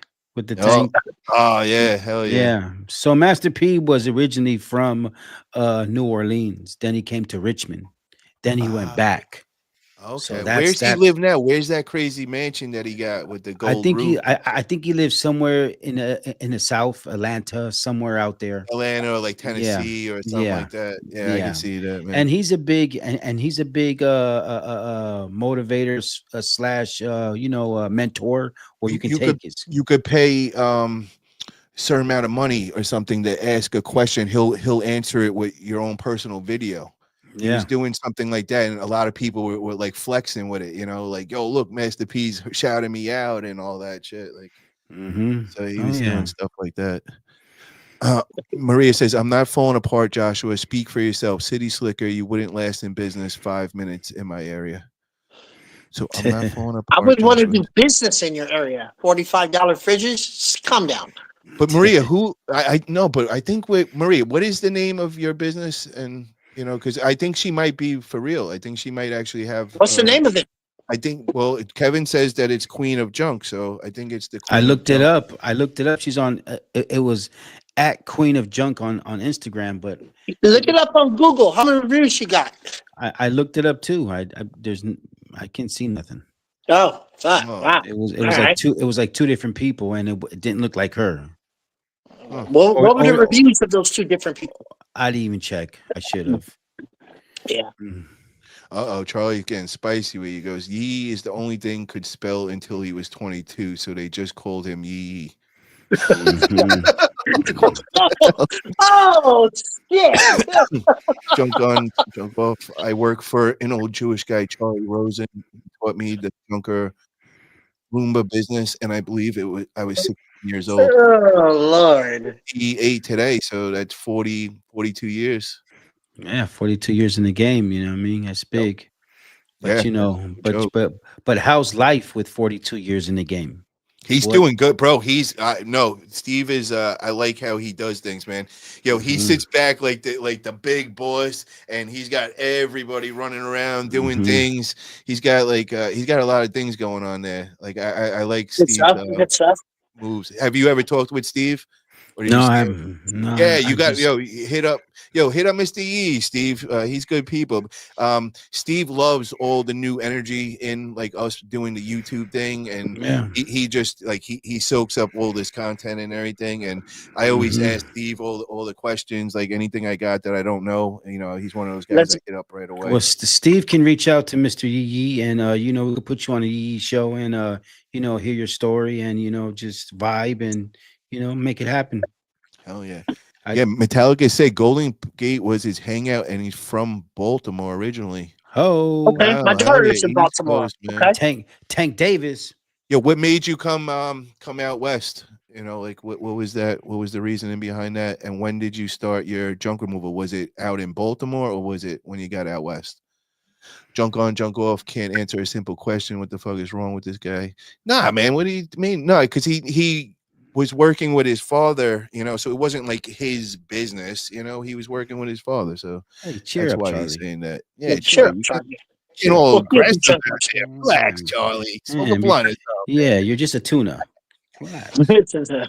In October when I was 23, drove taxi. Shortly after that, went to junk removal biz. Hell yeah, stuff, man. Good stuff. Good stuff, bro. Good stuff. Oh yeah. And Metallica. I think we got another Texan in the house. Down in the comments. Texas is going down. Yeah, what's the overlook? Todd, where'd you go on us, man? Well, there he I goes. I was gonna say he's got an Android, so he may not be working right. That's all What's good. the overlook? In it's got to be The in the Bay. overlook was Is that, Where? that real tall is that spot? Twin? Like, Yeah, highest Twin point? Peaks. Twin Peaks. Twin Peaks. Yeah. The tower. Then- Twin Peaks. Yeah, Peaks. I think that's it. But Where I made my daughter at. yeah, but that can also be a very deadly place if you get caught slipping Yes. there. If Because you get caught slipping, yes. there's only one way in, one way out, and that's That's it. it. That's it. You know what I So mean? Steve has said 50 years is a little bit of an exaggeration, but I've been in it forever, ever. I don't even really remember exactly how long it's been, but I'm 58, so I started messing around with it, junk I get what you're saying, brother. Hell yeah, man. It's all the good, stuff, Steve. that's what it Yeah, comes down to. we The support it, tenderloin Steve. was tender than I was in pimp in town. You were a pimp, huh? Hell yeah, my man. Look at that. He had to like powder him up. I don't know. Was Like he the on? old school pimps. Was he on Poke or was he? You know what I mean? On the Eddie block. Oh, yeah, Was what he on kind of pimp were you, bro? Was he on the Eddie block? Was he on Leavenworth? Was he on O'Farrell? You know what I mean? And Man. You got to add some context to that, bro. You know what I You're talking mean? to the real deal locals here. Yeah, You Mr. should have said Pope, bro. You Yeah, said Pope. so I'm just. Well, that's why I said Leavenworth. Oh, Pharaoh. You You know what I cleaned mean? up Eddie with Block. with underwork. Yeah. Hamlock. You know what I Yeah. mean? Hey, I know they had a good massage parlor over there called Sophia's. Sophia's was nice. Oh, You know what I okay. mean? Sophia's was Speak on it nice. now. Speak on it. Sophia's was nice after 2 a.m. Sophia's was nice. Yo, Tell you that right. okay, that's the thing that I have beef with the West Coast, man. Well, actually, wait, there was a good thing with that. So when I first got out here, I had beef that everything closed at 2. Yeah. Yes. The clubs and everything. Because in New York, man, it was 4 there, but then right after there was the after parties. But I'm wrong when I said that.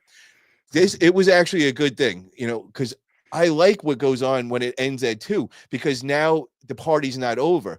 But when you would come out of a club at 4 a.m. and now you're telling like a chick that you just, man, I'm not doing it anytime now. I got a girl. Yeah, of course. When you're at 4 o'clock and you're trying to take her home, it's like, oh, it's 4 o'clock. There's nothing else. You know what I mean? It's like, so it's a little more, I don't know. Now, 2 It's like a.m. the Vegas. party's just getting started, man. We got the house party to go to Yeah. after. So it Yes. actually turns out to be a good thing and all that. Well, out here at 2 a.m., the party really just starts to start. Because if you knew the bar guy, he just closed the door at 2 a.m. But everybody's still in the bar. Everybody's still in the bar chilling. So you got to hear this, man. So we had this club, Pasha, man, and it would open at 5 a.m., and what I would do, man, is I would just go up there for my cardio. This was when I used to do the fitness mile and all. So bro, I would just come in and act like I was drinking, but I just have like a bottle and it would be water. And I would just go there and just fucking dance all night. But you go 5 a.m., you would start and it would just go like practically all day long. And, pretty much everybody that's there at 5 a.m., they're all on major drugs. Like, you know what I mean? So that was like what we used to do in New York, man. So I wouldn't go out until 5 a.m. Have you been seeing this new guy on TikTok? He like goes in random places and dances. He's like kind of a muscular. Oh my God, the same song over and over in Texas. That dude, that guy goes all down and he floats down the fucking hole.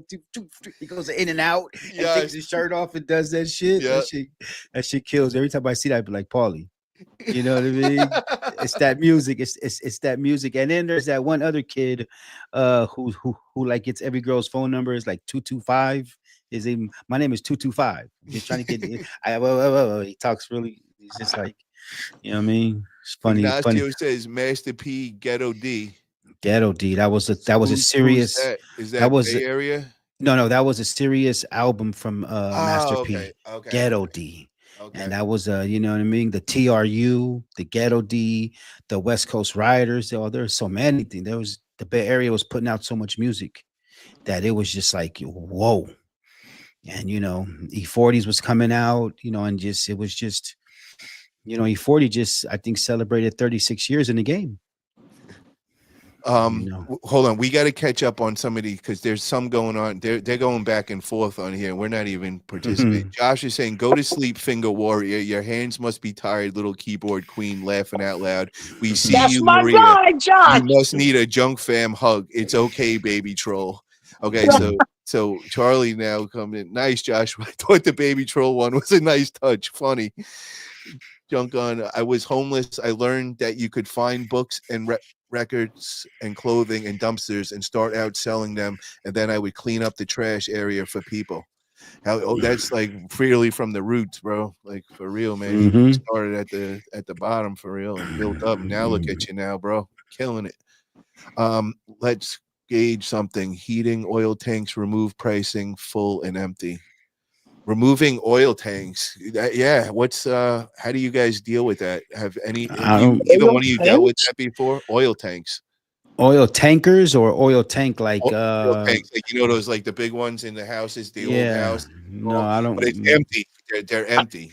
Never had a deal done. You can't mess with it fully, because then you got to go, especially in California, you got to do all this crazy regulations. If the money's right, me and Todd will tear it down. So if it's got to get done. So what would you charge? What would you like? We would have to look at it. We would have to go there and see it and see what it's going to take. Do we need a blowtorch? Do we need some saws? How many saw blades do we need? And you know what I mean? Is there access? That's always my answer to everything. Whenever it gets tough, just let's cut it. Let's just chop it in. Yes, cut it half. But yo, then shout out Sippy. Yo, come through, bro. Come on, man. Like I've been you good energy, homie. Come on, man. Send him the link. Drew, can you get him a link, man? We got to get Sippy on here. Sorry, I didn't mean to cut you off, bro. No, it's okay. It's gotta okay. get him It's on. that sled that you have, put that shit on the sled and slide it out. Let's go. I don't know if it could take that. That might be Yeah, a I'm going little to talk too big. about that sled. Let's talk, baby. Uh-oh. Let's talk, man. So that's it. So I watched your video. Yes. Oh. And I seen you slide it, huffing and puffing. I seen that. You cut it in two. Did you like and subscribe though? Yeah. Yeah, I've been done that long time ago. Okay. So I look at it and I just go, wow. I mean, you cut it into two and you got the sled. Okay, so I can see that. But taking the whole hot tub, we couldn't do that out here. Not the whole. We gotta cut it because they're gonna charge us $250. So we have to cut it. There's none in the area that don't like, because we all have it's no problem. I pop them out all the time here. They have never said a problem. My home base landfill. Yeah. If I bring them a whole hot tub, turn around. not cut, $250. $250, and you just lost half your profit right there. Then if you had help, it's a must. Yeah, see, yeah, but I gotta say, bro, it doesn't. I've got so good with them, even with the cut it in half. That one, I think it was 32 minutes. Where without it, it was 20, 21. Like it wasn't even. It was nothing. Once you get that right down the middle, and my arms are built for that. I just put that pressure right down, and oh my god, it's like going through butter, man. So but it's real. Wait, but that sled, bro. Let me explain this thing because you guys don't get it. There's a lot of resistance, and people are comparing things, and I'm just like, bro, you just don't get it when you're comparing it. If you think a floor dolly is doing what that sled does, you're out of your mind. And I'm telling you right now, you're not getting it. No. Yeah. I've dated a dolly. Like I've dated him so many times. It's not, you can't go on grass. There is some dollies that have better wheels, but they're still, it's not going to be as easy. It's a bitch to get them on. This sled, it is you got to remember, I'm doing this with my girl. She's 120 pounds. She's got long nails. She doesn't like to get too dirty. You know what I mean? So I'm throwing this hot tub. I'm doing it by myself. I saw. It's easy. I went down that hill when I went up to this place. When you seen it in person, I was like, bro, this is death. Like, are you crazy? And the guy's like, if it falls down the hill, whatever. I'm like, no, I can't do that, bro. I was like, I was a little nervous when I seen the vert on this with that sled, bro. It was nothing. So Paul, here's the thing with us. The thing is that if we could take that hot tub with one piece, we would all have sleds. No problem. It's a beautiful investment, but we cannot. We have to chop them in half. Sled works with a half, bro. Listen, you can't be closed-minded and just hear hot tub sled, bro. I use this thing for everything. No. But what I'm saying, what he's saying is, we can have a race. We can cut it in half. My two guys will be in the truck, and you're still pulling. I promise you that. With me? Yes, you're still pulling. If I had another guy, I'll race anybody, bro. Yeah, if you had another guy. No, but I mean, even with that, bro, there's no way, bro. There's no way. Two guys versus one guy, we win every day. I promise you. I'm not even like perfectly efficient yet with it, and I'm popping them out in 20 minutes, bro. Like literally from the second, like I'm driving away. If my two guys we cut them in half. My two guys grab one end. You still pulling? We beat you quick. No, bro, what do you mean with pulling? It's the easiest thing. No, you're pulling, I'm carrying. I'm going, bye, Paulie. Bye. That's what we do. It's faster. I think, hang on. Let me mediate this. Because you got to pull and stop because obviously your forearms get tired. No, bro, it's like butter. You're not understanding. This is not like resistance when you're pulling. It's smooth and slides like butter, bro. I saw your video. You stopped. Bro, I saw your video because there is a vert, and then in between that was rose bush with crazy thorns. So if I didn't go like this, I would have got sliced the fuck up. So that's why I went slow going through that, and I was coming to a crazy vert, bro. If you seen what this vert was like, Matt thought I was gonna die when he seen it. But I'm telling you, it was nothing with this sled because of how there's no resistance, bro. If you want to see next time, I will take it in the street and I will sprint. I will go backwards running, and you will see that this thing is like flying, bro. Anybody could do it. And then listen to me. This is the thing that you're not understanding. Yesterday I did a job. It was in the front yard. There was a whole thing, a big thing of grass the whole way across. It had so much bunch of annoying stuff in there that I would have had to do 20 back and forth with this. What I did is there was a sectional. I put the sectional on this thing, and then I loaded everything on it. Bro, I did it in 2 runs. This guy was in amazement. He's like, that was genius. He's like, what is that thing? Bro, it made oh my God, I saved like a half an hour on this job. Mm-hmm. So there's so many things. Another job, nobody wanted to take this dirt. I don't take dirt. Nothing like this. This guy called up 3 other companies, got denied from each one of them. When I got there, this dude was desperate. It's a young kid. This dude's like, yo, bro, I'll give you $500 right now to do this thing. Like, it was a whole huge yard. It had to go around full of grass, gravel, and everything. Nobody wanted to touch it. It was dirt in a tarp and a planter. So I told him, no, I can't do this and everything. Left and everything. I was thinking about, I'm like, yo, the sled. I hit him back up. I'm like, yo, did you ever get anybody to do that? And he's like, no. I said, yo, you know what, bro? I'm going to come over and help you. I think I figured out. I think I might have some. Bro, I threw it on there. I was out in like 4 minutes.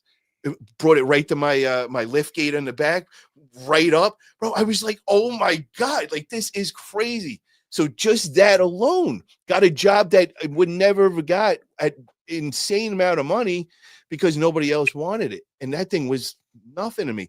You got to be smart with it, man. You got to like find things that separate you from everybody else. We're professionals. That's what we're claiming to be. Your professionals have to have the tools that nobody else will have. What tool won't everybody else have? What tool won't a client go and get because it's too much to use only one time? A hot tub sled, bro, because it's $500 and everybody's like, oh, I'm not going to pay back. Blah, blah, blah, blah, blah. Motherfucker, you're going to use that thing a couple hundred times in the next 3 months. It's going to pay that and tenfold. You're going to take jobs that you wouldn't because they're so goddamn easy. Bro, who likes taking hot tubs? I'm like obsessed with them. Because this goddamn thing is so easy, bro. Do you think I want to go and just be like, bro, I got an ego thing. I want to throw these heavy 800-pound things around. No, it's easy, dog. Like so, Paul, this is what we're gonna do.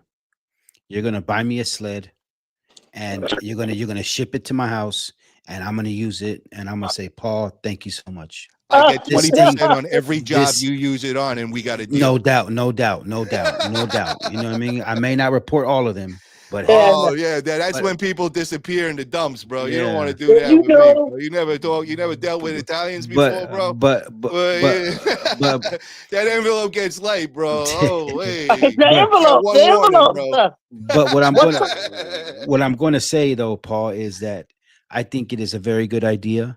And you know what I mean? Maybe a lot of people should have it because it makes you look different. Yeah. And some people are like Todd. They just want to cut it, lift it, let's go. You know what I mean? No, but then don't get me wrong. Hang on, Paul. My bad. Hang on. So then you know what I mean? Some people don't have time to just maybe work smarter and just pull the damn thing on top. So I think I think you can't knock it until you try it. Yeah, and that's the only way to do it. And I agree with what you said. It makes us look so much better because people are like, "Oh my God, you got that fucking thing? That was so fucking easy." I want to add another one. Just got What's a new the life tool. expectancy of it? Just How long got a do new it tool. last? Just got a new tool to add to it. I just wanted to make. I was told to go and get. It was called a Johnson bar, but they didn't have that exact one. So I don't know if this is the same thing. I got a Collins bar. So I'm going to make a video with that. And this adds to doing the hot tub removal. And it's not expensive, like $30, but it's got like some crazy sharp thing on the end. And so if you need to go into the panels and, to take out the motor rather than start like, using the drill and all that, you could just bang and just take it out in one hit. Then also if there's water in it, instead of have to like, turn it over or whatever, you just boom, right through it, and it'll drain the water out really quick with one hit. Well, how about just telling the client it must be drained, or that's Oh an no, extra I do. $300? I do that on every job, but there's they can't get it always all out, and some of them, like, how there's always like a little on the bottom, like On they the just, bottom, yeah. yeah. Yeah. So like that is where it comes perfect, and you just do a quick hole in it soon as you get there. So at time you're going to get it up to lift it, it's already drained out, and everything. Just make sure there's no vert going towards the house. Make sure the vert's going so it doesn't go. So leaking does into the yours house. have a red handle on it too? Your Collins bar, does it have a red handle? I'm gonna on it? add red tape just I'm so I have. I'm looking at them right here. Yeah. Okay. No, I'm So- looking at them. No, I thought you were being comical because I No. really am that crazy where everything No, has to match with the black and red. I'm looking at a Collins 5 points. I'm Wait looking till you at see the car. Wait till you see the car, bro. Like, it's, yeah. Huh. I'm physically serious. I'm looking at a Collins 5.70 square dolly pry bar, $67. It has a red handle. But So question. we keep those breaker bars in my truck though, Paul. It- I got the big yeah. long one. no, I have the breaker bars, but this is Yeah. different. This is a different. Okay. Yeah, no, it's different. This thing is like really heavy and really sharp at the end. So Yeah, like, that's what I'm you go- saying. It's gonna go right through that thing, bro. That's what I'm saying. How long does the sled last for? I mean, 2, 3, 4, 5 years? Because you're dragging it, I the would wear think, and tear I on would it. think many years, but what I did find out is once it does get grit on the bottom, that's when you need to be real careful if you do inside jobs and everything. Because some of the people made a comment they seen me doing with the cardboard, and somebody was like, "Oh, you don't know, but you're gonna scratch the floors." And I'm like, "Bro, like the way that the floors were, there was no way this thing moves like butter." And I actually swept the area in front of it away. But what you didn't see is 2 feet after that area that was finished, it went to a different material. It was like a different flooring that was like made for like commercial stuff, and that's where they put all their deliveries and all that stuff. But so when it does get gridded up after a couple years, I heard that, you want to put something on the bottom, because sometimes it could, like on the driveway or something, it could leave like the white scuff marks. Yeah. I mean, $500, 2 years. You done got your money. We did like a 50 million times. friggin', yeah, you Yeah. did 50 Let me of get those new. by then, bro. Yeah. Yeah. See, So- this is the thing where you got to be very careful. Losing it, dumping it. Because I can't And tell that's you, what I I would do already for almost sure. twice left that thing where it dumped, and thank God my girl remembered, but I would have drove away and lost that thing a couple of times. So Paul, are we looking for help pretty soon for yourself? Or I mean, I gotta get more consistent, man. Like I'm like we're still in that hot and cold, man, where I'll go on like a run 3-4 days where it's just like I'm like, bro, it's here. I did it. Like I got it. Like this was easy, man. Like this wasn't as hard as and then all of a sudden I'll just go cold, man, and I'm just like second guessing. Like right now I'm right there again. I'm like, what the hell, bro? It's like I'm only getting my regulars calling right now. I haven't been getting any new calls, and also it's like it's consistently like that, bro. I couldn't, unless it was somebody part-time, but I do have a bunch of guys that are waiting for that call, man. Like I have a bunch of homies that any day I can just be like, yo, I need you. Even like my guys that work on my farms and all that, they're always ready. They want to get involved with it. So it'll be no problem for me finding work and all that for employees, but I'm not there yet, man. Let me ask you both a question. Paul, do you use somebody to do your SEO? Yes, I got somebody for Mr. Yee. no. Yeah, no, Okay. he don't do anything. So he boom. did his website and all his stuff on himself and everything. He did really good, man. So all right, so one boom. I think I'm not gonna sit here and bullshit anybody. I think if you don't know SEO yourself or know somewhat of it, to find a company, I think it'll do wonders. Yeah.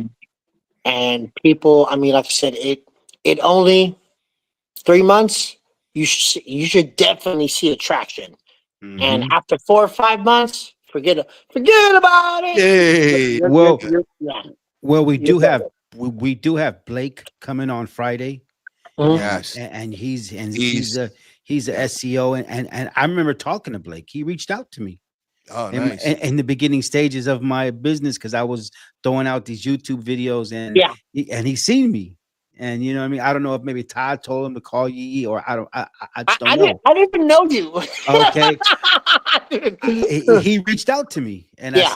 I said, "Nah, I'm okay." You know what I mean? No, I'm okay. Maybe I should have said, "Okay, what can you do for me?" Whoop, whoop. Right. And I just had another business reach out to me. This one called Loco Something, and they just reached out to me and said, "Hey, we can do this, we can do that, we can." I said, "Okay, okay, well, cut the bullshit. How much is it a month?"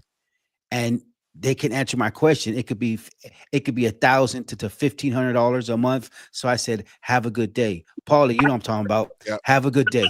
I I'll don't, tell you know you. what I mean. Josh So, is. I gotta ask this for Josh real quick. Does the sled do well on rocks? Very well, bro. Like it goes. I already did a job where I had to go across gravel and everything. Really good. No problem. I will tell you, Blake is not 1,000. He's not 1,000.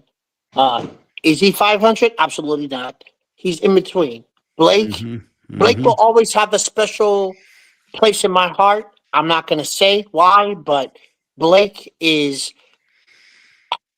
top dog digital, straight up. No Period. doubt, no Straight doubt, up. no doubt, no doubt. Straight up. Maria Yeah. says Joshua is the troll fake account. Josh, I Maria thought won't even about come on buying the a. show. Yeah, come Josh on just on. came on the show. Josh, I thought about buying an electric hand truck to cut my employee expenses on single item, too many carry jobs that take 3 minutes. Yeah, what's up with that? You guys, anybody got experience electric hand truck? Um, Nate, Mr. D, you may know him. Cowtown. You know Cowtown? yeah. I forget his first name. Cowtown has it. He has an electric hand truck. It was like $3,000-$4,000 or something like that. I don't know how much they are, but I yeah, What does he it has one. actually do? Tell me, what does it do?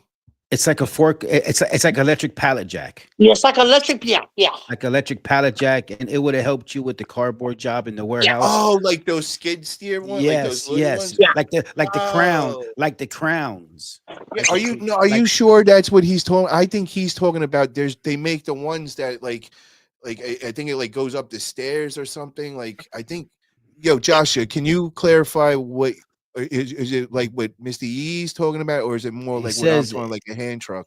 he said it automatically climbs stairs. I mean, Yeah, so stair that's what I'm climbs. talking about. So Yeah, it's just a regular hand truck that has like a motor on it, and it like Yeah. it goes up the stairs and all that. Mhm. And it's like 3,000-4,000. I know what you're talking about. I want one of those really bad. Yeah. As soon as I get Yeah. a yard, I want What's that. his face has one. It's badass. Yeah. So Yeah, bro. Cowtown is a very good guy. He's out here in Yeah. Dixon or Winters, and he was at the Junk Expo last year. Yeah. And, Oh yeah. Yeah. We got drunk together. Yeah, he was at the, and he's a cool dude. And you know, every time I see him anywhere now, we Yeah. salute each other, we honk the horn at each other. Maria Yes. says, Brokey, you can't afford a sled or electric dolly. Calm down, brother. You're still new. Who is that? Me? Like who? I should probably Maria talking about and Maria, won't you come on to the show? Who is that Like, too? Just No, I let's think you're let's talking just about be me. real Put about the situation. you on the bottom, Paula. What is I'm like lost in the conversation going on here. no, there's just we're entertaining. Like my dolly hand truck wheels, eventually they grime. Paul is moving at lightning speed. He did 5 years of growth in a couple of months. Oh, thanks, Josh. I appreciate that, bro. Yeah.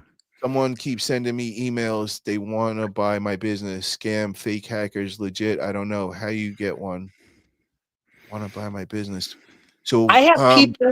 business brokers too, I think, would Yeah, probably help business you out, broker. bro. Yeah. Or watch out for that email you get where there's someone who wants to send you a electric check, and you just deposit it into your account. Who Or- falls for that retarded shit, bro? When they send it, I'm like, yo, bro, go find something better. Yeah. Like I know right Yeah. away. That's so And they send stupid. you Yeah. and they send you fake pictures of the job and everything. Yeah. And I'm just like, bro, Yeah. in this circumstance, I don't do checks. I do cash. Yeah. I'm in the hospital. Yeah. I'm overseas, but this house needs to be trashed out. Get the fuck out of here. Yeah. It's about 3,600 new. That is the one that I was talking about. Yeah, bro. So is that worth that, man? Well, Because I seen that and I kept like, I'm like, is that something like that where I don't get many stair jobs or anything like Well, that? you're going to get that, Paul. You're going to get that apartment one day where you have a dump truck, so you're going to be able to maneuver that thing really well. Where you can probably park that thing and throw things over the balcony, and that's going to be your benefit. Did you see that with Ricky? Did that? No, Threw no, it. no, The owner we didn't approve we it or do so. we do it. You know Yeah. what I mean? Hey, Todd, get that thing out the window. Let's go. And you Yeah, know what I mean? let's go. let's Let's go. forget the stairs. Let's go Yeah. out the sliding Go. door. We're going out there. Yeah, you know what I mean? Again, somebody stay downstairs and let's go. We're gonna start throwing black bags out the window. That's what we're doing. Right out That's the it. window. So but yeah, that's just. But So, those but are what's just what's the deal with that, man? Can you get in trouble for that or anything? You're allowed to do that? Like, no, what's no. You know what? Yeah.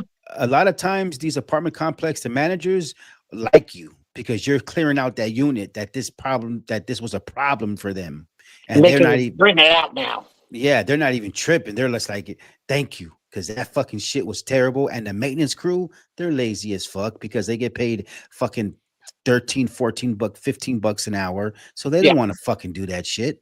Yeah. So that's when they call us in and we come in here, hit them with that Kimball slice price, and we let everything out the window. Fuck the stairs. Let's go. Yeah.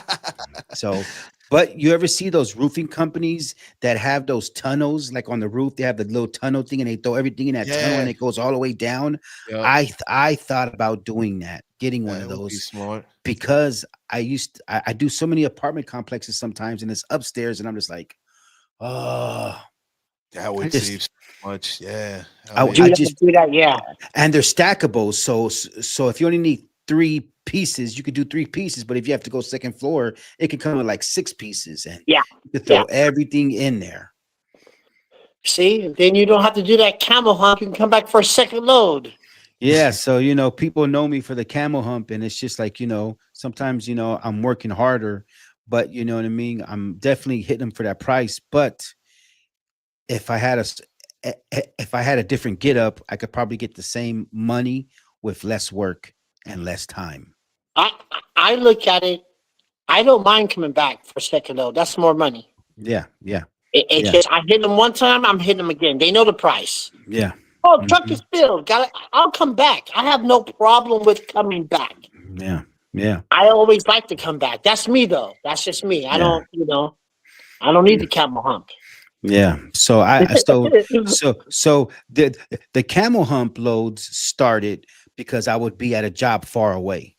Yeah. And I said I'm all the way out here in the V and I don't want to come back. So I got to pack this damn trailer with my system. Guys, break everything down. Let's go. Keep on tacking, keep on tacking, keep on tacking. But when you do camel hump loads, that is a lot of attention when CHP gets behind you or on the side of you. Yeah. So they could be like, you are overloaded. Pull that shit over. Now and I thought this is a good topic. When customers say, "Yeah, oh my, what do you mean you have no room? Break that thing down." What do you guys do? You want to go first, Paul, or you want me Wait, to go what do you first? like? I don't get what you're asking. Like, So when a customer, oh well, I'm full. This is it. I'll come back for a second load, and the Okay. customer goes, "Well, just break this down. Break that down. You'll have more room." What do? You want me to go Well, first, Paul?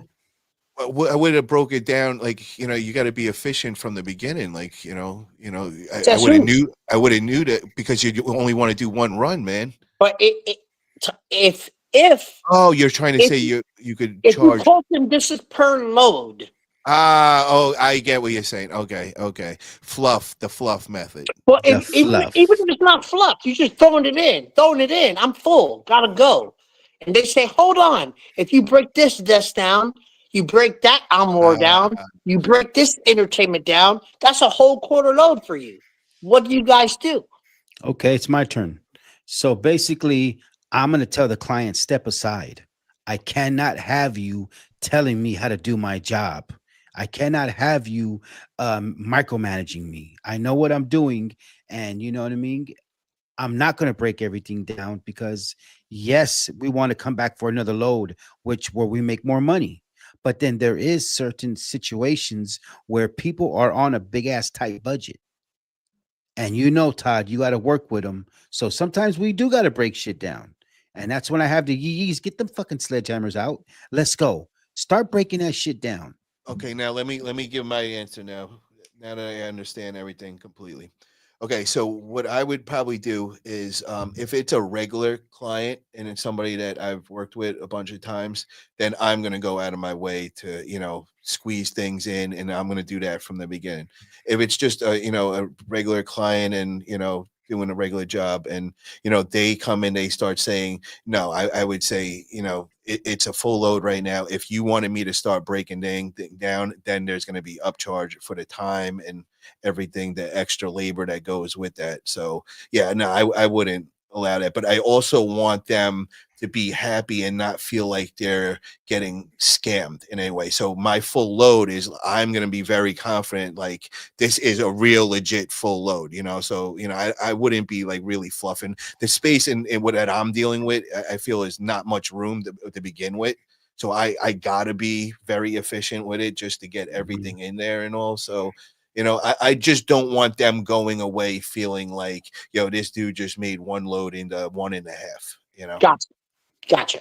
Okay. I talked about that with Juan too. There's a reason. There's a reason why he doesn't have the 5-foot walls.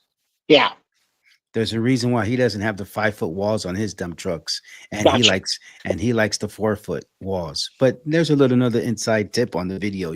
I can't wait for that video, bro. That you gotta As watch that video, and you know what I mean. As we've been on for 4 hours. Yeah, we got to call it a night, man. I got to go get some food, and I haven't even worked out. Damn, I might even get to work out tonight. Yeah, my wife's over there probably like, what the fuck? Yeah, like for real. Right? Yeah, yeah. Well, I'm on a diet, so we had salmon and some quinoa and everything waiting for me over there. But everybody who's watching, these are the sacrifices that we do for you guys. That's and it. This is the sacrifice that we do when we do this show. You don't see me getting up, going to the bathroom. You don't see me eating on camera. This is the sacrifices that we do to bring this content to you guys.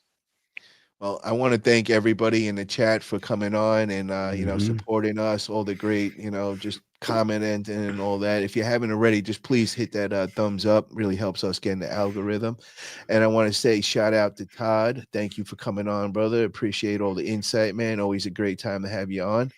And to my co-host, always fun, man. And I'm not kidding, man. I want you to be in my corner that day for the big match and everything. And guys, again, everybody in the chat, please go hit up Aaron. Make sure make sure that he's still coming. And we want this match to go. And it's all love, man. It's gonna be a good time. So he might have left the country. I don't know.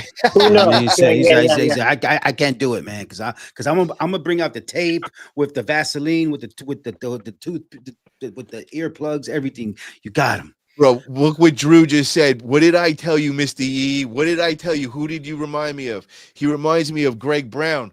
That was the homie that me and him went crazy throwing all the big promotions. And he was like, I used to call him like, this guy, Devin Lorette, was like the king of arm wrestling. I used to call him Devin Lorette of Mexico because he got all Mexican arm wrestling going, and he got them all coming here and having matches, and just his energy, bro. This dude, when he would come on, bro, we'd normally have like 100, 150 people on live and everything. This dude would come on and he'd bring all Mexico, bro. There'd be like 400 or 500 people coming on. Like I'm like, how do you do this? How do you just like, what do you do? Like a mass text? Like everybody comes through. Like it was just crazy. But I want you to meet Greg one day, man. What a great dude, man. Great energy. But thank you guys, everybody. Appreciate it. Make sure you guys come on Friday. We got Forget About It Fridays, Unfiltered.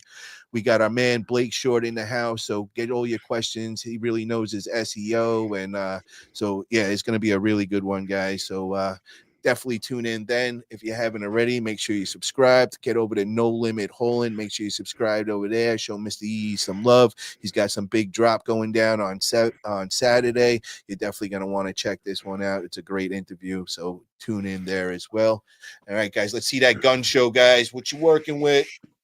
Also, hang on. Also, don't forget to check out Three Kings Hauling and More on My the social bad, media. bro. My bad, Todd. I should I'm a have. ball behaved, I know. My bad, homie. I should have said that. I I know, like that brother. name. It's all good. It's all We good. got 3 kings right here, bro. That's right. Perfect, bro. That's right. Thank you, Drew. Thank you, Drew. I appreciate that, Drew.